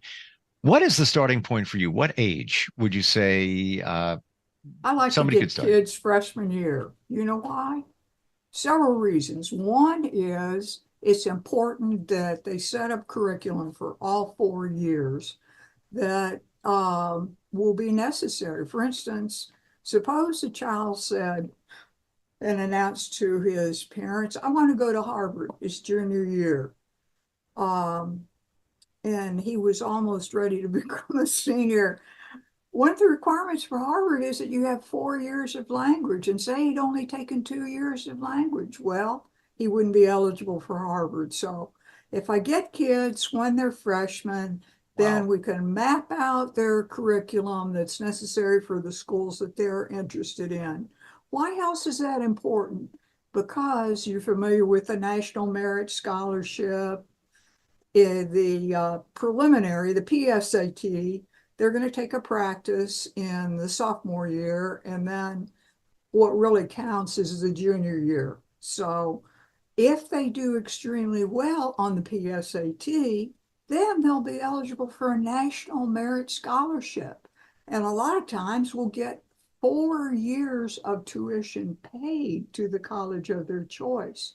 So we're talking about tens of thousands of dollars here that they can get through these scholarships. When you're working with a student, how often is the parent involved? Should they be involved every single time? Do they need to be involved every time there's communication between you and a student?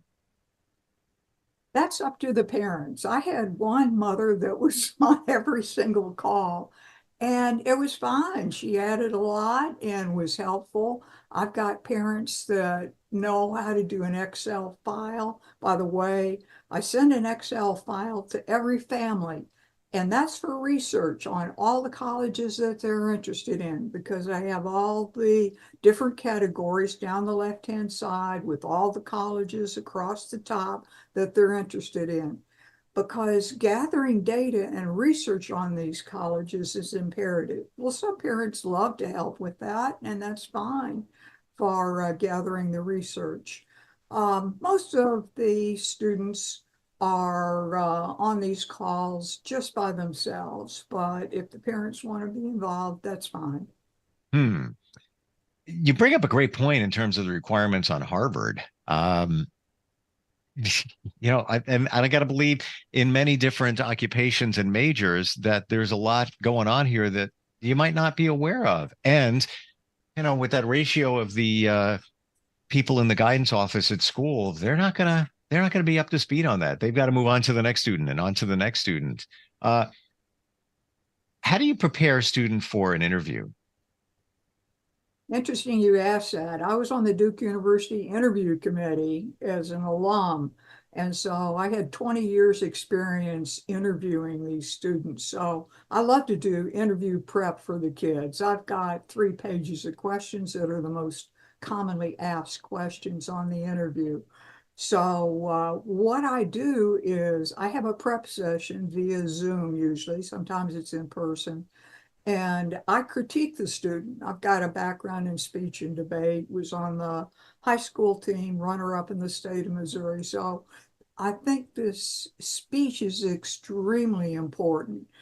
So consequently, we need to be sure these kids are prepped for their interviews. How about some other insight, things that we might not realize why it's important to get somebody like an admissions counselor?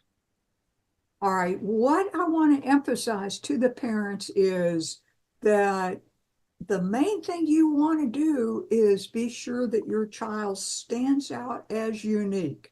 Because think about it from the college admissions point of view.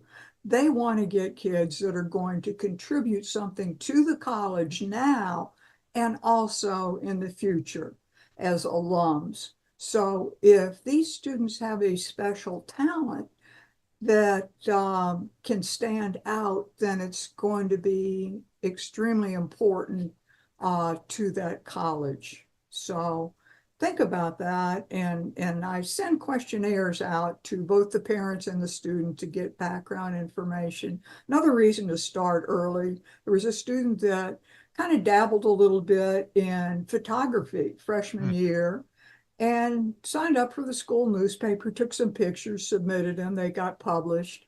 Then the local newspaper found out this kid has talent, started publishing in their paper. Then guess what happened next, Steve? It goes to the AP, and we're talking about national publication of these pictures. Well, by the time this kid was a senior, he was known all over the United States as a top photographer. You don't think that the colleges were drooling over him, wanting to have him and Wow. accept him? So that's just one example. Wow, how exciting. I have to imagine too that you can guide somebody, a student, along the way to like, for example, let's say you started in ninth grade, and let's say that student had aptitude for photography, just very creative. You might have been able to, if it didn't go that way, it might have been able to at least open up certain roads or direction where that student could get those photographs published or at least seen, whereby a parent might not know that, guidance counselor doesn't have time, nor does, let's say, the photography teacher at school. They're busy as well, right? Absolutely. In fact, a lot of parents ask me, can you help me with summer programs? Can you help me with internships? And I say, absolutely. And this is one thing I recommend to all parents that they check into this. How valuable it would be, say, for a student who is going into the senior year to spend that summer, if he wants to go into medicine, shadowing a doctor and being able to get that experience in colleges really look highly upon this. Other thing I wanted to highlight is there's so many homeschool kids now. And how do you compare a kid that is homeschooled by a parent, say lives in Raleigh, North Carolina, with a student that goes to Needham Broughton, which is one of the top public schools in the United States? Well, what you do is you help that student with getting into some dual enrollment classes. Why? Because if that student has excelled at a community college or a nearby college taking dual enrollment, the chances that he will succeed in college are excellent. Well, you mentioned internships, Gail. Is it by law or regulation that some compensation has to be offered, either monetary or class credit? No, that's not essential, but it sure looks good on that resume. Well, sure. Yeah. Especially if it's monetary. Looks good in a lot of ways. I had heard something a while back that if there's an intern, or maybe if it's a college level intern, that there needs to be some kind of exchange. It can't be remuneration. Yeah, exactly right.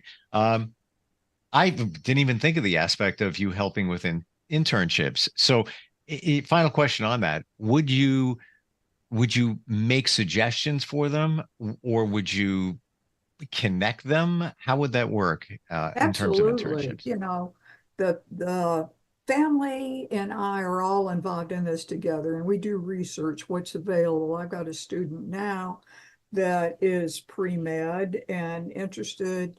I did a research for volunteer activities or possibilities in the community.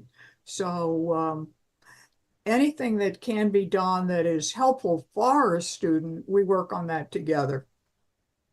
What about prep school? So prep school is another thing that a lot of my students actually go to prep school. And this can be an advantage because sometimes they have additional help at the school. Colleges do look at where a student goes to school. And if they're not in the upper 10% at a prep school, because the upper 10% has all been accepted at Harvard and Yale and Duke and some of the other schools, they'll take that into consideration.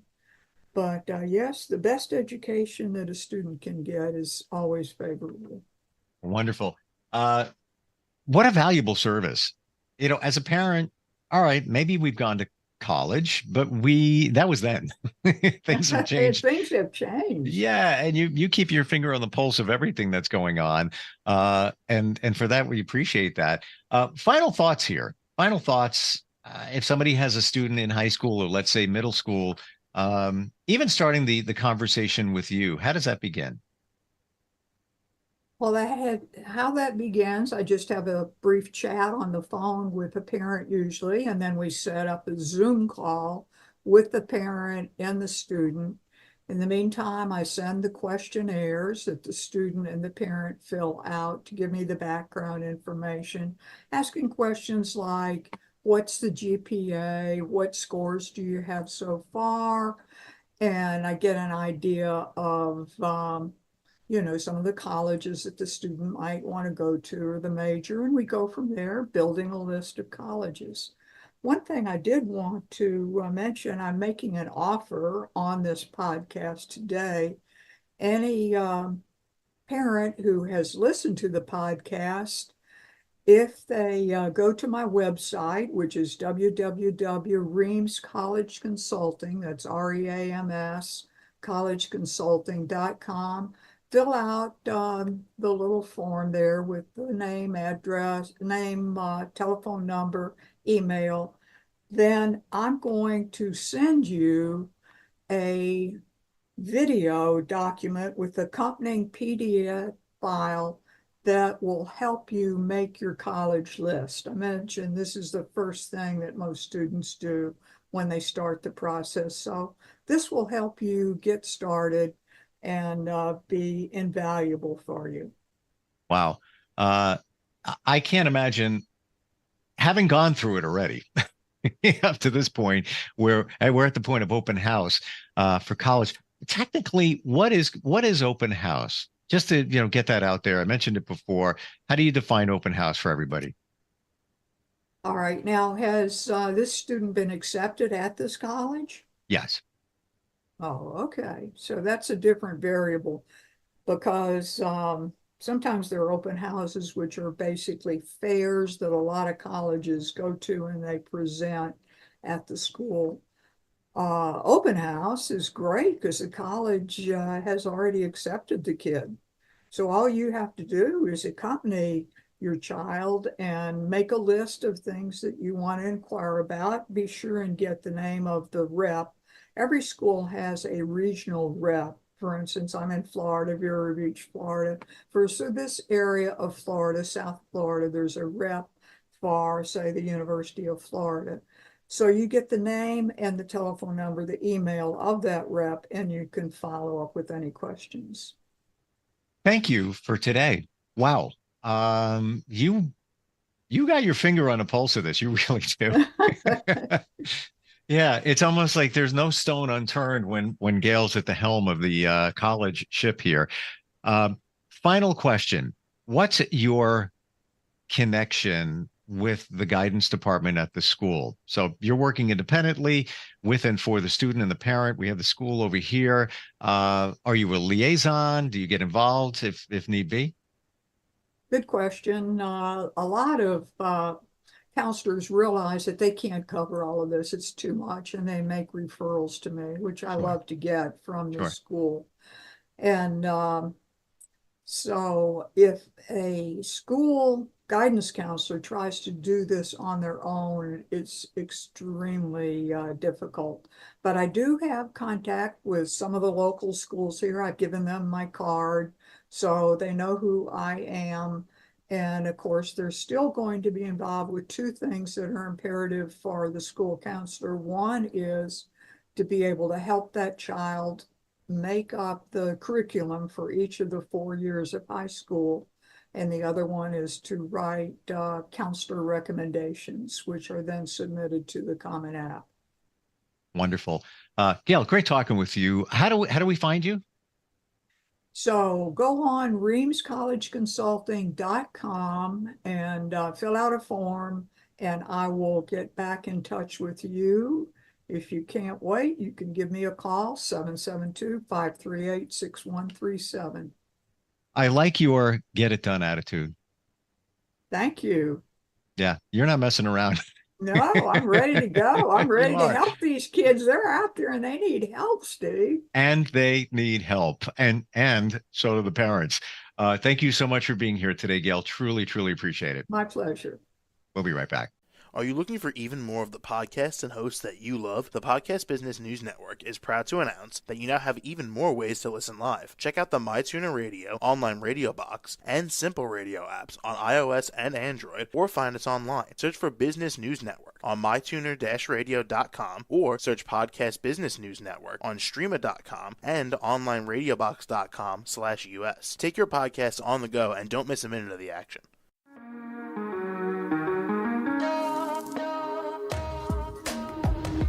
Broadcasting from the business capital of the world, this is the Podcast Business News Network. For nearly 2,000 severely injured veterans, everyday life has become filled with barriers. Day-to-day simple tasks can become pretty daunting. I have to carry my chair up 2 flights of steps or have somebody do it for me. What scares me the most is just the falling. When I'm struggling with my house, I think, to have that one great barrier just knocked down, it's crucial. Home for Our Troops is a wonderful nonprofit that builds a Mortgage-free, fully adaptive, handicap-accessible house. And there's no catch. It'll be our very first home that we've ever owned. This is a game changer. This is where your life begins again. We need you to join us in completing this important mission. Please visit hfotusa.org and help build homes and rebuild lives. Because of you, everything's going to be okay.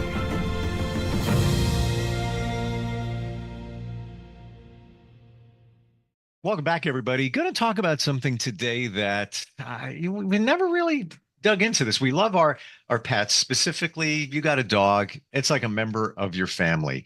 And she's somebody who has been instrumental, pioneer in New Mexico, setting up a canine physical rehab center. She's kind of the go-to for canine rehab, animals in general. Today, we're going to look at the growth of a puppy. What happens in the stages all along the way? And it's always been a phrase with our children. Oh, they grow up so fast. They grow up so fast. Puppies really do grow up fast. It's amazing. A year later, we're almost out of the puppy stage. We're going to look at that today with Dr. Laura Haiti, who joins us on the program. How are you doing today? I'm doing fantastic, Steve. I get to talk about one of my favorite topics. I've got 3 7-month-old puppies in my household. 2 are Chihuahua crosses, and 1 is a healer cross. And it's a very exciting time. I always, it's like getting that new baby, being that expectant mom or dad. And whether you get them from a breeder or whether you get them from a rescue group, you want to know some basic facts of what's going on between birth and the time you pick them up, maybe say about 8 weeks of age. Or what type of nutrition did they get? Were they bottle fed versus were they nursed by a mom at the breeder's house? Were they put on different types of surfaces, or were they kept in a cage? Because that can affect their ability to stand and move correctly. You don't use it, you lose it, and they've got to be able to stand up, or they become swimmer puppies. And the other thing is what type of play did they get? Some breeders will buy those large kiddie pools, and they have puppy pads in there, and the dogs get a walk on different surfaces. So those are that first set of 8 weeks. Those are highly, highly developmental times for the puppy. But you said you have 3 puppies in your home. Are you fostering, or these are all yours? These are all mine. I tend to rescue dogs. I have a whole network of people out there, whether it be my clients throughout the years or whether it be other veterinarians. And I have local taps with the rescue groups as well as animal welfare and animal control. So I've adopted from all stages in life, and it's very interesting to me how sometimes you get caught in the problem with a growth deformity, and what we can do along the lines to make those people on the front lines of rescue and those breeders, how we can catch these things early and help solve the problems. So take us through the stages of a growing puppy. So we have the beginning. I don't know if it's 8 weeks or a little bit more, where they're usually with their mom. Mm-hmm. And then what happens past that? Typically, most breeders will adopt them out after the 8-week stage. And we have to remember, too, that the 8-week to 12-week stage in a puppy is the socialization period. So they need to be socialized at this time with different types of people and different types of animals, because behavior will also help dictate their growth as well. This may be the time where they go to that first veterinary visit. And so it's a very exciting time for me, because I get to not only check out their eyes, their teeth, their ears, their heart, but I also get to feel the joints for the first time. And there's some joints that are supposed to feel loosey-goosey at 8 weeks, and there's some joints that you shouldn't hear any popping or feel anything changes. For example, when you go to rotate the hip, and that's one of the first things that we check in these puppies. They may have already had a vaccine prior to coming for the exam. How are we going to get them set up on that every 3 to 4 week schedule as they grow, so that we can check them out? And then, were they given any parasite medication? Has someone looked at a fecal sample? Because parasites can suck nutrients out, and they may have gotten parasites from their mom, particularly in a rescue situation. Sure. And you don't know that. So we want to check those things out, and that's what we discuss at that first visit. Yeah, you just brought back a memory of 2 years ago. I already had a kitten, and then I adopted another one right after that, a couple of months after. Right. And the second kitten had parasites, Mhm. and they weren't able to get rid of them right away. So it was kind of an extended period of time. So I had to keep the 2 kittens segregated. Right. But yeah, parasites can be a bit challenging, like you say, depending where they're coming from. Mine was a foster, both of them were. But you could have the cleanest household ever and get parasites in your pet, right? Right. Yeah, exactly. And we like to talk about, at this stage, most of these little guys should be being fed, particularly in that 8 to 16 week period, 3 times a day. And we discuss what brand of food that they're feeding. Definitely some people are very excited about feeding raw diets, and these guys are really, really young. So their susceptibility to get parasites like salmonella or other things is higher. Also, when we look at these diets, we want to look at, has that diet been tested for the proper calcium to phosphorus ratio? And it seems, wow, you feed them bones or you feed them organs or whatnot, but there's a very precise 1.6 to 1 ratio, and that changes. That goes a little bit higher when they're puppies, and we have to make sure things like vitamin D are also within check for these guys. Socialization, obviously key. What should you be doing in those early stages? Because I feel that you're molding your puppy or your pet, for you and your family and your lifestyle. I know in my dog, he has a rhythm, and it's part of my world. And it's kind of remarkable when you see how they adapt to different situations. But what should we be doing during the socialization stage? So typically, a lot of people ask about walking them on public walk lanes or going to dog parks and whatnot. And I really caution, until they've had that second or third vaccine, to keep them away from those areas. That being said, that doesn't mean you can't put your pup in the stroller and take them out for a walk. And when you're in an area where you know it's safe, to let them get out on a little leash and a harness and do a little bit of walking. But as you get into those higher air traffic areas, not everyone in New Mexico cleans up the stool or whatnot after their pets on a walk. So I always like to have that stroller option to get them back in there.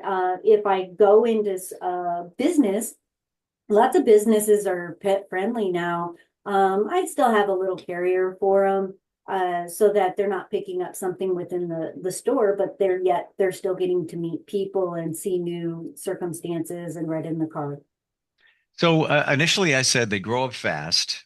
Puppies really do. What happens when we get to like let's call it the 6-month stage? And when does a puppy just become what we would consider an adult?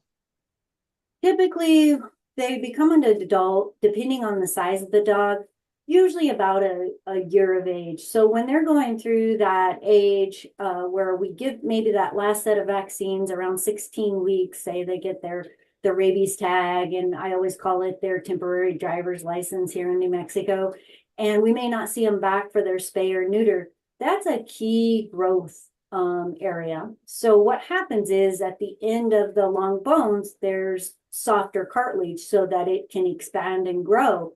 And what can happen in these guys, particularly, I'll give 2 examples. One in larger breed dogs like the Labrador Retrievers or the Rottweilers, German Shepherds, Great Danes, is that if these bones are growing way too fast and that cartilage at the end of those bones outgrows that blood supply, it can basically, that little flap of cartilage can now rub and it can become a flap. And that flap can become dry, hence the name osteochondrosis dissecans, dry dissecans. And that little fluid, joint fluid, can sneak in underneath, and then you start to get inflammation. With inflammation, that flap may break off. And so then it's like having that piece of gravel in your shoe, and dogs are weight bearing on their front legs, and you can start to have problems.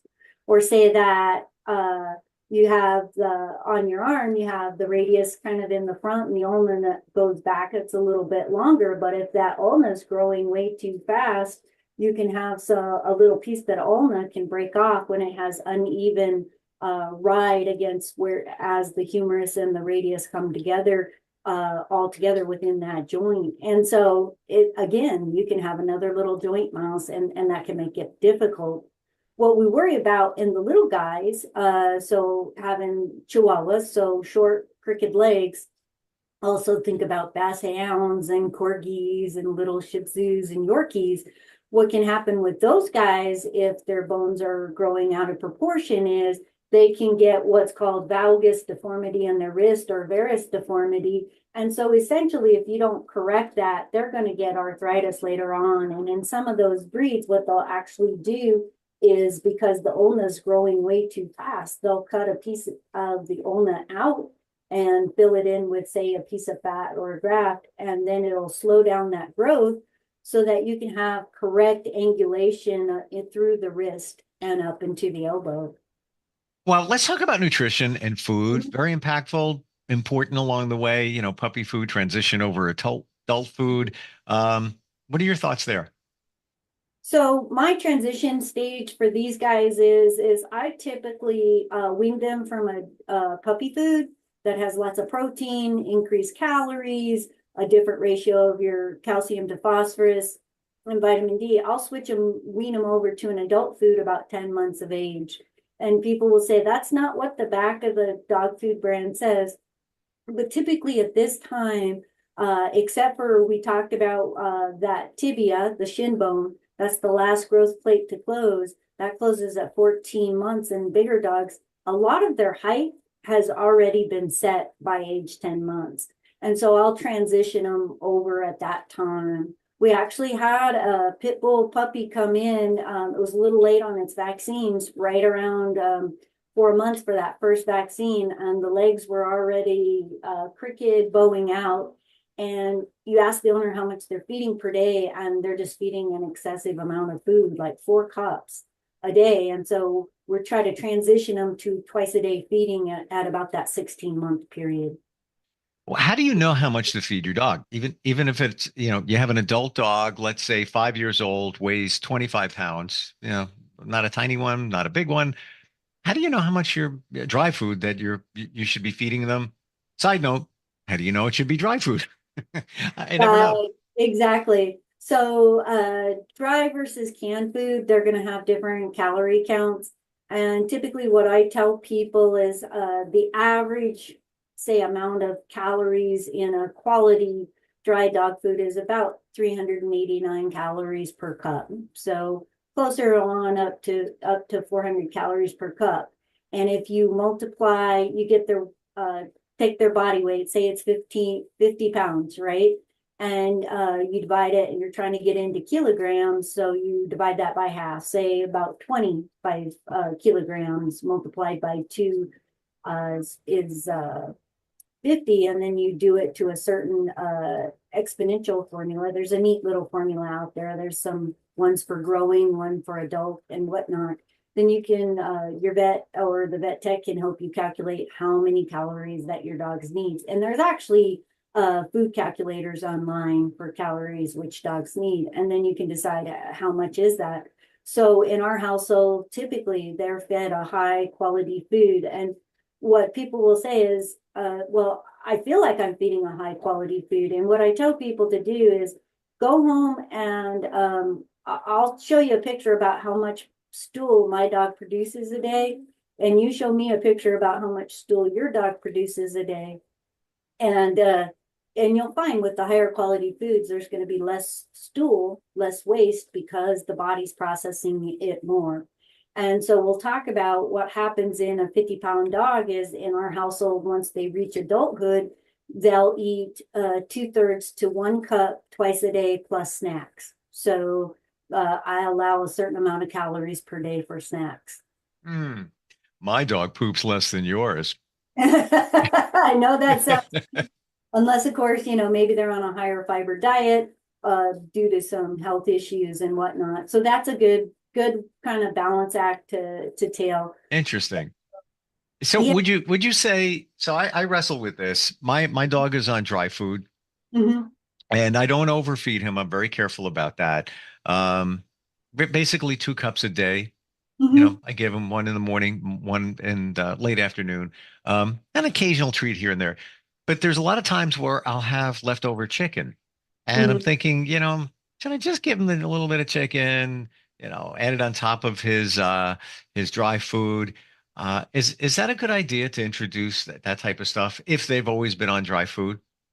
Some people, I think it's fine. We do it at our house as a topper, just as a little treat. We figured out how many calories they need, if it makes them finish their bowl, and it's easier to clean up versus a free-fed dog. So they've done a study where puppies, they did a study with Labradors. It's a Purina study actually, and they fed dogs ad litem, so they left out food all day for them versus meal-fed dogs that were fed a specific amount of dogs and of food at a time. Basically, what they found was they followed these dogs throughout their lifetime, and the dogs who were fed a measured out portion lived 2 years longer. The dogs that weren't had more problems, say, with their hips, with their joints later on in life. Wow. And yeah, that's an incredible 2 years with extra with your pet. That's a really long time. And I always emphasize to people that at that spay neuter time, my mentor always told me, he goes, you're going to have the dog for the day, sometimes even overnight. You're going to be sedating that animal. You're going to have them under anesthesia. So why don't you palpate those joints really well and just double check to see if there's any clicking that you notice while you're palpating. That way you can feel a lot of normal dogs, and you'll be able to understand even in the exam room when you feel an abnormal dog. The dog may not always cry out in pain if they have a growth deformity. And that's a good time too, because you can call the owner and get permission to do x-rays under anesthesia so that you can maybe catch some of these, the bone lesions in these pets and the joint lesions early on. So that's a very precise thing. Sometimes we get a little nervous because if they don't come back to us for that spay neuter time, hey, when are we going to feel those joints one last time? Because a lot of the growth problems happen between 5 and 8 months of age. So we have a very small window to correct them. Plus, if we need to refer them to a surgeon, there may be a delay in referring them. So we want to keep up with that and catch these as soon as possible. Wow. So interesting. You're saying that if you have an animal under anesthesia, and while you have them, it's like, let's check their joints, so they don't give any pushback. And I don't know, it's kind of creepy to me, but just, just moving things around, you can actually hear clicks and pops, even when they're sedated. Even when they're sedated. Wow. When they're sedated, the nice thing is you still will get a little bit of that pain response. Granted, in your sedation, you have some pain medication on board, but then you kind of get to see, like we've talked about, where their eye position is, where their mouth position is. And it's a good way to practice when you have a little bit more time and you're not being rushed, to get a feel of what normal is and what abnormal is. So interesting, the stuff we're learning here today. Let's assume that, our puppy is now a year old. What kind of things, maybe even a little bit older, what kind of things should we be doing to support them, support their physical growth, but also mental growth?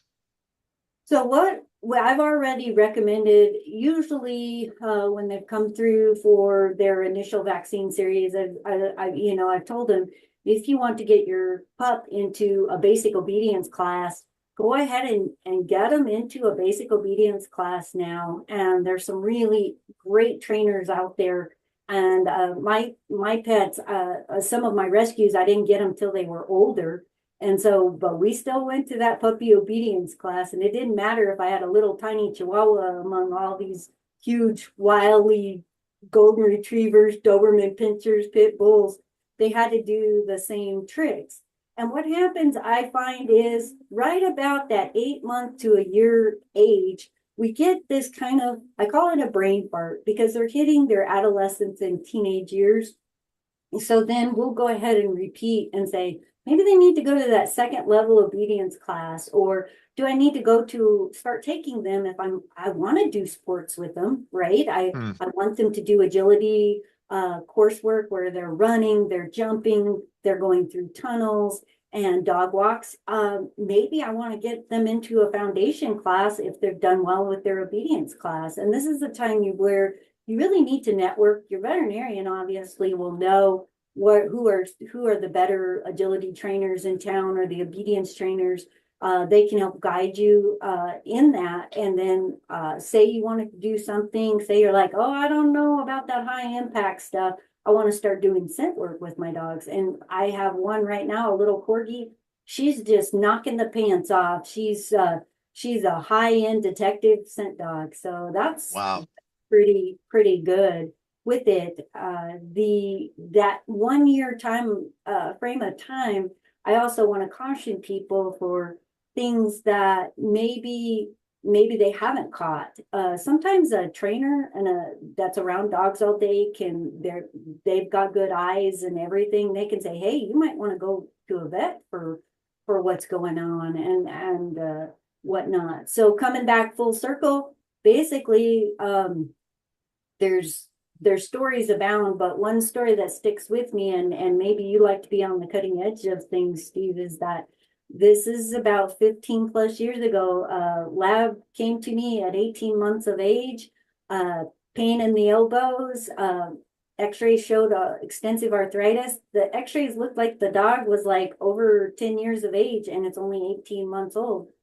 Took the dog was there that day, showed my mentor, and he goes, well, what we can do is we can go in arthroscopically with a camera, and you would never think, hey, we can do this, but went in, cleaned out that joint and all those joint flaps the best that he could. And he actually harvested stem cells from the abdomen, or you can do it from the bone marrow. and then injected them into the joint when they had enough of the total number of cells, plus some of the platelet-rich plasma, which has the growth factors that direct those stem cells to maybe become that nice, smooth hyaline cartilage. And she had that. And they also banked the cells so she could have several injections throughout her lifetime. She lived to 15 years of age. Wow. Huh. You know, you hear little pieces of information about stem cell research and all of that, but I've never heard of it in animals like this to support them. Wow. Amazing. You're doing great work, Laura.